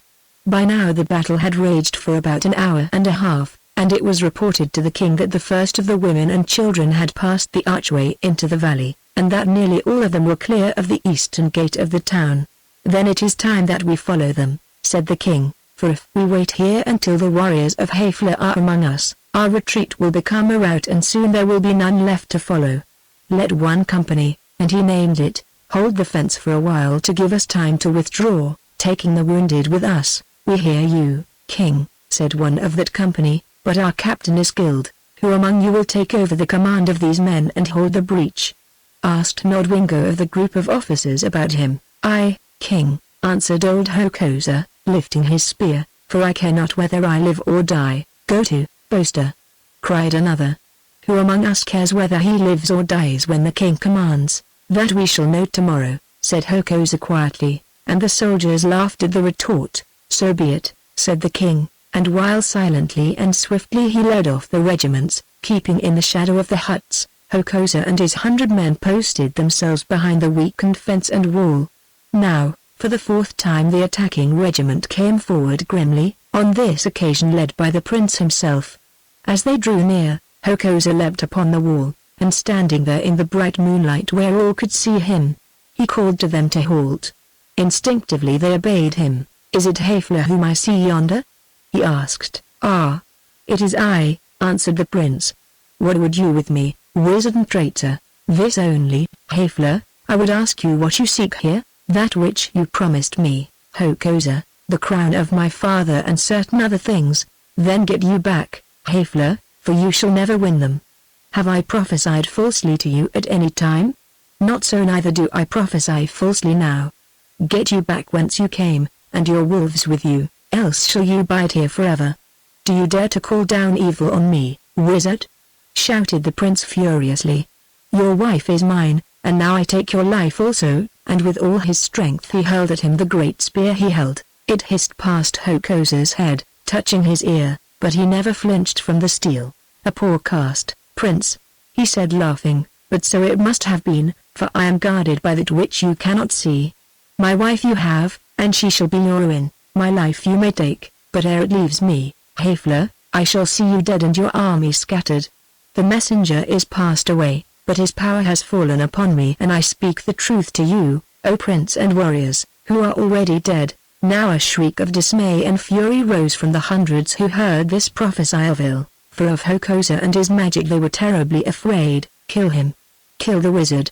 they shouted, and a rain of spears rushed towards him on the wall. They rushed towards him.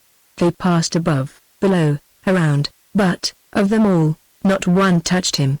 "Did I not tell you that I was guarded by that which you cannot see?" Hokosa asked contemptuously.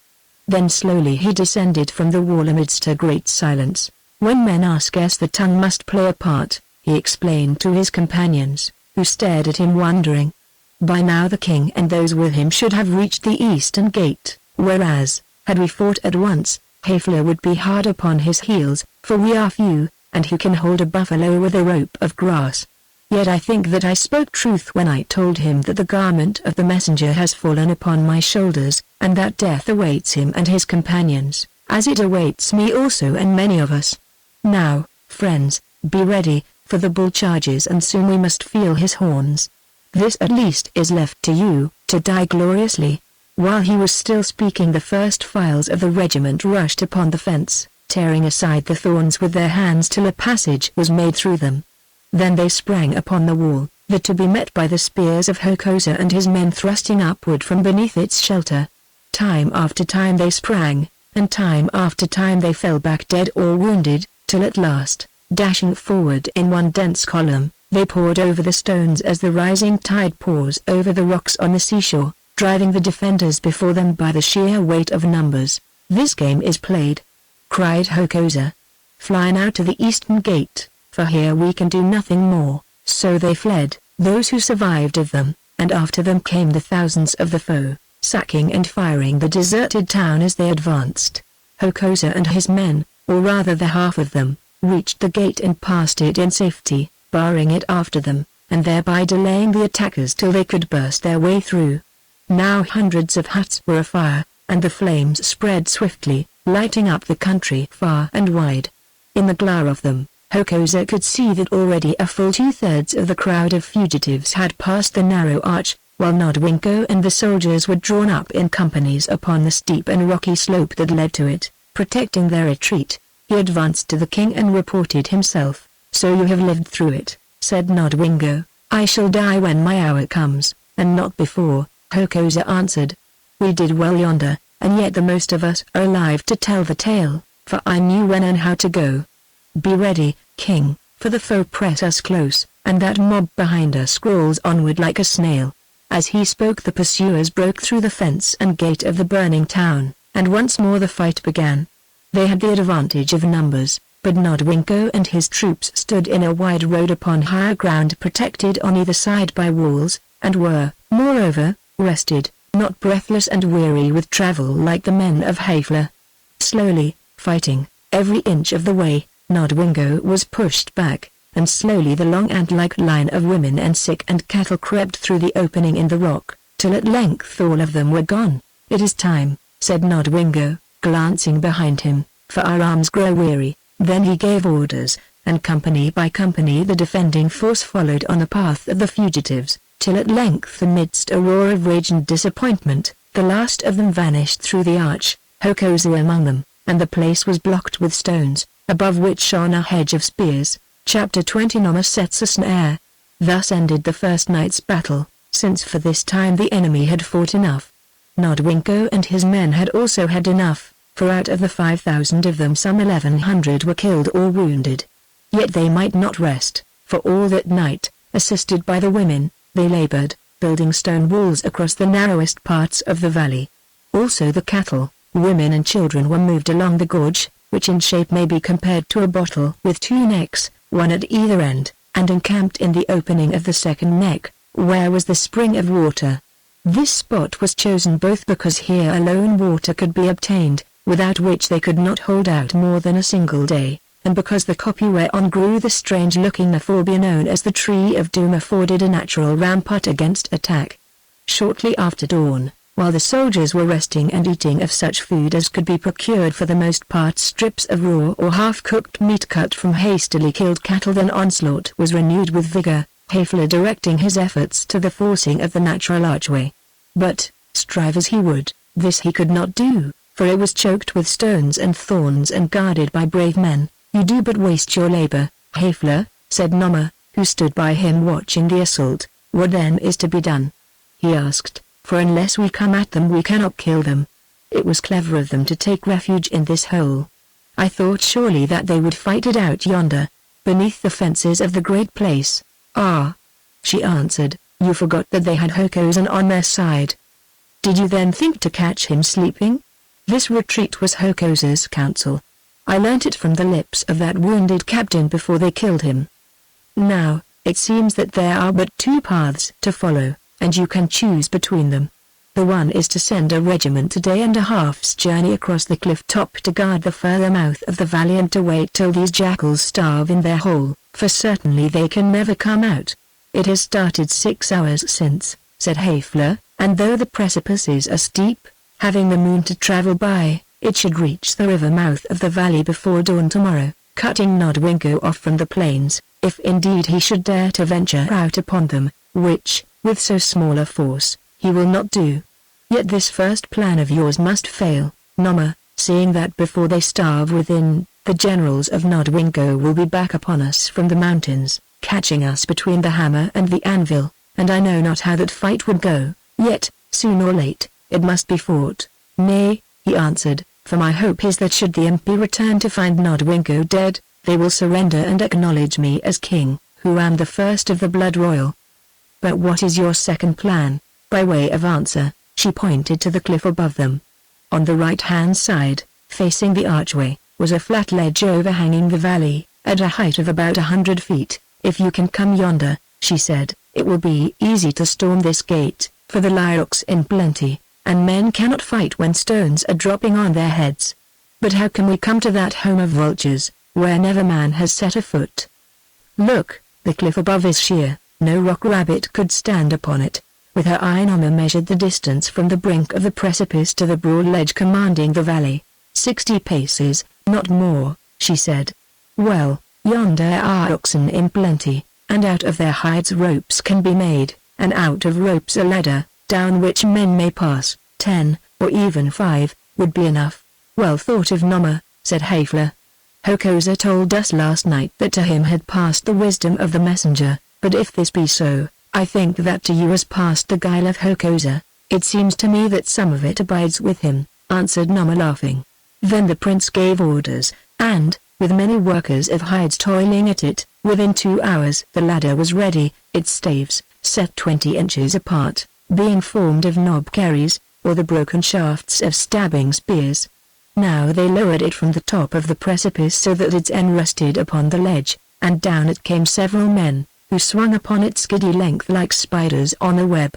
Reaching this great shelf in safety and advancing to the edge of it, these men started a boulder, which, although as it chanced it hurt no one, fell in the midst of a group of the defenders and bounded away through them. Now we must be going, said Hokosa, looking up, for no man can fight against rocks, and our spears cannot reach those birds.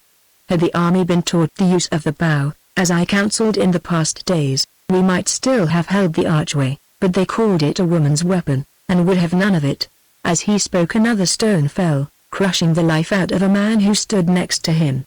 Then they retreated to the first wall, which had been piled up during the night, where it was not possible to roll rocks upon them from the cliffs above.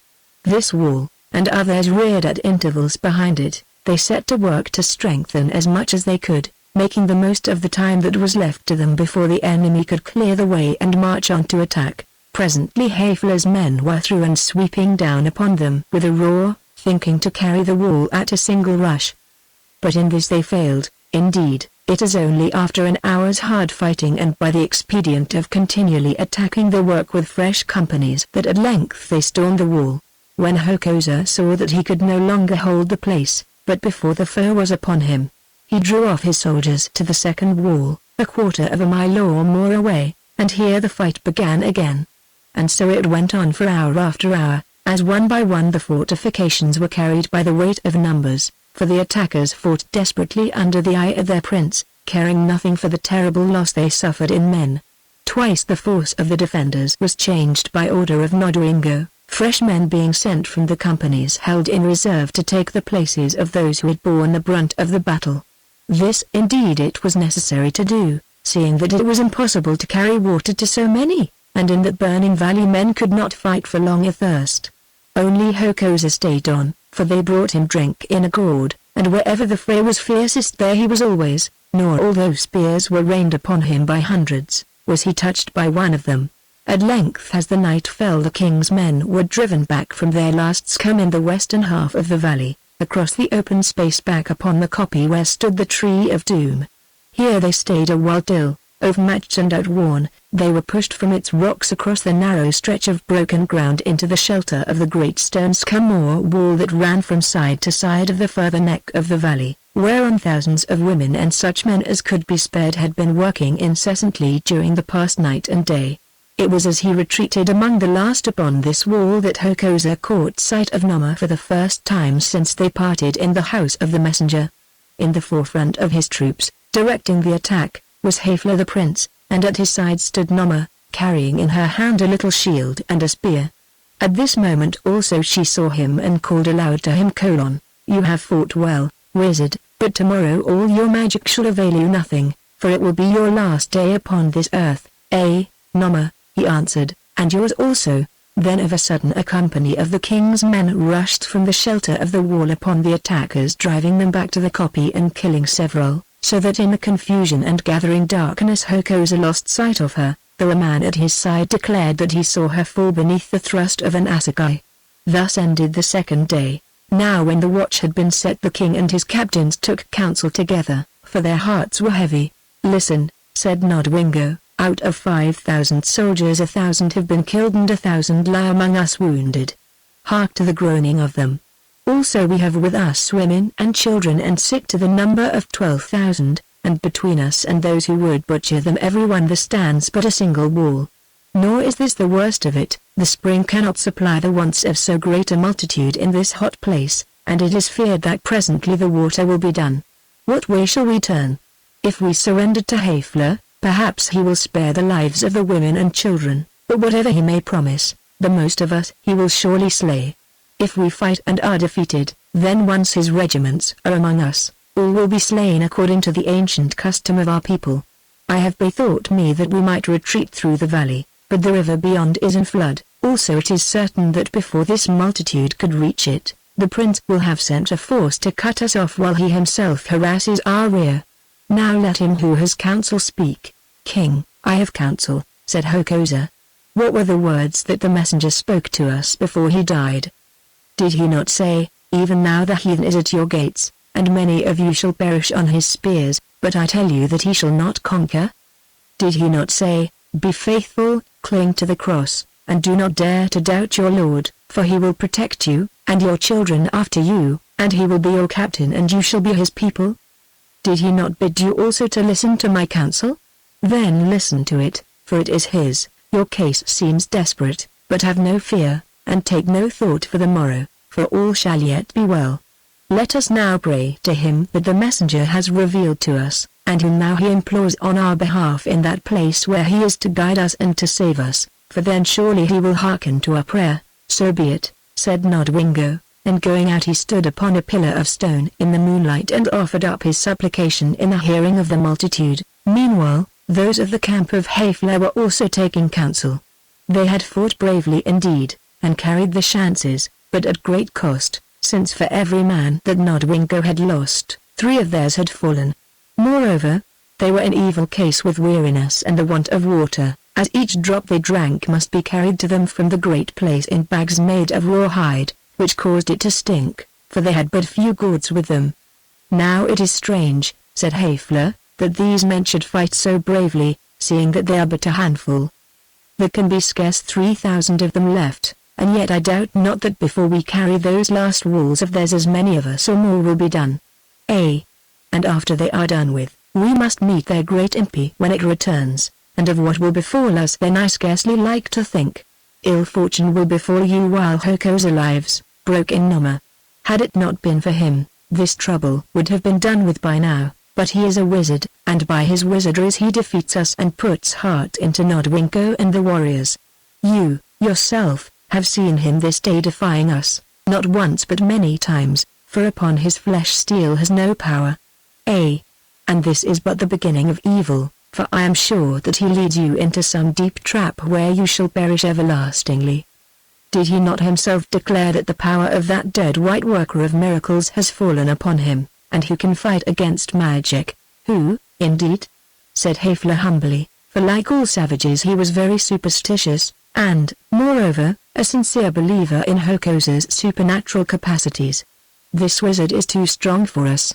He is invulnerable, and as I know well he can read the secret thoughts of men and can suck wisdom from the dead, while to his eyes the darkness is no blind." "Nay, Hafler," answered Noma, "there is one crack in his shield. Hear me, if we can but catch him and hold him fast we shall have no need to fear him more, and I think that I know how to bait the trap." "How will you bait it?" asked Hafler. "Thus. Midway between the kopje and the wall behind which lie the men of the king stands a flat rock, and all about that rock are stretched the bodies of dead soldiers. Now, this is my plan, that when next one of those dark storm clouds passes over the face of the moon, 6 of the strongest of our warriors should creep upon their bellies down this way, and that, as though they were also numbered with the slain. This done, you shall dispatch a herald to call in the ears of the king that you desire to treat with him of peace. Then he will answer that if this be so you can come beneath the walls of his camp, and your herald shall refuse, saying that you fear treachery. But he must add that if Nodwengo will bid Hokosa to advance alone to the flat rock, you will bid me, Noma, whom none can fear, to do likewise, and that there we can talk in sight of both armies, and returning thence, make report to you and to Nodwengo. Afterwards, so soon as Hokosa has set his foot upon the rock, those men who seem to be dead shall spring upon him and drag him to our camp, where we can deal with him, for once the wizard is taken, the cause of Nodwengo is lost. A good pitfall, said the prince, but will Hokosa walk into the trap? I think so, Haefler, for 3 reasons. He is altogether without fear, he will desire, if may be, to make peace on behalf of the king, and he has this strange weakness, that he still loves me, and will scarcely suffer an occasion of speaking with me to go past, although he has divorced me. So be it, said the prince, the game can be tried, and if it fails, why we lose nothing. Whereas if it succeeds we gain Hokosa, which is much, for with you I think that our arms will never prosper while that accursed wizard sits yonder weaving his spells against us, and bringing our men to death by hundreds and by thousands. Then he gave his orders, and presently, when a cloud passed over the face of the moon, 6 chosen men crept forward under the lee of the flat rock and threw themselves down here and there amongst the dead. Soon the cloud passed, and the herald advanced across the open space blowing a horn, and waving a branch in his hand to show that he came upon a mission of peace. Chapter 21 Hokosa is lifted up. What would you? Asked Hokosa of the herald as he halted, a short spear cast from the wall. My master, the Prince Haefler, desires to treat with your master, Nodwengo. Many men have fallen on either side, and if this war goes on, though victory must be his at last, many more will fall. Therefore, if any plan can be found, he desires to spare their lives. Now Hokosa spoke with the king, and answered: Then let Haefler come beneath the wall and we will talk with him. Not so, answered the herald. Does a buck walk into an open pit? Were the prince to come here it might chance that your spears would talk with him. Let Nodwengo follow me to the camp yonder, where we promise him safe conduct. Not so, answered Hokosa. Does a buck walk into an open pit? Set out your message, and we will consider it. Nay, I am but a common man without authority, but I am charged to make you another offer, and if you will not hear it then there is an end. Let Hokosa advance alone to that flat rock you see yonder, and there he shall be met, also alone, by one having power to talk with him, namely, by the Lady Noma, who was once his wife. Thus they can confer together midway between the camps and in full sight of both of them, nor, no man being near, can he find cause to be afraid of an unarmed girl. What say you? Hokosa turned and talked with the king. I think it well that you should not go, said Nodwengo. The offer seems fair, and the stone is out of reach of their spears. Still, behind it may lurk a scheme to kill or capture you, for Haefler is very cunning. It may be so, king, answered Hokosa. Still, my heart tells me it is wisest that I should do this thing, for our case is desperate, and if I do it not, that may be the cause of the death of all of us tomorrow. At the worst, I am but one man, and it matters little what may chance to me, nor shall I come to any harm unless it is the will of heaven that it should be so, and be sure of this, that out of the harm will arise good, for where I go the spirit of the messenger goes with me. Remember that he bade you listen to my counsel while I remain with you, seeing that I do not speak of my own wisdom. Therefore let me go, and if it should chance that I am taken, trouble not about the matter, for thus it will be fated to some great end. Above all, though often enough I have been a traitor in the past, do not dream that I betray you, keeping in mind that so to do would be to betray my own soul, which very soon must render its account on high. As you will, Hokosa, answered the king. And now tell those rebel dogs that on these terms only will I make peace with them, that they withdraw across the mountains by the path which their women and children have taken, leaving this land forever without lifting another spear against us. If they will do this, Notwithstanding all the wickedness and slaughter that they have worked, I will send command to my MP to let them go unharmed. If they will not do this, I put my trust in the God I worship and will fight this fray out to the end, knowing that if I and my people perish, they shall perish also." Now Nodwengo himself spoke to the herald who was waiting beyond the wall. "Go back to him you serve," he said, "and say that Hokosa will meet her who was his wife upon the flat stone and talk with her in the sight of both armies, bearing my word with him. At the sound of the blowing of a horn shall each of them advance unarmed and alone from either camp. Say to my brother also that it will indeed be ill for him if he attempts treachery upon Hokosa, for the man who causes his blood to flow will surely die, and after death shall be accursed forever." The herald went, and presently a horn was blown.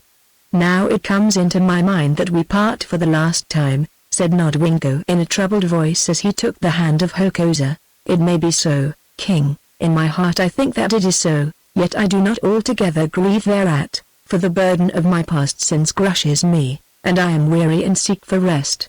Yet we do not part for the last time, because whatever chances, in the end I shall make my report to you yonder," and he pointed upwards. "Reign on for long years, King, reign well and wisely, clinging to the faith, for thus at the last shall you reap your reward. Farewell."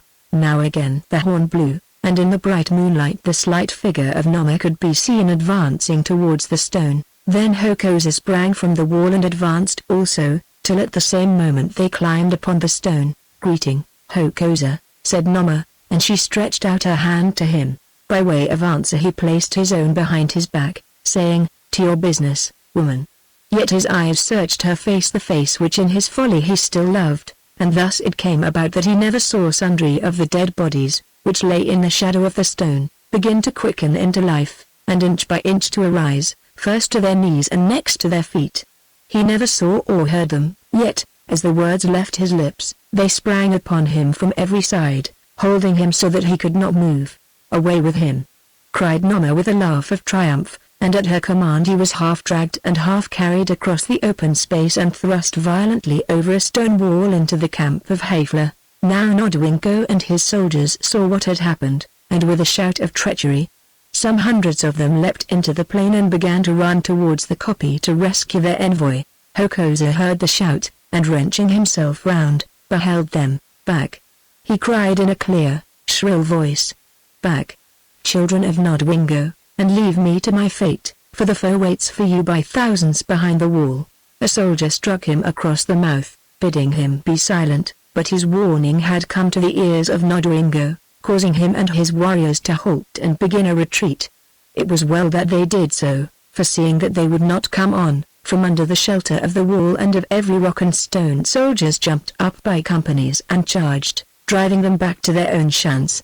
But the king's men had the start of them, and had taken shelter behind it, whence they greeted them with a volley of spears, killing 10 and wounding twice as many more. Now it was Hokosa's turn to laugh, and laugh he did, saying, "My taking is well paid for already, Prince. A score of your best warriors is a heavy price to give for the carcass of one weary and aging man. But since I am here among you, captured with so much pain and loss, tell me of your courtesy why I have been brought." Then the prince shook his spear at him and cursed him. "Would you learn, wizard and traitor?" he cried. "We have caught you because we know well that while you stay yonder your magic counsel will prevail against our might, whereas, when once we hold you fast, Nodwengo will wander to his ruin like a blind and moonstruck man, for you are to him both eyes and brain." "I understand," said Hokosa calmly. "But, Prince, how if I left my wisdom behind me?" "That may not be," answered Haefler, "since even a wizard cannot throw his thoughts into the heart of another from afar." "Ah, you think so, Prince? Well, ask Noma yonder if I cannot throw my thoughts into her heart from afar, though of late I have not chosen to do so, having put aside such spells. But let it pass, and tell me, having taken me, what is it you propose to do with me? First, however, I will give you for nothing some of that wisdom which you grudged to Nodwengo the king. Be advised by me, Prince, and take the terms that he offers to you, namely, to turn this very night and begone from the land without harm or hindrance. Will you receive my gift, Haefler? What will happen if I refuse it?" asked the prince slowly, Now Hokosa looked at the dust at his feet, then he gazed upwards searching the heavens, and answered: Did not I tell you yesterday? I think that this will happen. I think, but who can be quite sure of the future? Hafler ? That you and the most of your army by this hour tomorrow night will be lying fast asleep about this place, with jackals for your bedfellows. The prince heard and trembled at his words, for he believed that if he willed it, Hokosa could prophesy the truth. Accursed dog, he said. I am minded to be guided by your saying, but be sure of this, that if I follow it, you shall stay here to sleep with jackals. Yes, this very night. Then Noma broke in. Be not mad, Hafler, she said. Will you listen to the lies that this renegade tells to work upon your fears? Will you abandon victory when it lies within your grasp, and in place of a great king become a fugitive whom all men mock at, an outcast to be hunted down at leisure by that brother against whom you dared to rebel, but on whom you did not dare to shut your hand when he lay in its hollow? Silence the tongue of this captive rogue forever and become a man again, with the heart of a man. Now, said Hokosa gently, many would find it hard to believe that I reared this woman from childhood, nursing her with my own hands when she was sick and giving her of the best I had, that afterwards, when you stole her from me, Prince, I sinned deeply to win her back. That I married her and sinned yet more deeply to give her the greatness she desired, and at last, of my own will, I loosed the bonds by which I held her, although I could not thrust her memory from my heart. Yet I have earned it all, for I made her the tool of my witchcraft, and therefore it is just that she should turn and rend me. Well, if you like it, take her counsel, Prince, and let mine go, for I care nothing which you take, only, forgive me if I prophesy once more and for the last time. I am sure that Nodwinkle yonder spoke truth when he bade your herald tell me that he who causes my blood to flow shall surely die and for it be called to a strict account. Prince, I am a Christian now, and believe me, whatever you may do, I seek no revenge upon you. Having been myself forgiven so much, in my turn I have learned to forgive. Yet it may be ill for that man who causes my blood to flow. Let him be strangled, said a captain who stood nearby, and then there will be no blood in the matter. Friend, answered Hokosa, you should have been not a soldier but a pleader of causes. True it is then that the prince will only cause my life to fly, but whether that is a smaller sin I leave you to judge. Keep him prisoner, said another, till we learn how these matters end. Nay, answered Hafler, for then he will surely outwit us and escape. Noma, what shall we do with this man who was your husband? Tell us, for you should know best how to deal with him. Let me think, she answered, and she looked first at the ground beneath her, next around her, then upwards toward the skies. Now they stood at the foot of the kopje, on the flat top of which grew the great tree of doom, that for generations had served the people of fire as a place of execution of their criminals, or of those who fell under the ban of the king or of the witch doctors. Among and above the finger-like fronds of this strange and dreadful-looking tree towered that white dead limb shaped like a cross, which Owen had pointed out to his disciple John, taking it to be a sign and a promise. This cross stood out clear against the sinking moon. It caught Noma's eye, and a devilish thought entered into her heart. You would keep this fellow alive? She said, and yet you would not suffer him to escape.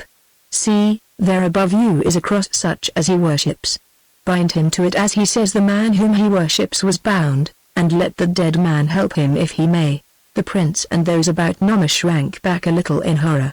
They were cruel men rendered more cruel by their superstitious fear of one whom they believed to be uncanny, one to whom they attributed inhuman powers which he was exercising to their destruction, but still this doom seemed dreadful to them. Noma read their minds and went on passionately: You deem me unmerciful, but you do not know what I have suffered at this wizard's hands. For his sake and because of him I am haunted. For his own purposes he opened the gates of distance, he sent me down among the dwellers in death, causing me to interpret their words for him. I did so, but the dwellers came back out of death with me, and from that hour they have not left me, nor will they ever leave me, for night by night they sojourn at my side, tormenting me with terrors.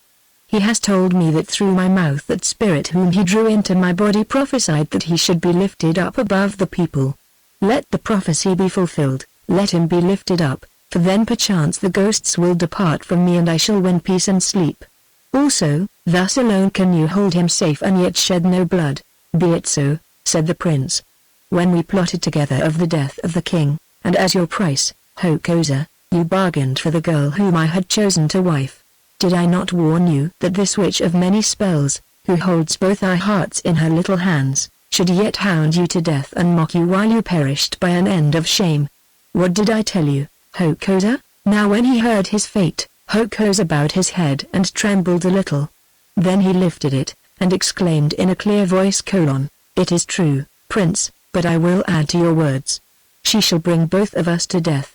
For me, I am honored indeed in that there has been allotted to me that same end which my master chose.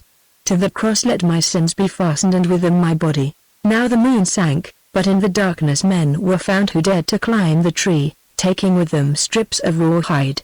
They reached the top of it, 4 of them, and seating themselves upon the arms of the cross, they let down a rope, the noose of which was placed about the body of Hokosa. As it tightened upon him, he turned his calm and dreadful eyes onto the eyes of Noma and said to her: "Woman, I do not reproach you, but I lay this fate upon you, that you shall watch me die. Thereafter, let God deal with you as he may choose." Now, when she heard these words, Noma shrieked aloud, for of a sudden she felt that the power of the will of Hokosa, from which she had been freed by him, had once more fallen upon her, and that come what might she was doomed to obey his last commands. Little by little the soldiers drew him up, and in the darkness they bound him fast there upon the lofty cross. Then they descended and left him, and would have led Noma with them from the tree. But this they could not do, for always she broke from them screaming, and fled back to its shadow. Then, seeing that she was bewitched, Haefler commanded that they should bind a cloth about her mouth and leave her there till her senses returned to her in the sunlight, for none of them dared to stop with her in the shadow of that tree, since the odors of it were poisonous to man. Also they believed the place to be haunted by evil spirits. Chapter 22 The Victory of the Cross. The sun rose suddenly over the edge of the cliffs, and while it was yet deep shadow in the valley, its red light struck upon the white cross of perished wood that towered above the tree of doom and on the black shape of Hokosa crucified to it living. The camp of the king saw and understood, and from every throat of the thousands of men, women and children gathered there, went up a roar of rage and horror. The king lifted his hand, and silence fell upon the place. Then he mounted on the wall and cried aloud: "Do you yet live, Hokosa, or is it your body only that those traitors have fastened to the tree?" Back came the answer through the clear still air: "I live, O king." "Endure then a little while," called Nodwengo, "and we will storm the tree and save you." "Nay," answered Hokosa, "you cannot save me, yet before I die I shall see you saved." Then his words were lost in tumult, for the third day's fighting began. Desperately the regiments of Haefler, rushing across the open space, hurled themselves upon the fortifications, which, during the night, had been strengthened by the building of 2 inner walls. Nor was this all, for suddenly a cry told those in front that the regiment which Haefler had dispatched across the mountains had traveled up the eastern neck of the valley, and were attacking the position in their rear. Well was it for Nodwengo now that he had listened to the counsel of Hokosa, and, wearied as his soldiers were, had commanded that here also a great wall should be built. For 2 hours the fight raged, and then on either side the foe fell back, not beaten indeed, though their dead were many, but to rest and take counsel. But now a new trouble arose. From all the camp of Nodwengo there went up a moan of pain to heaven, for since the evening of yesterday the spring had given out, and they had found no water wherewith to wet their lips. During the night they bore it, but now the sun beating down on the black rocks with fearful force scorched them to the marrow, till they began to wither like fallen leaves, and already wounded men and children died, while the warriors cut the throats of oxen and drank their blood. Hokosa, hanging on his cross, heard this moaning and divined its cause. "Be of good comfort, children of Nodwengo," he cried, "for I will pray that rain be sent upon you." And he lifted his head and prayed. Now, whether it was by chance or whether his prayer was heard, who can say? At least it happened that immediately thereafter clouds began to gather and to thicken in the blue of heaven, and within 2 hours rain fell in torrents, so that everyone could drink his fill, and the spring being replenished at its sources, flowed again strongly. After the rain came cold and moaning winds, and after the wind a great gloom and thunder. Now, taking advantage of the shadow, the regiments of Haefler renewed their attack, and this time they carried the first of the 3 walls, for its defenders grew feeble and few in number. That they paused a while, and save for the cries of the wounded and of frightened women, the silence was great. "Let your hearts be filled up," cried the voice of Hokosa through the silence, "for the sunlight shines upon the plain of the great place yonder, and in it I see the sheen of spears. The impi travels to your aid, O children of Nodwengo." Now, at this tidings the people of the king shouted for joy, but Haifla called to his regiments to make an end of them, and they hurled themselves upon the second wall, fighting desperately. Again and again they were beaten back, and again they came on, till at length they carried this wall also, driving its defenders, or those who remained alive of them, into the third entrenchment, and paused to rest a while. "Pray for us, O prophet who is set on high," cried a voice from the camp, "for if succor do not reach us speedily, we are sped." Before the echoes of the voice had died away, a flash of lightning flared through the gloom, and in the light of it Hokosa saw that the king's impi was rushing up the gorge. "Fight on! Fight on!" he called in answer. "I have prayed to heaven, and your succor is at hand." Then, with a howl of rage, Haifla's regiments hurled themselves upon the third and last entrenchment, attacking it at once in front and rear. Twice they nearly carried it, but each time the wild scream of Hokosa on high was heard above the din, conjuring its defenders to fight on and fear not, for heaven had sent them help. They fought as men have seldom fought before, and with them fought the women and even the children. They were few and the foe was still many, but they listened to the urging of him whom they believed to be inspired in his death agony upon the cross above them, and still they held their own. Twice portions of the wall were torn down, but they filled the breach with the corpses of the dead, and with the bodies of the living, for the wounded. The old men and the very women piled themselves there in the place of stones.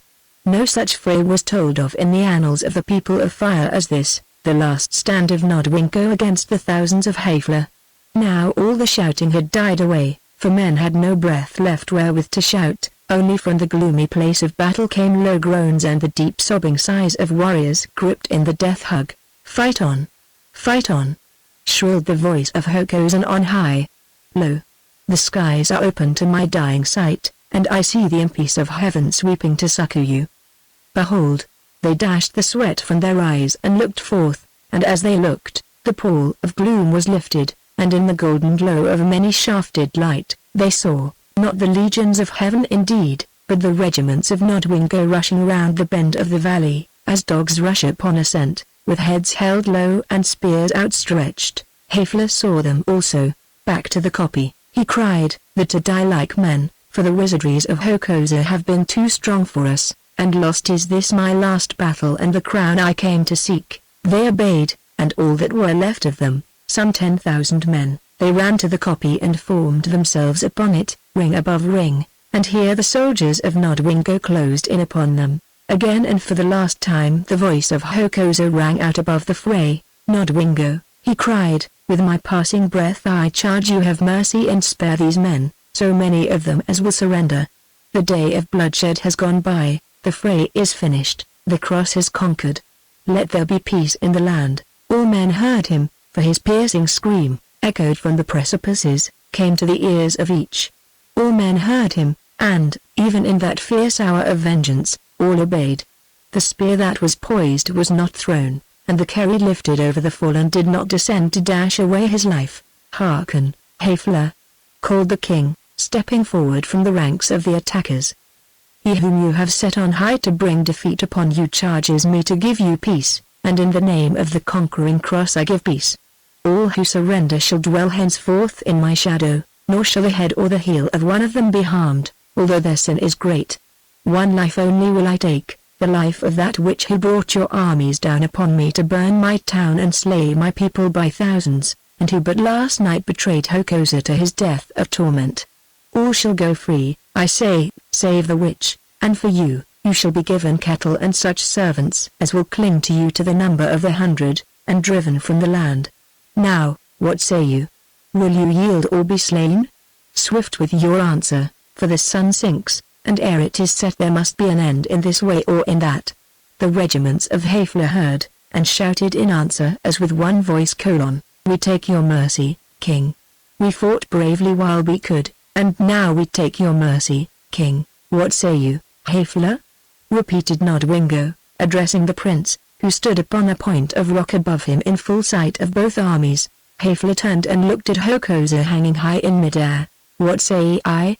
He answered in a slow and quiet voice. I say that the cross and its prophet have been too strong for me, and that I should have done well to follow the one and to listen to the counsel of the other.